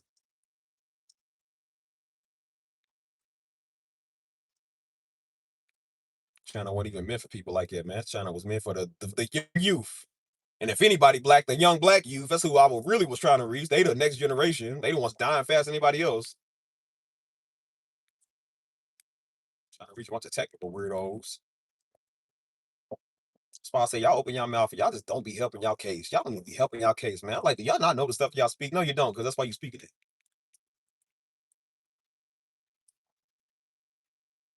It's always one of them type people like, well, you know your dad. You don't know what my daddy spoke to me, fool. Like you was there, you don't even know what your own daddy spoke to you. How you gonna know somebody else's daddy spoke to somebody else? You don't even know what the heavenly father is speaking to you, the ultimate daddy of all daddies. You don't even know what he's saying to you. How in the world you gonna know what somebody else's daddy's saying, stupid? That's why I said niggas want to be father figures so bad. They want to be deep men of God so bad. They think they know everything. That's why I said that's the stuff that get you beat up. When you talk like that, it's what get you beat up. Somebody on the street, a mollywop you for saying something like that.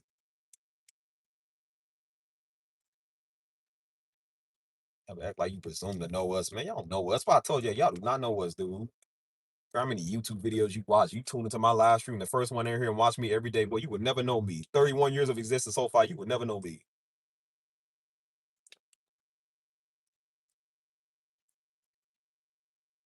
Don't come here no more with that.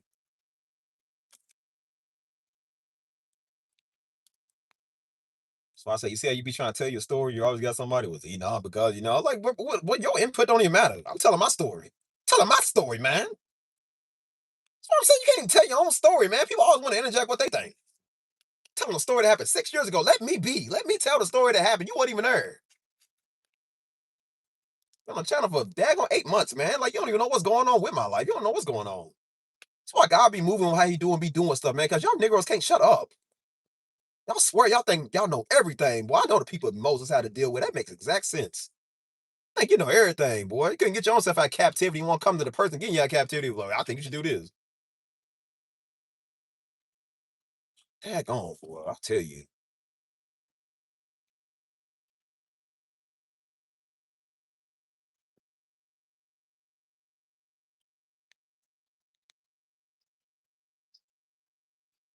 See, that's how fast stuff happen like that. Do you want to know why people are spazzing out when somebody talking about they smoking on their dead ops? Talking about they smoking on somebody dead homies or dead family members and stuff. You see how that makes people feel? You see how people get angry? Like, bro, you talking about somebody that I held very dearly. Pastor Darby wasn't just no pastor, man. He was a father, man. He was somebody's brother, somebody's son, somebody's husband. Y'all crying because he y'all pastor. Boy, we crying because this is a person we knew our whole life. That's a deeper pain. Ain't contributing nothing, man. Ain't did nothing. Flocking to a Negro channel that you ain't even been on that long. That now you want to come and say, well, now I give your opinion. You wasn't there. Sure could have used your prayer when we was trying to resurrect and we was trying to tell God to bring him back. We could have used your prayer helping the church after the could have used your prayer when he was alive, dealing with all these demons. Could have used it in the talk. Now, why y'all want to talk now after the fact? Like you dumb spiritual weirdos. Now y'all want to be deep. Now y'all want to still have his messages. You make like y'all came up with that. Now y'all enlightened and want to tell people in y'all version. That's why I don't hit when y'all say it, because y'all not called. You ain't called to tell nobody no truth, man. You ain't better than that old 30-year veteran that came over here trying to tell me something like he deep. So dumb fool couldn't even reach his own community. Sitting there trying to tell me something. That's why I tell you, I said this is why I pray so hard about Lord. I don't want to be like some people. I don't want to be like some people.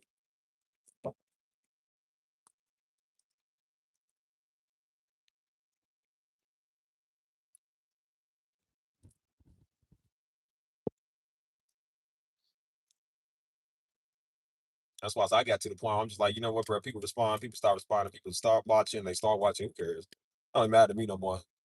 All you getting is a bunch of these type people. That's why y'all think I be so thrilled when I get subscribers off the street, when I get people off the street that actually want to watch what I'm doing. Because I know they not like y'all. I know they don't do stuff that y'all do. They not obsessed with your name or watching y'all online all day, man. They like you because they see y'all doors doing what they see. They don't see other people doing.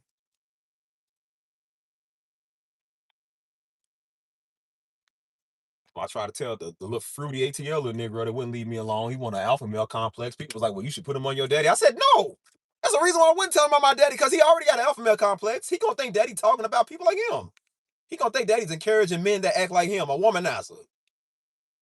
Half the niggas that watch daddy now are womanizers, thinking that he's speaking to strong men. You ain't no strong man.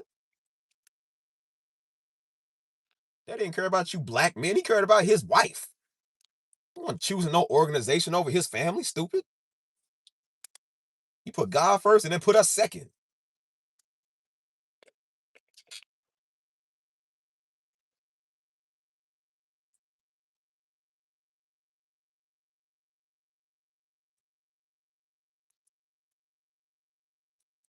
I'm talking about right there, boy. Can't even tell your story, man. People always want to interject what they think.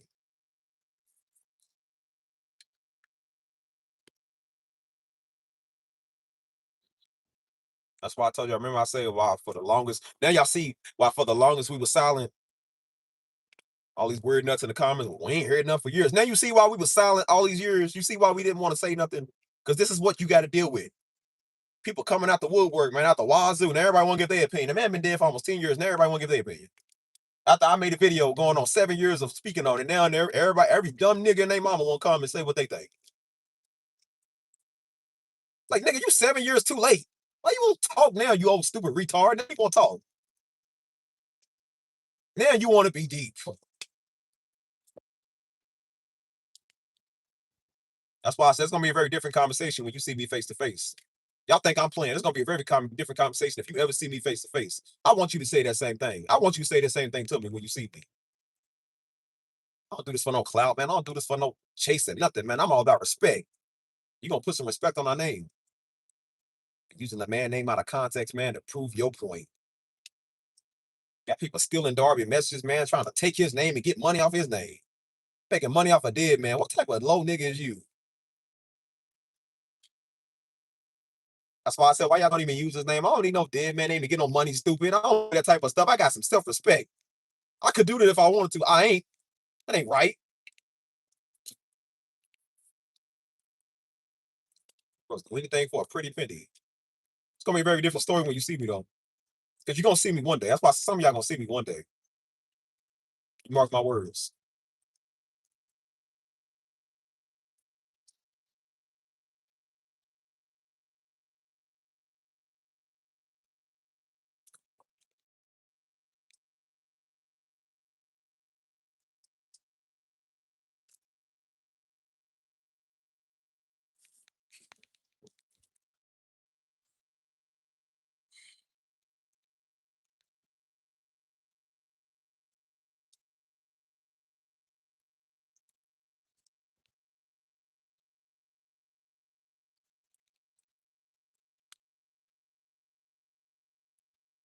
Love is the money. Love is what they want.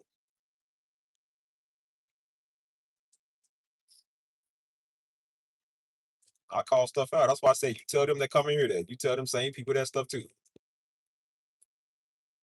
I think I be playing like, well, I don't do this YouTube stuff for fun. I do it for fun, but I'm like, I'm like, I don't do this because I have to, because I'm just, this ain't even my ministry.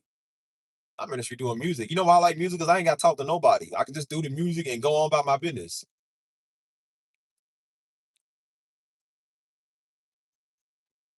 That's why I stopped getting rid of this old garbage channel 2 months, man. I'm already on somewhere else, but people can't even find me over there.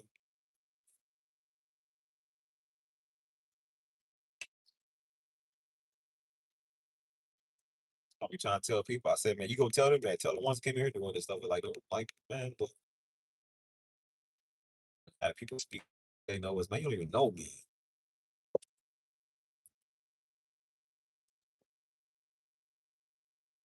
Some freaking nature area too, doing that same thing. They just like they like they all day. That's all they kept doing. Come over here doing that stuff. I'm like, bro, I don't care. Like that's good, but You just like everybody else that watch that. Okay, that's cool. That don't mean me and you gonna be close. They want to be close with you because they watch your father. I'm like, you don't get a person to connect with me with that. No, unless we doing business. Unless we like real good friends or something. I said that's different. I said, but bro, you ain't one of those. Like you just a regular watch like everybody else. They the ones after the video's done. Every video they want to comment. Hey, bro, well, I was like, hey, bro, hey, bro, you know, hey, like they want you to respond so fast. Like, bro, stop doing that. I don't even respond to comments half the time. I barely even see them. I don't even get alerts of them no more unless I get on the page.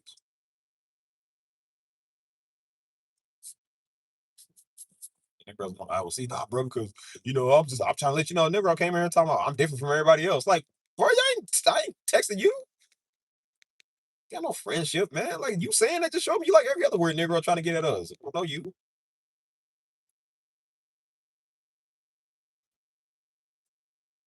That's why I said, boy, people gonna like me, man. They gonna like me because they like me, not because they know my last name. And that's why I like San Antonio. Now the Negro know what that name is down there. Not nobody know that. Be around a bunch of normal, civilized people, boy, who treat me like a normal, decent human being and love what I do. Because that's what I do. They love me because God told them to, and because they love what I do. They don't base me off my family. Base me off of what they seen off YouTube. They base me off the word. They base me off of how they see and view human beings.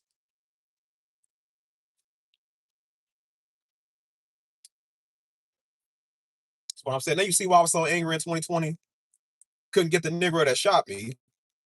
So I was already mad about that. Then, like I said, the whole year, guess who was telling me how to feel the whole year? Black folk. We're dealing with an enemy, dealing with a system that hates us. We sitting there trying to stand up and say something, and guess who was in my face more than Trump supporters? That was more in my face than the police, in my face more than the radical right. Negroes, church folk, everybody in your ear. Everybody swear they want to tell you what's best for you. Everybody want to tell you how to feel. You get tired of, especially as black folk, you get tired of everybody trying to tell you how to feel. And I said, and that's when I realized white people ain't got to do this no more. You know what they do? Go send a bunch of you pigs over here. Go send a bunch of you apes to tell us how to feel all the time.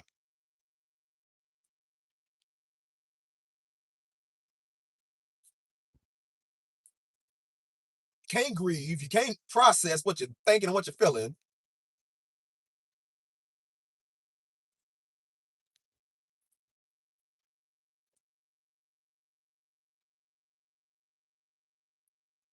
Get tired of always being told how to feel, man. I said, nah, man, I ain't listening to not a Negro no more, nothing. I don't care if this channel offend people. I don't care if I offend people in the comments, man. Negro got it. I ain't took back a word yet. I ain't told nobody sorry yet. And I never tell nobody sorry on this channel. But I don't care what I say. I don't care if I hurt your feelings. I don't know you personally. You got your feelings. That's because you stupid. The shoe fit, don't it?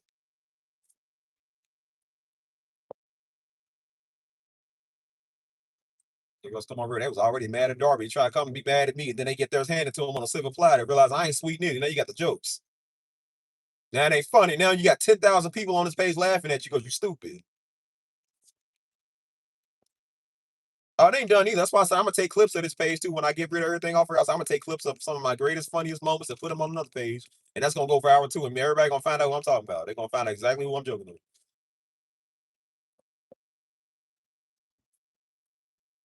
That's why I told y'all, start making clips.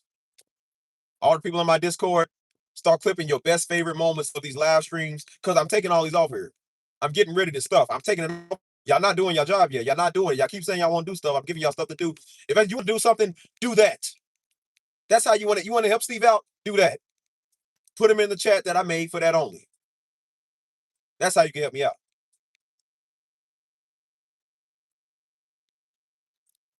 As I said, y'all say y'all want to do stuff. I'm not a talker or a sayer. I do. I actually do it. So I'm expecting y'all when y'all tell me y'all want to do stuff. This is what I'm expecting y'all to do. So go do that.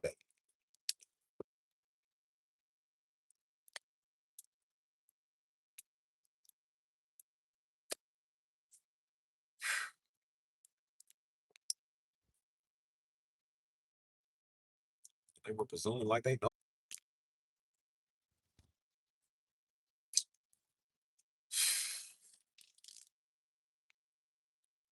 What we talking about, bro? I try to tell you.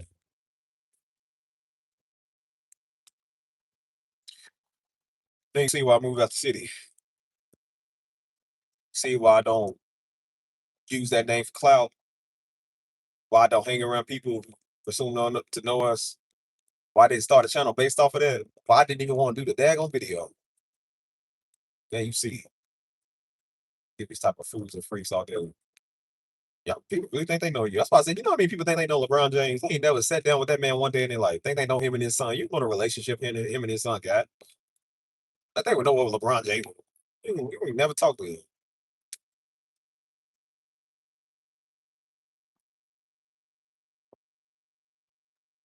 No matter what you do, you always gotta skip Bayless to your LeBron. Skip Bayless, some old white dude that ain't never played the sport, want to give their critical point of view on what they think, on what they like, who's the best, who ain't the best, and you stupid, and you this and you that, and you wouldn't know, and the greatest this is that. They're like they don't even know what they talk about. They ain't never played the sport, they ain't never played the game. Wouldn't say it to the person face if they was sitting right there.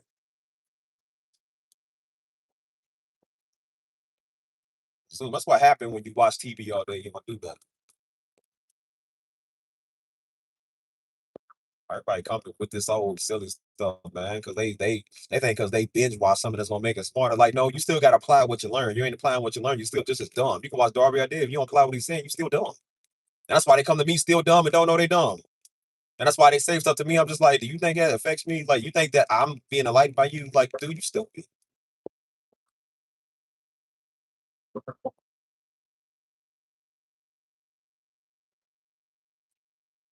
Just show me right there. You didn't watch all the messages because you don't even know what that man stood on certain stuff. You don't even know what he said.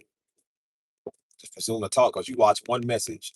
I said, well, guess what? I don't gotta watch the messages. I was there. I don't have to watch them. Everybody asks me about the YouTube or the channel. I don't know because I don't watch it. I don't have to. I was there. I've been part of this for 20 something years. Like I got 23 years worth of messages from him. You don't think I need to think I need to watch the YouTube? You gotta watch it because you wasn't there. You couldn't come in person. You didn't have the fortunality of doing that.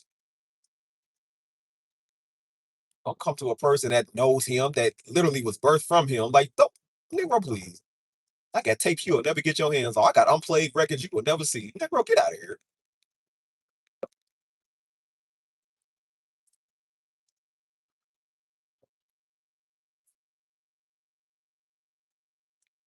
So I said, Darby had an empire with the word. I got an empire with the music. If you're gonna see my empire, gonna take off too. It's already taken off. Time you Negroes talk, all they do is just gas me up to go do my thing even more. Because I don't like y'all. At least one thing's for certain. Darby had a ministry. I got a ministry. You don't got one. That's why you worry about us. That's why you watching us, because you ain't got a ministry. I ain't never known somebody to have their own stuff sitting there watching somebody all day. I know why you watch somebody there, because you ain't got nothing good going on with you. You know, the people that watch Trump all day is the ones that ain't got nothing good going on in their life. The people that watch Kamal all day is the ones that ain't got nothing good going on in their life. That's why they watching people who are better than them. I don't watch neither one of them Negroes because I'm doing my own thing. I'm too busy doing what I'm supposed to be doing.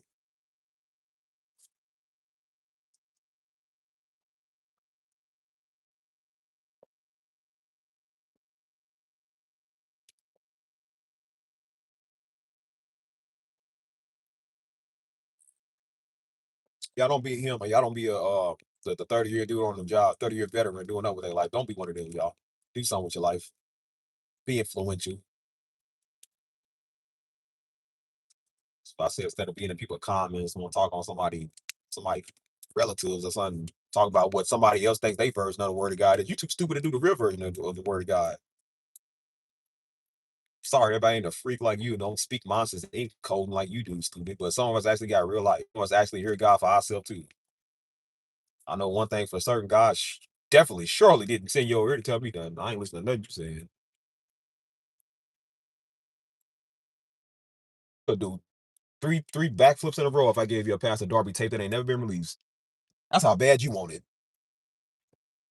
Try to act like they got a nugget for you. Like, well, I got a real nugget right here that people would go crazy for. Don't try to act like you know what. Boy, shut up.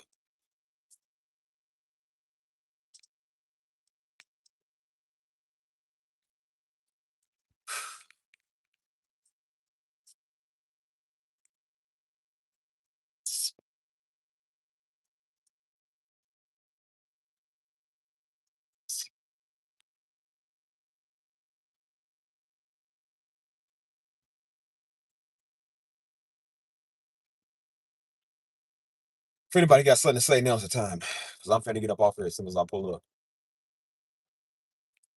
That's all I got to say.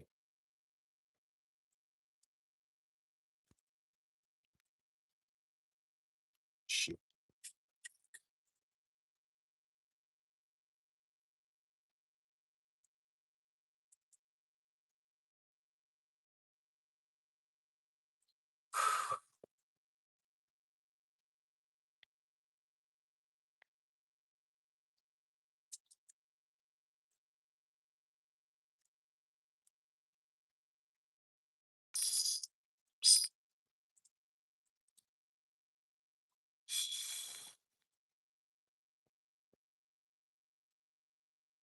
I love you too, T, bro. I love you too.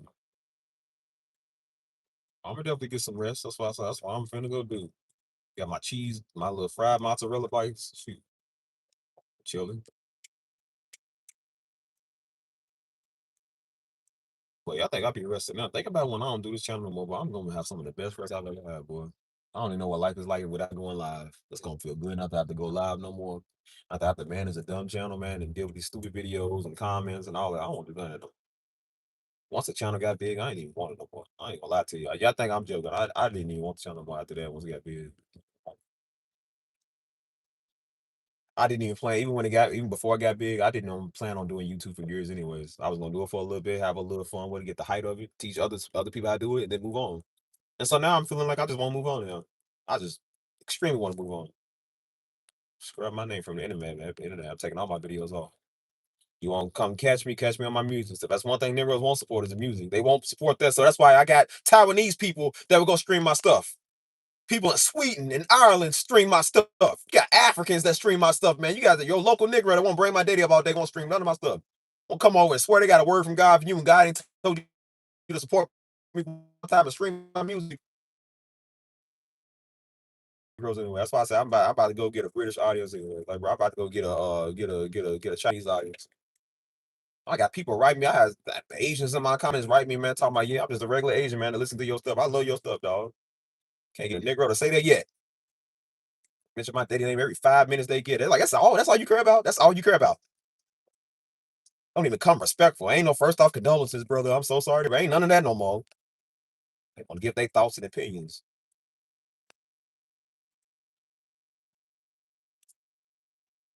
I said, boy, send me to some regular people, man. Give me some regular people. Yeah, I see why I go celebrate Fiesta. I'll be out there with the Mexicans, man. Hang with them. Celebrate Puerto Rican Day or something. Like I'll be out there, I'll be around a Nigerian. I'll be around my cool black folk, man. Shoot, I just be everywhere. As long as people don't bring up my name, like I like them because they don't do this stuff. I never thought it'd be so nice just to fit in one time and just be a normal human being. Like, bro, that feels good. That's why I can tell them people that I know in San Antonio, I can tell them all day about how daddy died, and they ain't weird. They ain't ask me a whole bunch of silly questions. They know what it's like to be a normal human being, normal Christian people. I'm like, let me sit, God, send me some of those. Not these old weird deep nuts, old stupid niggas, man, to watch us all day and get weird. Conspiracy weirdos. And that's not everybody. I'm talking about the ones that's extreme. Y'all know y'all cool, but some of y'all is. Oh man, yeah. That's why I'm not saying you can't be like, hey man, I'm watching. I'm not talking about that. I'm talking about the ones where you presume like you know what's like, don't act like you know what. That's why I say I purposely don't even respond to people when they do that stuff. Be looking for some attention or something. Daddy didn't like him type people neither. I'm trying to tell y'all, boy, Daddy could stand people like that. I can't stand you even more. As I said, Daddy's job was a pastor. He had to deal with people. I'm not a pastor. I don't get to. I like when I did my music channels at first because I didn't have to respond to comments. I didn't have to talk to nobody. I didn't have to get in front of a camera. I was just trying to do this channel to show people who the guy who is making the music, what type of person I am. To show them my personal life, trying to show them what's up.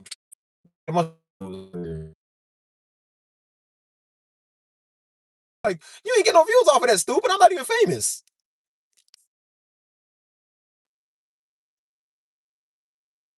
You know you retarded when you do stuff like that. That's why Buddy's video flopped. Didn't make him no prettier. He's still ugly and still stupid as a man. That's why I said, see, you stupid. Can't never do nothing right. That's why I say, yeah, you know, I'm starting to realize these black women ain't never lied. Y'all, some of you nigga men be stupid. That's what ATL is, a bunch of you stupid niggas. Why God can use a black woman so easy? Because some of these Negro men be stupid. Y'all black women keep up with y'all good credit.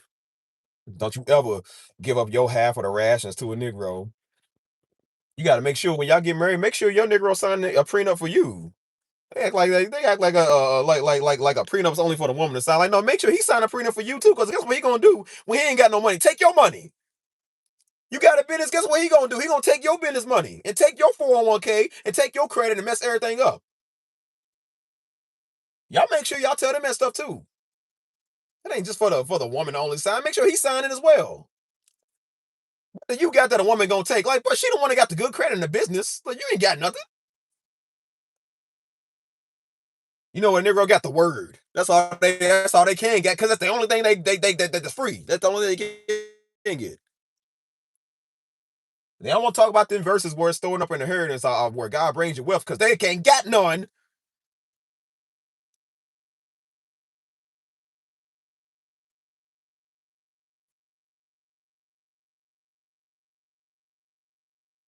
Yeah, that's gonna be a big epidemic of God using black women. It already is, but he's gonna make it very known now. Because I'm starting to see, like, I think the only people that really seem to have some common sense. Because you get some of these Negroes, man. It's like, it's just, I ain't saying I'm not men, little boys. You get these dudes that's too stupid to think for themselves, and guess what they do? Go look for another man, think for them.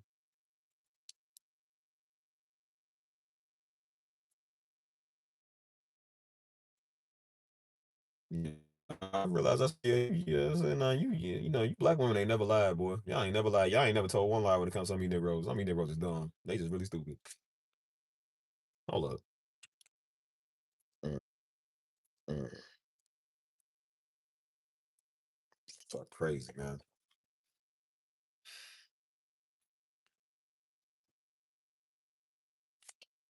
Spill this drink. I'm gonna spill this drink all over the place. I'm gonna have to come in and clean this up. I'll do that. I ain't doing it right there. Stuff is crazy, yeah. Trying to tell you. That's why we trying to tell you, boy, go do something with your life. Definitely do something with your life. Sit and worry about what somebody else doing all day. I bet you would be when you ain't doing nothing with your life, right?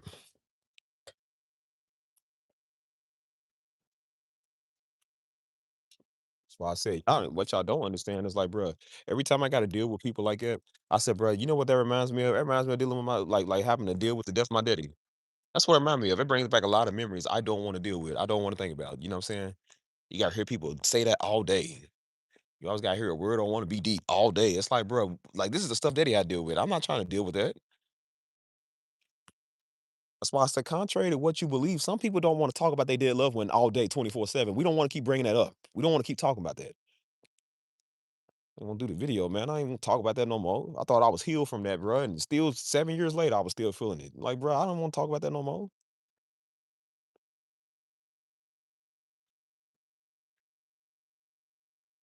Everybody, well, I just needed clarity too. Let me get your clarity. Still trying to find it myself. And every time I gotta deal with one of you fools, it just brings it back up. Like, I don't even like thinking about that, man. That's why I said I made it known and official, boy. 2 months, good riddance. 2 months. So y'all better enjoy every single live stream you get. And you better enjoy the few other music streams I'm gonna do on here too. That's it. Appreciate a lot of y'all that's had good service over here. I appreciate y'all for tuning in. But it's as far as it's gonna go, and that's okay. Cause God got some bigger and better things. I'm gonna tell my testimonies in a little bit. I ain't heard it yet, but y'all gonna see it. Or don't. I don't care at this point. I just don't even care. I don't care who's in my life no more. Who want to be, who don't want to be. Don't be. Don't matter. It don't matter to me. God gonna send better people than you, so it don't matter. I'm crying over the people that can't even contribute nothing anyway. It's like, well, you ain't even doing enough for us anyway. I need people more than just gonna sit there like some reptilians just staring at me. Like, I need some people that are gonna contribute to something. And that's why I go get people that contribute. So we got a great support base. That's all I need. I don't need y'all. You gonna act like that?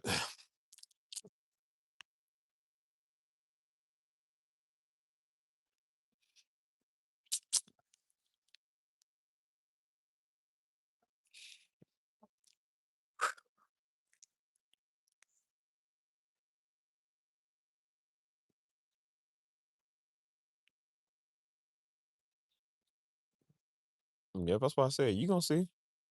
You gonna see. That's gonna be for all y'all, man. It ain't just for me. Success and wealth ain't just for me. It's for y'all too. And y'all better be proclaiming it over your life. I'm doing it over myself. I can't do it for y'all. It ain't just meant for me to have. That's why I be trying to tell niggas. I was like, bro, hey man, don't ever look at my name and think that I'm only destined for that because of my name. You destined for the same thing. Everybody be like, well, now the Darbies, like y'all so destined for greatness. So are you.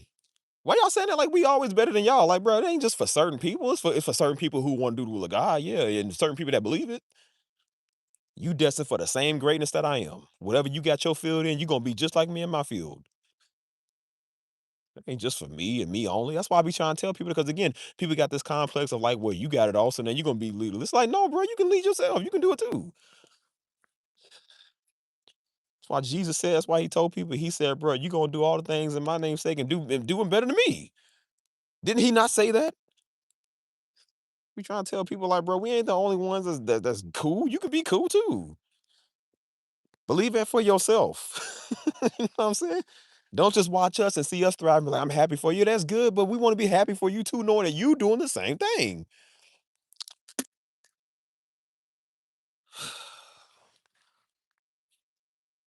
That was what this channel was based off of. I was gonna teach people how to do the same thing as me to show them that I'm no better than you. That's why I said I'm an average black kid from Kentucky, man, from Louisville, freaking Kentucky. I ain't better than nobody. That was the whole reason I was trying to show people how to do what I was doing to show them that you can do the same thing. I can't show people some of that stuff now because some of these people weird. But that's why I said, like, I can't, it's whatever. So that's why I said I'm like, it's for whoever really wants to do it. Like that's the way I look at it. Whoever really wants to do it.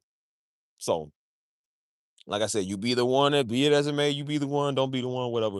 I said, look, you can be the person that cheerleads for other people and then you don't get nowhere, or you can be the person that cheerleads for people and then somebody cheerlead for you when it's your turn because you doing the work too.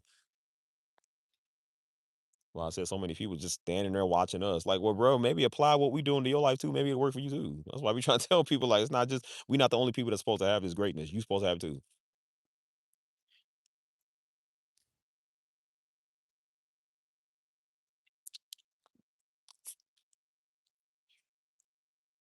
How can your supporters contribute? What are some ways? Uh, what's your music channel name? Cash App BTC. I used to make beats in high school. I seen your music live stream on another channel. Is there another one? I got a couple of them, man. I got a couple of channels. Shoot, I'd be hard to remember all of them because I got it's like social media. I got TikTok and pretty much every platform. You know what I'm saying? Um, yeah, I put my cash up in here earlier. It was A Steve AYEST3V3. You just replace the E's and Steve with threes, so it's just like A Steve, just the threes with E's. But um, that's why I said my new setup is gonna have, like I said, how this is basic live stream, so I can't edit nothing. I can't have like uh like writing on here. I can't have none of that. But my new setup, I can set up like a font, you know what I'm saying, to where like it has like my username up here. Like you might see it in the top left corner, then I might have like my cash app, I have my social media over here, you know what I'm saying? Like that's how my new setup is gonna be. I'm not doing it for this old white channel, but I'm doing it for the other. I'm already doing it with the music stuff because I want my music to be better. I want my setup to be better. I want everything to be better. So I'm like, I'm just doing better. So that's why I do that. You know what I'm saying? Mm. And if you used to make beats, man, hey, like I told you, I have people come here and say, yeah, I used to make beats too. Hey, get back on it. It's one thing when you hear people say I used to. I'm like, hey, keep getting on it. Because you never know. That might be something that you supposed to be doing. You good at. You used to do it, you good at it, keep doing it.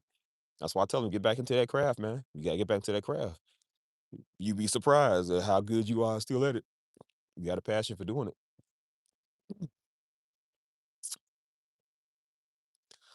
I always told people, I said, man, if you wanna be a part of what we doing, just keep coming here and be verbal. And if you be and don't be weird, but I said, if you come and be verbal and be like, hey, what's up, Steve? You know what I'm saying? I said, I was adding people to my Discord left and right. I was adding people all day. You know what I'm saying? But I stopped doing that now because I now have to, again, when I first had the Discord, I mean, I wasn't just going to add anybody. But I said, but if you seem cool, I was going to add you. But I said, now I have to examine people now because Negroes be weird. We don't have some weird Negroes in there and I throw them out of there. And I said, see, now I got to do tests to make sure people ain't crazy because I will throw you. And that's why I said, you keep coming, you keep being verbal, keep being cool. I'm going to add you over here. So that's why I said, you got 2 months. I'll be trying to tell people, you got 2 months. You want to fit in with what we doing? Be cool for 2 months. So when people are sitting there staring at me, not saying nothing, I was like, okay, well then I don't want you being on my timeline in my comments later when I don't do nothing no more. Where you at? Where you at now? I don't see you on your news though. Where you at, Steve? You ain't did last year. Like, I don't want to hear you now. Like, bruh, say something when I'm telling you to say something so I know who is on my side. So I know who to add. I know who to bring with us. You can't say nothing, then you ain't gonna know where we at. I said, people actually get time with me on the Discord. We have Discord calls, man, where we all talk. You can actually talk to me over there. You know what I'm saying? I said, you can't really talk to me. You can type on here, but you can't talk to me through here. You know what I mean? I be trying to tell people like, bro, you missing out on a great community of people who are just like me, people who are just like you. You know what I'm saying? People won't say nothing. They too scared to. Why they just weird? I'm like, okay, well then you ain't gonna be part of what we doing.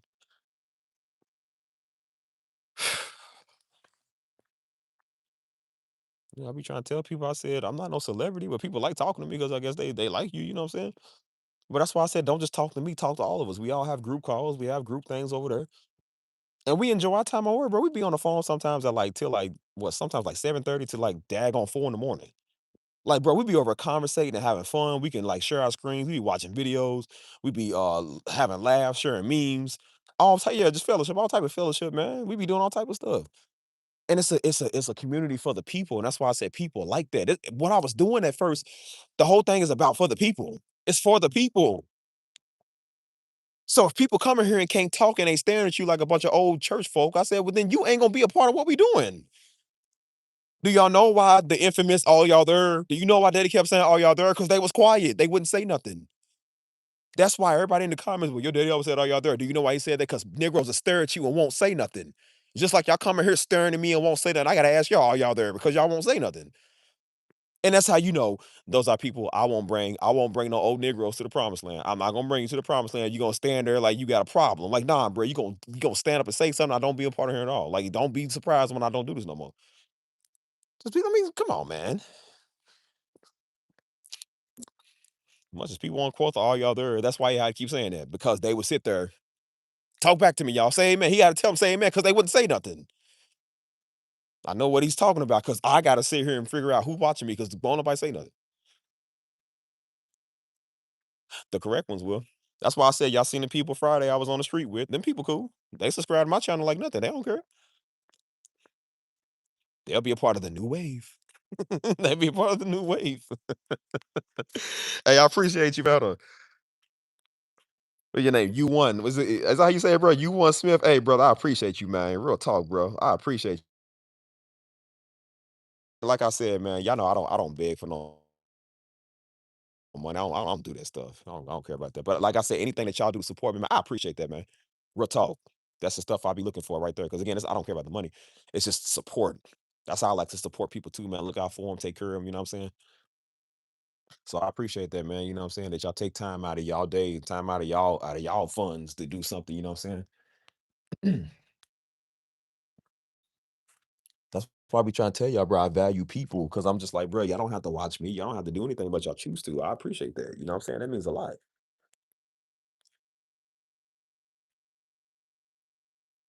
Nah, bro, it definitely means well. That's why I said that's why I would say that it's the thought that counts. I can tell somebody's heart when I see it, bro. I appreciate you, dog. Real talk, I appreciate that. You know what I mean? That's why I said I be trying to bring. This is why I be saying stuff, man. I be trying to bring people over to what we doing, but if they don't contribute or they don't care, then I can't help you. You know what I'm saying? Nobody wants a church mouse in a congregation where you trying to have fellowship. Because if everybody's too scared to talk, or if people are just too stuck up, there's never gonna be fellowship. You know what I'm saying? I said, nobody in here should be nervous. I can't see you. Y'all can see me. I can't see y'all. So I'm not gonna look at y'all and be like, oh, you're hideous, get out. Like, I don't do that stuff. Like I said, bro, I'll just be trying to start conversations because I'm trying to build a community. I'm trying to tell you, we got about 50 members strong in one. We got the music channel that's going over there. We got about 20 people in there. I'm trying to add more people to stuff that we like doing. I'm trying to build stuff, right? I don't want it to be the biggest, but I said, but I want it to be somewhat big because again, it's about fellowship. You can't fellowship, then I'm just like, I don't know what to tell you. Um, I don't understand why they do that. They just sit there and stare at you. That's why I said they would sit there and stare at Daddy while he preaching. You just got that like they got a problem, just like sitting there looking at him all stupid. Y'all behind the screen watching on YouTube years later, like, yeah, Pastor, yeah, amen, Pastor, yeah, yeah, y'all, yeah, Pastor. They weren't like at church. They were just sitting there, just Like they got a problem to be there. Y'all would love to sit there, wouldn't y'all? Some of y'all would love to go back in time and sit there, would you not? I can go get the keys right now, take y'all to the church and show y'all all the roads, show y'all the stage and everything. Some of y'all would love to be there right now. They got a problem, just like, well, stupid look on their face. That's why when we went to conferences, he didn't have a problem telling them to say, "Are y'all there? Yeah, amen." Because they was, yeah, pastor, they paid good money to come there. Some of them came way out of state to come there. People came halfway across the country just to come to the conference. That's how powerful that was. Negroes in your own. That's why I said people just don't appreciate them. But I said it's okay. It's okay, man. We're gonna find people that do. That's why I ain't worried about it. You know how many people have left this channel? Or people who just MIA don't care or whatever. People act like I needed their little view. I'm like, dude, I said, dude. Man, the people being there, I think it's the dumbest thing. People be in your comments. I'm unsubscribing. Then unsubscribe. Why you telling me like, bruh, I'm just gonna get another one. I'll say, well, it's a good thing I don't lose a dollar if I lose a subscriber.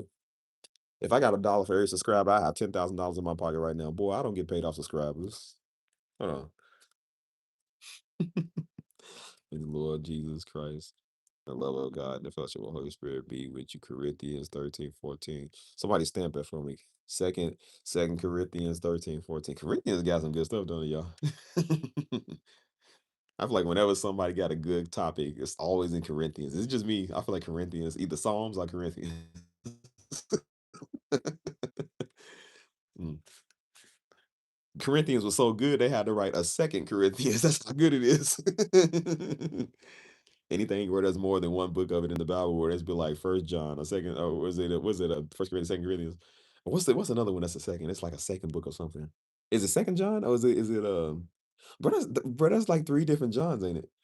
Because it's like there's the apostle, there's the John before Mark, I think, or whatever, and then there's the Johns in the end of the Bible. I know it was confused me. I was like, why they got three different? Oh, was it two or three different Johns? I was like, that's how you know it's good. This is John 3. Hmm. I can imagine him writing the first whoever wrote Corinthians. Was it Paul? Was it Paul who wrote that? He's like, man, the book was so good. I'm gonna write a second book. Second Corinthians. Yeah, because Corinth was a place. I don't remember where it was. I don't know if it was like located near Rome. That was a place. Like I said, these books are based off of places and people. You know what I'm saying? So imagining back then, they had to read the whole book. They was fired up. The people he was writing to, they was fired up. Like, oh, that guy, he just makes me, just makes me so angry. And so the messaging comes like, well, if you didn't like the first book in Corinthians, you're definitely not gonna like the second book. He just dropped off. They got like a big old stack they just dropped because they had to write on paper or whatever, tablets or whatever. All these rocks they wrote on and stuff. You're gonna be like, gotta read. Imagine whoever wrote Corinthians is ripping you up. He's ripping you and your people up. He pretty much dropped the diss track on y'all. He came back and wrote a second diss track.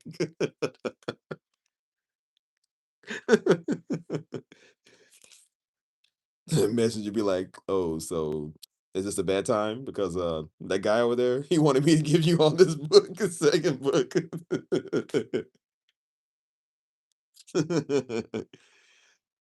Oh man. You know what? I think I'm gonna reset in Corinthians when I wake up tomorrow morning. You know what? That's what I'm gonna do. Thank you for saying that. I'm gonna reset Corinthians tomorrow.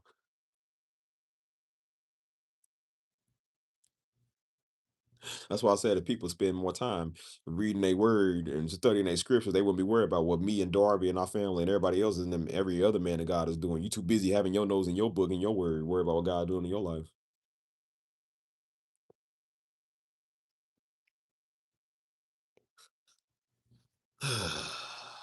Mm-mm-mm-mm. Yeah, I knew it was Paul. See how I still remember stuff. Say he bring to your remembrance. I remember the Church of Corinth. Ouch. Hold on, y'all.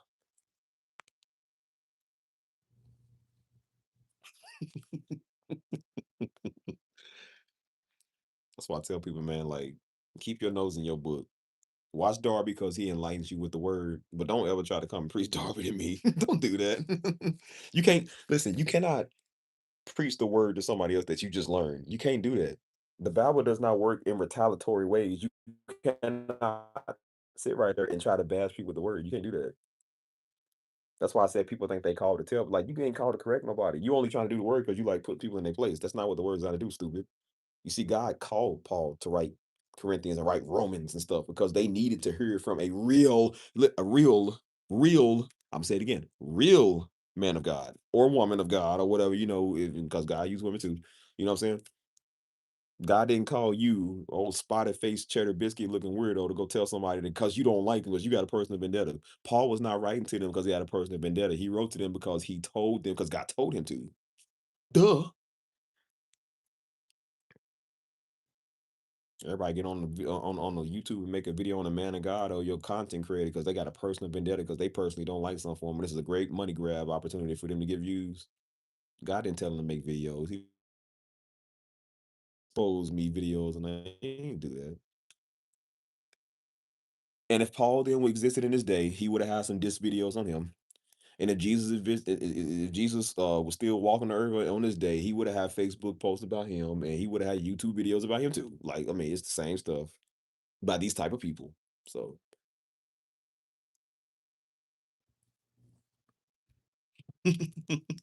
she's silly. So, dude, that's why I said, boy, niggas be smelling like baloney trying to preach the word. Like, buddy, you ain't never heard of Dove plus men for men? You ain't never heard that? You gonna preach the word of God, boy? Preach it smelling fresh. You ain't got to smell like a sack of sausages, man. Like, come on, dude. When God wants you to deliver, it says don't offend them with the word and don't offend them with your breath neither. Your breath was all hot, man. They ate a mouth on your sandwich and you're trying to preach the word of God. Do you think people are listening or are they smelling? They doing one of the senses and they definitely not listening. They smelling you. Well, you smell like crushed hamburger meat. So they're trying to preach the word of God. Like, boy, people getting hungry because they think they got spaghetti and meatballs on them for dinner. It's like they smelling you. You ain't preaching to nobody. How many times people try to come to me with their word and I blew them off so fast? I was like, dude, you not skilled at it. You don't know word. Some woman, when I first went to this church down here in Texas, San Antonio, she came to me. She was like, God is telling me to tell you something. I said, you don't know who I am. I said, you know what I did? I just sat there and listened to her. I said, okay, what did he tell you? She said, the father's telling you to something. It was something that was just like, girl, go on. Trying to be deep. I said, sister, you don't think I've dealt with people like you for over 20 years? I'm not stupid. So they just be trying to be deep to make themselves look good. I said, sister, just because I sit next to you in church does not mean that that's a opportunity for you to prophesy. Like, girl, I only sat next to you in church because, like I said, I didn't want to sit next to my ex that went there. I didn't sit next to you for you to prophesy. And I was like, oh, brother, this is one of these type people.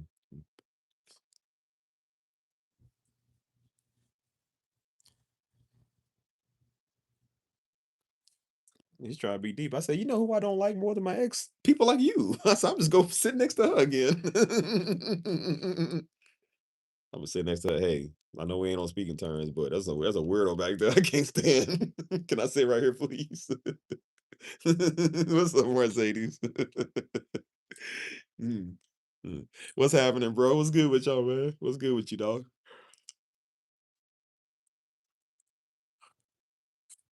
Shoot, I'm gonna start speaking like a British person. You know how they say over in I said Britland. And Britland's not even a place. That's how dumb we are. These stupid Americans. I said over in Britland, like, bro, where? Over in what do you call it, UK? They say fancy, like, oh, so you fancy me, don't you? Like fancy means, I guess, like you favor me or you like me or something. Like stave in favor is Nazi. Like what? You fancy me?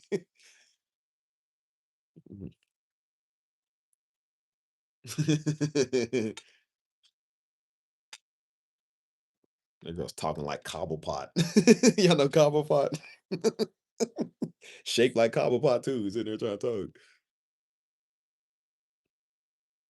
talk. I said, "Boy, are you spreading the word of God? Are you a Batman villain? Like, why you talk like that? Like, why you act like old girl that was speaking to me would look like Cobblepot." And she kind of talked like kind of I don't say like raspy, but the way she talked, I was like, "Bro, you cannot bamboozle me with your what you think is the word. It don't work like that, Cobblepot. Like I'm not that type of person." There's another woman there. She's just like, I don't know why. She said, but I just, bro, she calls me greatness. That's really what she calls me. I'm not making this up. She said, she said, I don't know why, but every time I see you, she said, you just look like you destined for greatness. She said, you just these people don't know me. She was like, you just look like you destined for greatness. So every time she said, hey, greatness, how you doing? She said, I can just see greatness off you. She said, I don't know why, but you just look like you have greatness on you. I said, girl, I'm just a normal black dude. Out of my business. Girl. And she's a white woman. I said, girl, if this is your way of trying to hit on me, I said, yeah, sure. Sure, I'll fall for the bait. I said, I said, well, look here, baby girl. It's nice that you see that because some niggas can't seem to see that. They think something wrong with me. So.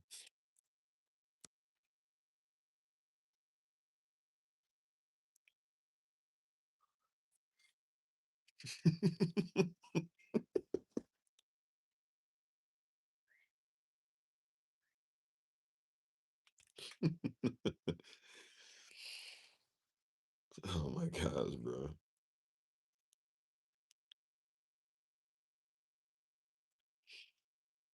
Anyways, what we on, y'all?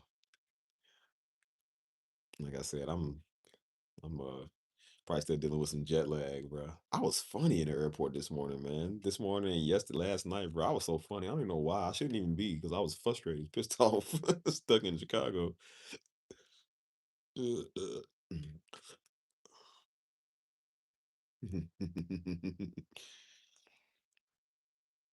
That's why I said, see, you bring God, bring you joy. Hey, I'm gonna ask y'all a question.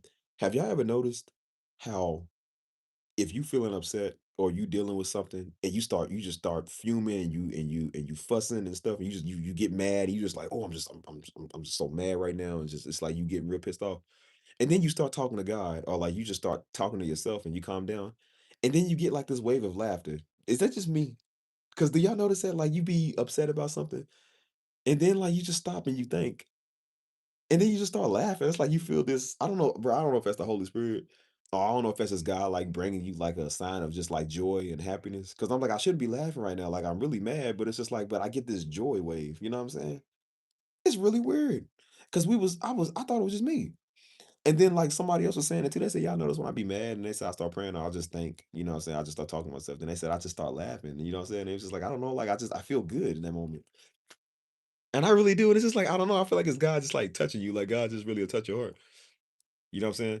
And so that's why I said I just be like, I sit there and I just be laughing. And I'm like, nothing is funny. But I'm like, but I'm like, I feel like everything's okay. Like I'm laughing because I don't know, it's just like I feel like I'm all right, you know what I'm saying? So I'm like, maybe that's God just bringing you that happiness that you need, you know what I'm saying? Because then I start thinking about it, and then when I start thinking, I think even more. I think about how good God is, and I said, God is watching me right now. He's probably like, help his boy out. He's tripping right now. Like Holy Spirit, give him some joy. He's tripping because I do be tripping sometimes, and then I start laughing because I'm just like, it makes you feel cared about. I think that's what it is. Like God still loves you. He care about you. Out of all the people in the world, like He still loves you too. You know what I'm saying? And so he loves you enough to hear you crying to him, you know what I'm saying? Talking to him. So then it just brings you more joy. Cause I'm just like, is this him doing this? Like, is he bringing me a sign of joy? Cause I'm like, I really shouldn't be happy. I'm for real mad, you know what I'm saying? But I said, but it's just like he brings you that joy, you know what I'm saying?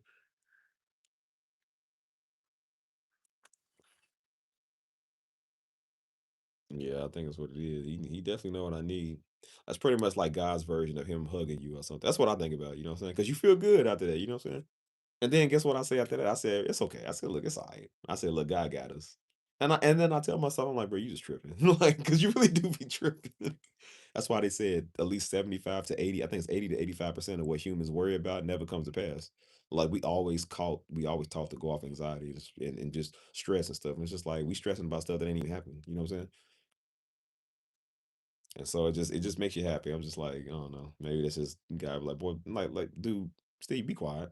Like you straight, man. Like you straight. That's why I told God, I said, I don't know why you like me, because sometimes I do be like, I'm like, man, I said, man, God's taking forever, man. Like, I'm like, man, I feel like you don't even like me, man. You don't even like me no more. We sound like how a woman sound to her boyfriend or something, to her husband. Like, I feel like you don't love me no more. It's like, ugh. Because I know when women do it to me, I'm just like, ugh. Like, ugh. Except to me, when they do it, that's unattractive. But to God, he's just like, man, look, you know I love you, but I'm gonna show you a sign to show you that I love you. Because nothing's worse than a clingy woman. It's just like they just no, a clingy man to women is worse. But man, we gotta deal with clingy women. It's just like I feel like you don't love me anymore. It's like, well, like I'm just. That's why I said, God, I don't know how you put up with us, because I couldn't do it. I couldn't do it. God done showed up for me 34. He done showed up for me for like literally 39 times. And then on the 40th time, I'm just like, well, what if you don't? It's like, well, how many more times do he need to show you? He gonna show up on the 40th time. I know he probably, I'm like, I can't see him, but I know he probably get mad. He's just like, dude, like, I'm literally showing you, dude, listen. And I said, I'm like, well, God, like, what if it don't get done? It's like, dude, stop. Like, he's gonna do it. Stop. That's what I said. And then when I do it, I realize I be tripping. I'm like, God, I don't even like me at the time. Like, how do you like me? How do you stand me? Hmm. That's why I said, as much as I get on women for doing that to dudes, I'm like, bro, you do it with God too. That's annoying. Like, I know God probably be annoyed with us because we just cry babies. Like, that's all we do is cry about everything. Mm, mm. I said, man, well, he wants us to be crybabies to him. He told us to come to him. So I'm like, I'm just doing what I'm told. Look, I'm just doing what I'm told to do. Mm. I don't. That's cold out here. What's it? 58 degrees. What's cold? Yeah, God's understand. God understands us. But I'm like, you can't tell me sometimes he probably don't be like, it's like says he's a loving father. Like, even though a father's loving, like you know how your father will love you, especially like he'll a father love his kids, but there's just times you just like, oh, this boy, like this girl just like I'm trying to imagine how God feels. So that's why I said I'm very careful what I say, because I'm like, God got feelings too. So imagine like you tell God like I don't want you, like you personally like God, leave me alone. I don't like you. I don't want you. Like I know they gotta hurt his feelings. Like dang, bro, you don't have to say that. Like even though he's almighty, he's still like it say he's a jealous guy. So that means he got feelings. He's just like, dang, bro, you ain't have to say that. You know what I mean? And so I'll be careful. Like, I can vent to him and tell him what I feel and what I think, because God wants you to tell him. But I'm still careful with how I word it, because I'm like, I don't want to grieve him or offend him. Like I'm mad at him. I'm like, God, I'm not mad at you. I'm just mad at the process. I told him, I said, look, I said, God, I love you. I said, but God, I hate this process. I told him, I said, God, I ain't gonna lie, it sucks. I told God, God, this process sucks, man. I can't stand this process you got me going through. I said, I'm not mad at you. I will never cuss at you. I said, I would never do any of that type of stuff. And I said, but God, I'm just mad at the process. I'm mad that you got me going through this. So I'll be outside pouting. I'll be pouting like a toddler. I'm like, man, it sucks, man. He be like, boy, if you don't stop, like, boy, he's like, stand up, you stand up, boy, you a soldier, stand up, stand up. Yeah, but I try to put it in his time. I'll try to see it how he saw it. Like when they said God hated Ahab, like he hated this. Oh my gosh, it said God hated Ahab. It's not many people you heard that God hated except Ahab. I don't think he even say he hated Jezebel. Say he hated Ahab.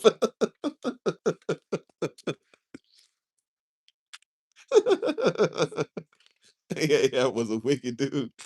That's why I said ain't nothing you can do. You can't listen. You are not too far gone. If God didn't hate David, and David was worse than all of us, but David did some stuff. It's like God hate Ahab. I'm trying to view it from God's lens. Because there's a lot of people on earth that's wicked and God don't hate. But it's just like, what did this like this man, he really angered God and said the Lord.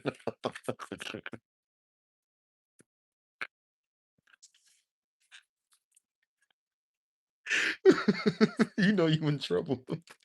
You know you in trouble when it says God hates you.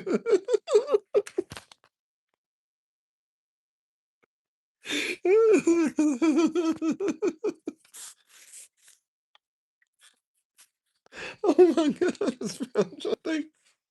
I'm trying to think what God was thinking when he saw that. Like we always view God as like this like clear flowing substance. Like he's not like a man or like an old white man or something, but he's like this like clear substance. But I can imagine it turning like different colors. Like he has this like deep booming voice where he's just like, "Oh, I hate him." It's like I hate this man. Like I'm trying to imagine it's the same look Daddy would get when he's annoyed with Daddy. Be like, he's like, I imagine God doing it. He's just like, "Bro, I'm gonna kill him."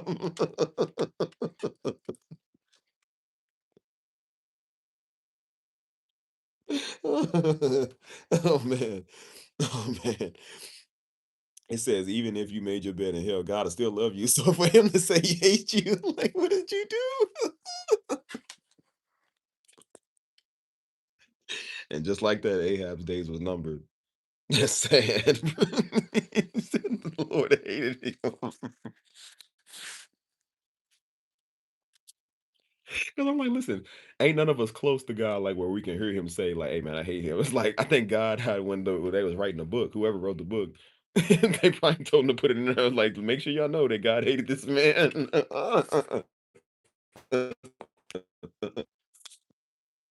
Oh my gosh. Imagine God's like, you know what? Oh my gosh, bro. That's why I said, God, I don't ever want to be on your bad side. I listen to y'all. I fear the Lord. I fear the Lord in a good way, and I fear him like I fear him. Because, like I said, boy, if God wanted to, he can kill us all right now. He could. He just don't. Oh my God. That's why I said, God, thank you for being good. Thank you for loving us, because God, you should have killed me a long time ago. Oh my gosh, man. Like I said, we all did some wicked stuff, man. But I'm like, we ain't never been as wicked as Ahab was. Oh man. I'm trying to imagine what you have to be like for God because it said after he had Nabal killed, it said he took his vineyard. It said the Lord was like, "Bro, I hate this man."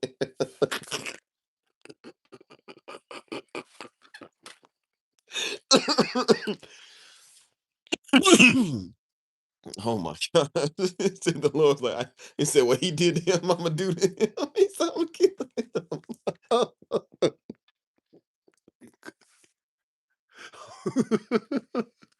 Oh man. Oh my God, bro. That's funny.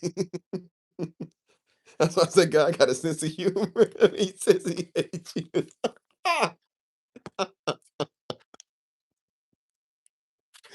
Oh man. Oh man. Let me read the comments.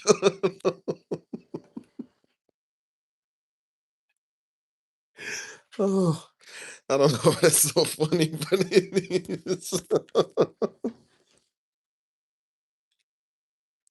Imagine you don't even know God hates you and you start feeling the plagues of Egypt.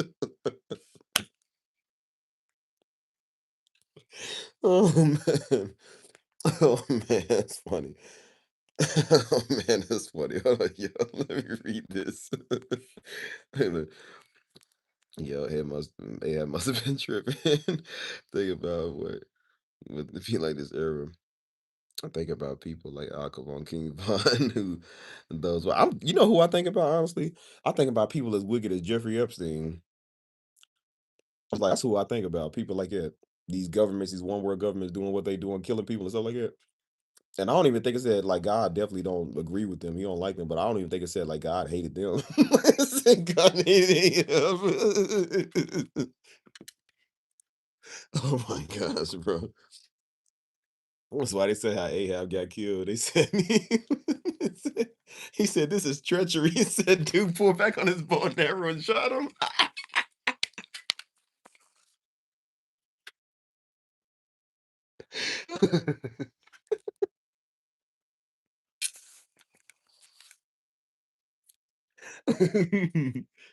Hey, bro, they split the block on this man and his wife in one day.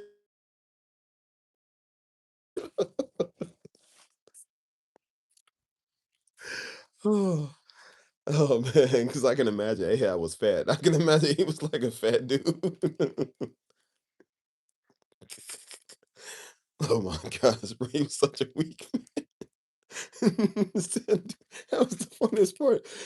He said after he took his vineyard, I think it was he sent who was it he sent? I think it was Elijah or Elisha or somebody to go prophesy to him. Then God was gonna deal with him. And he went away and said he walked away mumbling and stuff. And God said, did you see the way he mumbled? He said, I'm gonna kill him.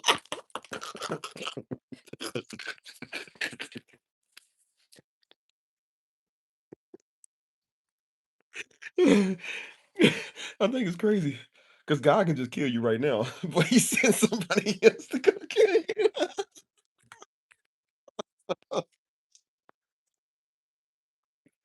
He called Jehu. Jehu was like, oh, for sure, he a dead man.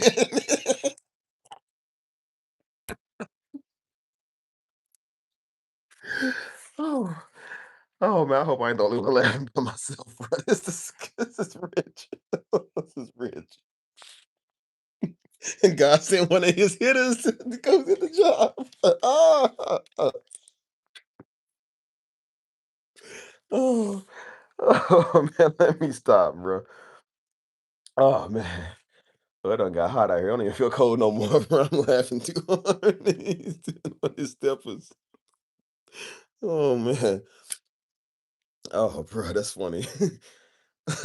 Can God can just do whatever by himself, but he sends you to go do it. Oh man. Oh, bro.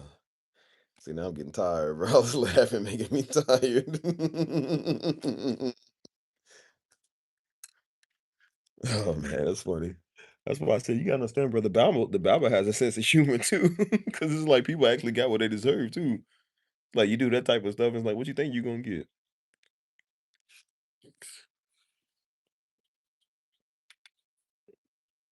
And so old Jezebel tried to use the paint of her eyes and stuff. She was trying to paint her eyes to make her look good. She thought that was gonna work. Not this time. They do it out the window too. That's why I said they couldn't just kill him. They had to gruesomely like severe you. Bro, they had to tear your limbs off and stuff.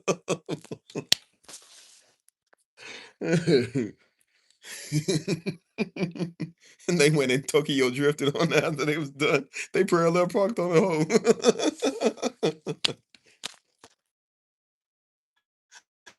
Then it said the dogs came and ate us. Like, bro, you can't have a peaceful death on nothing. They gonna torture you. Oh man. Oh, bro, that's funny.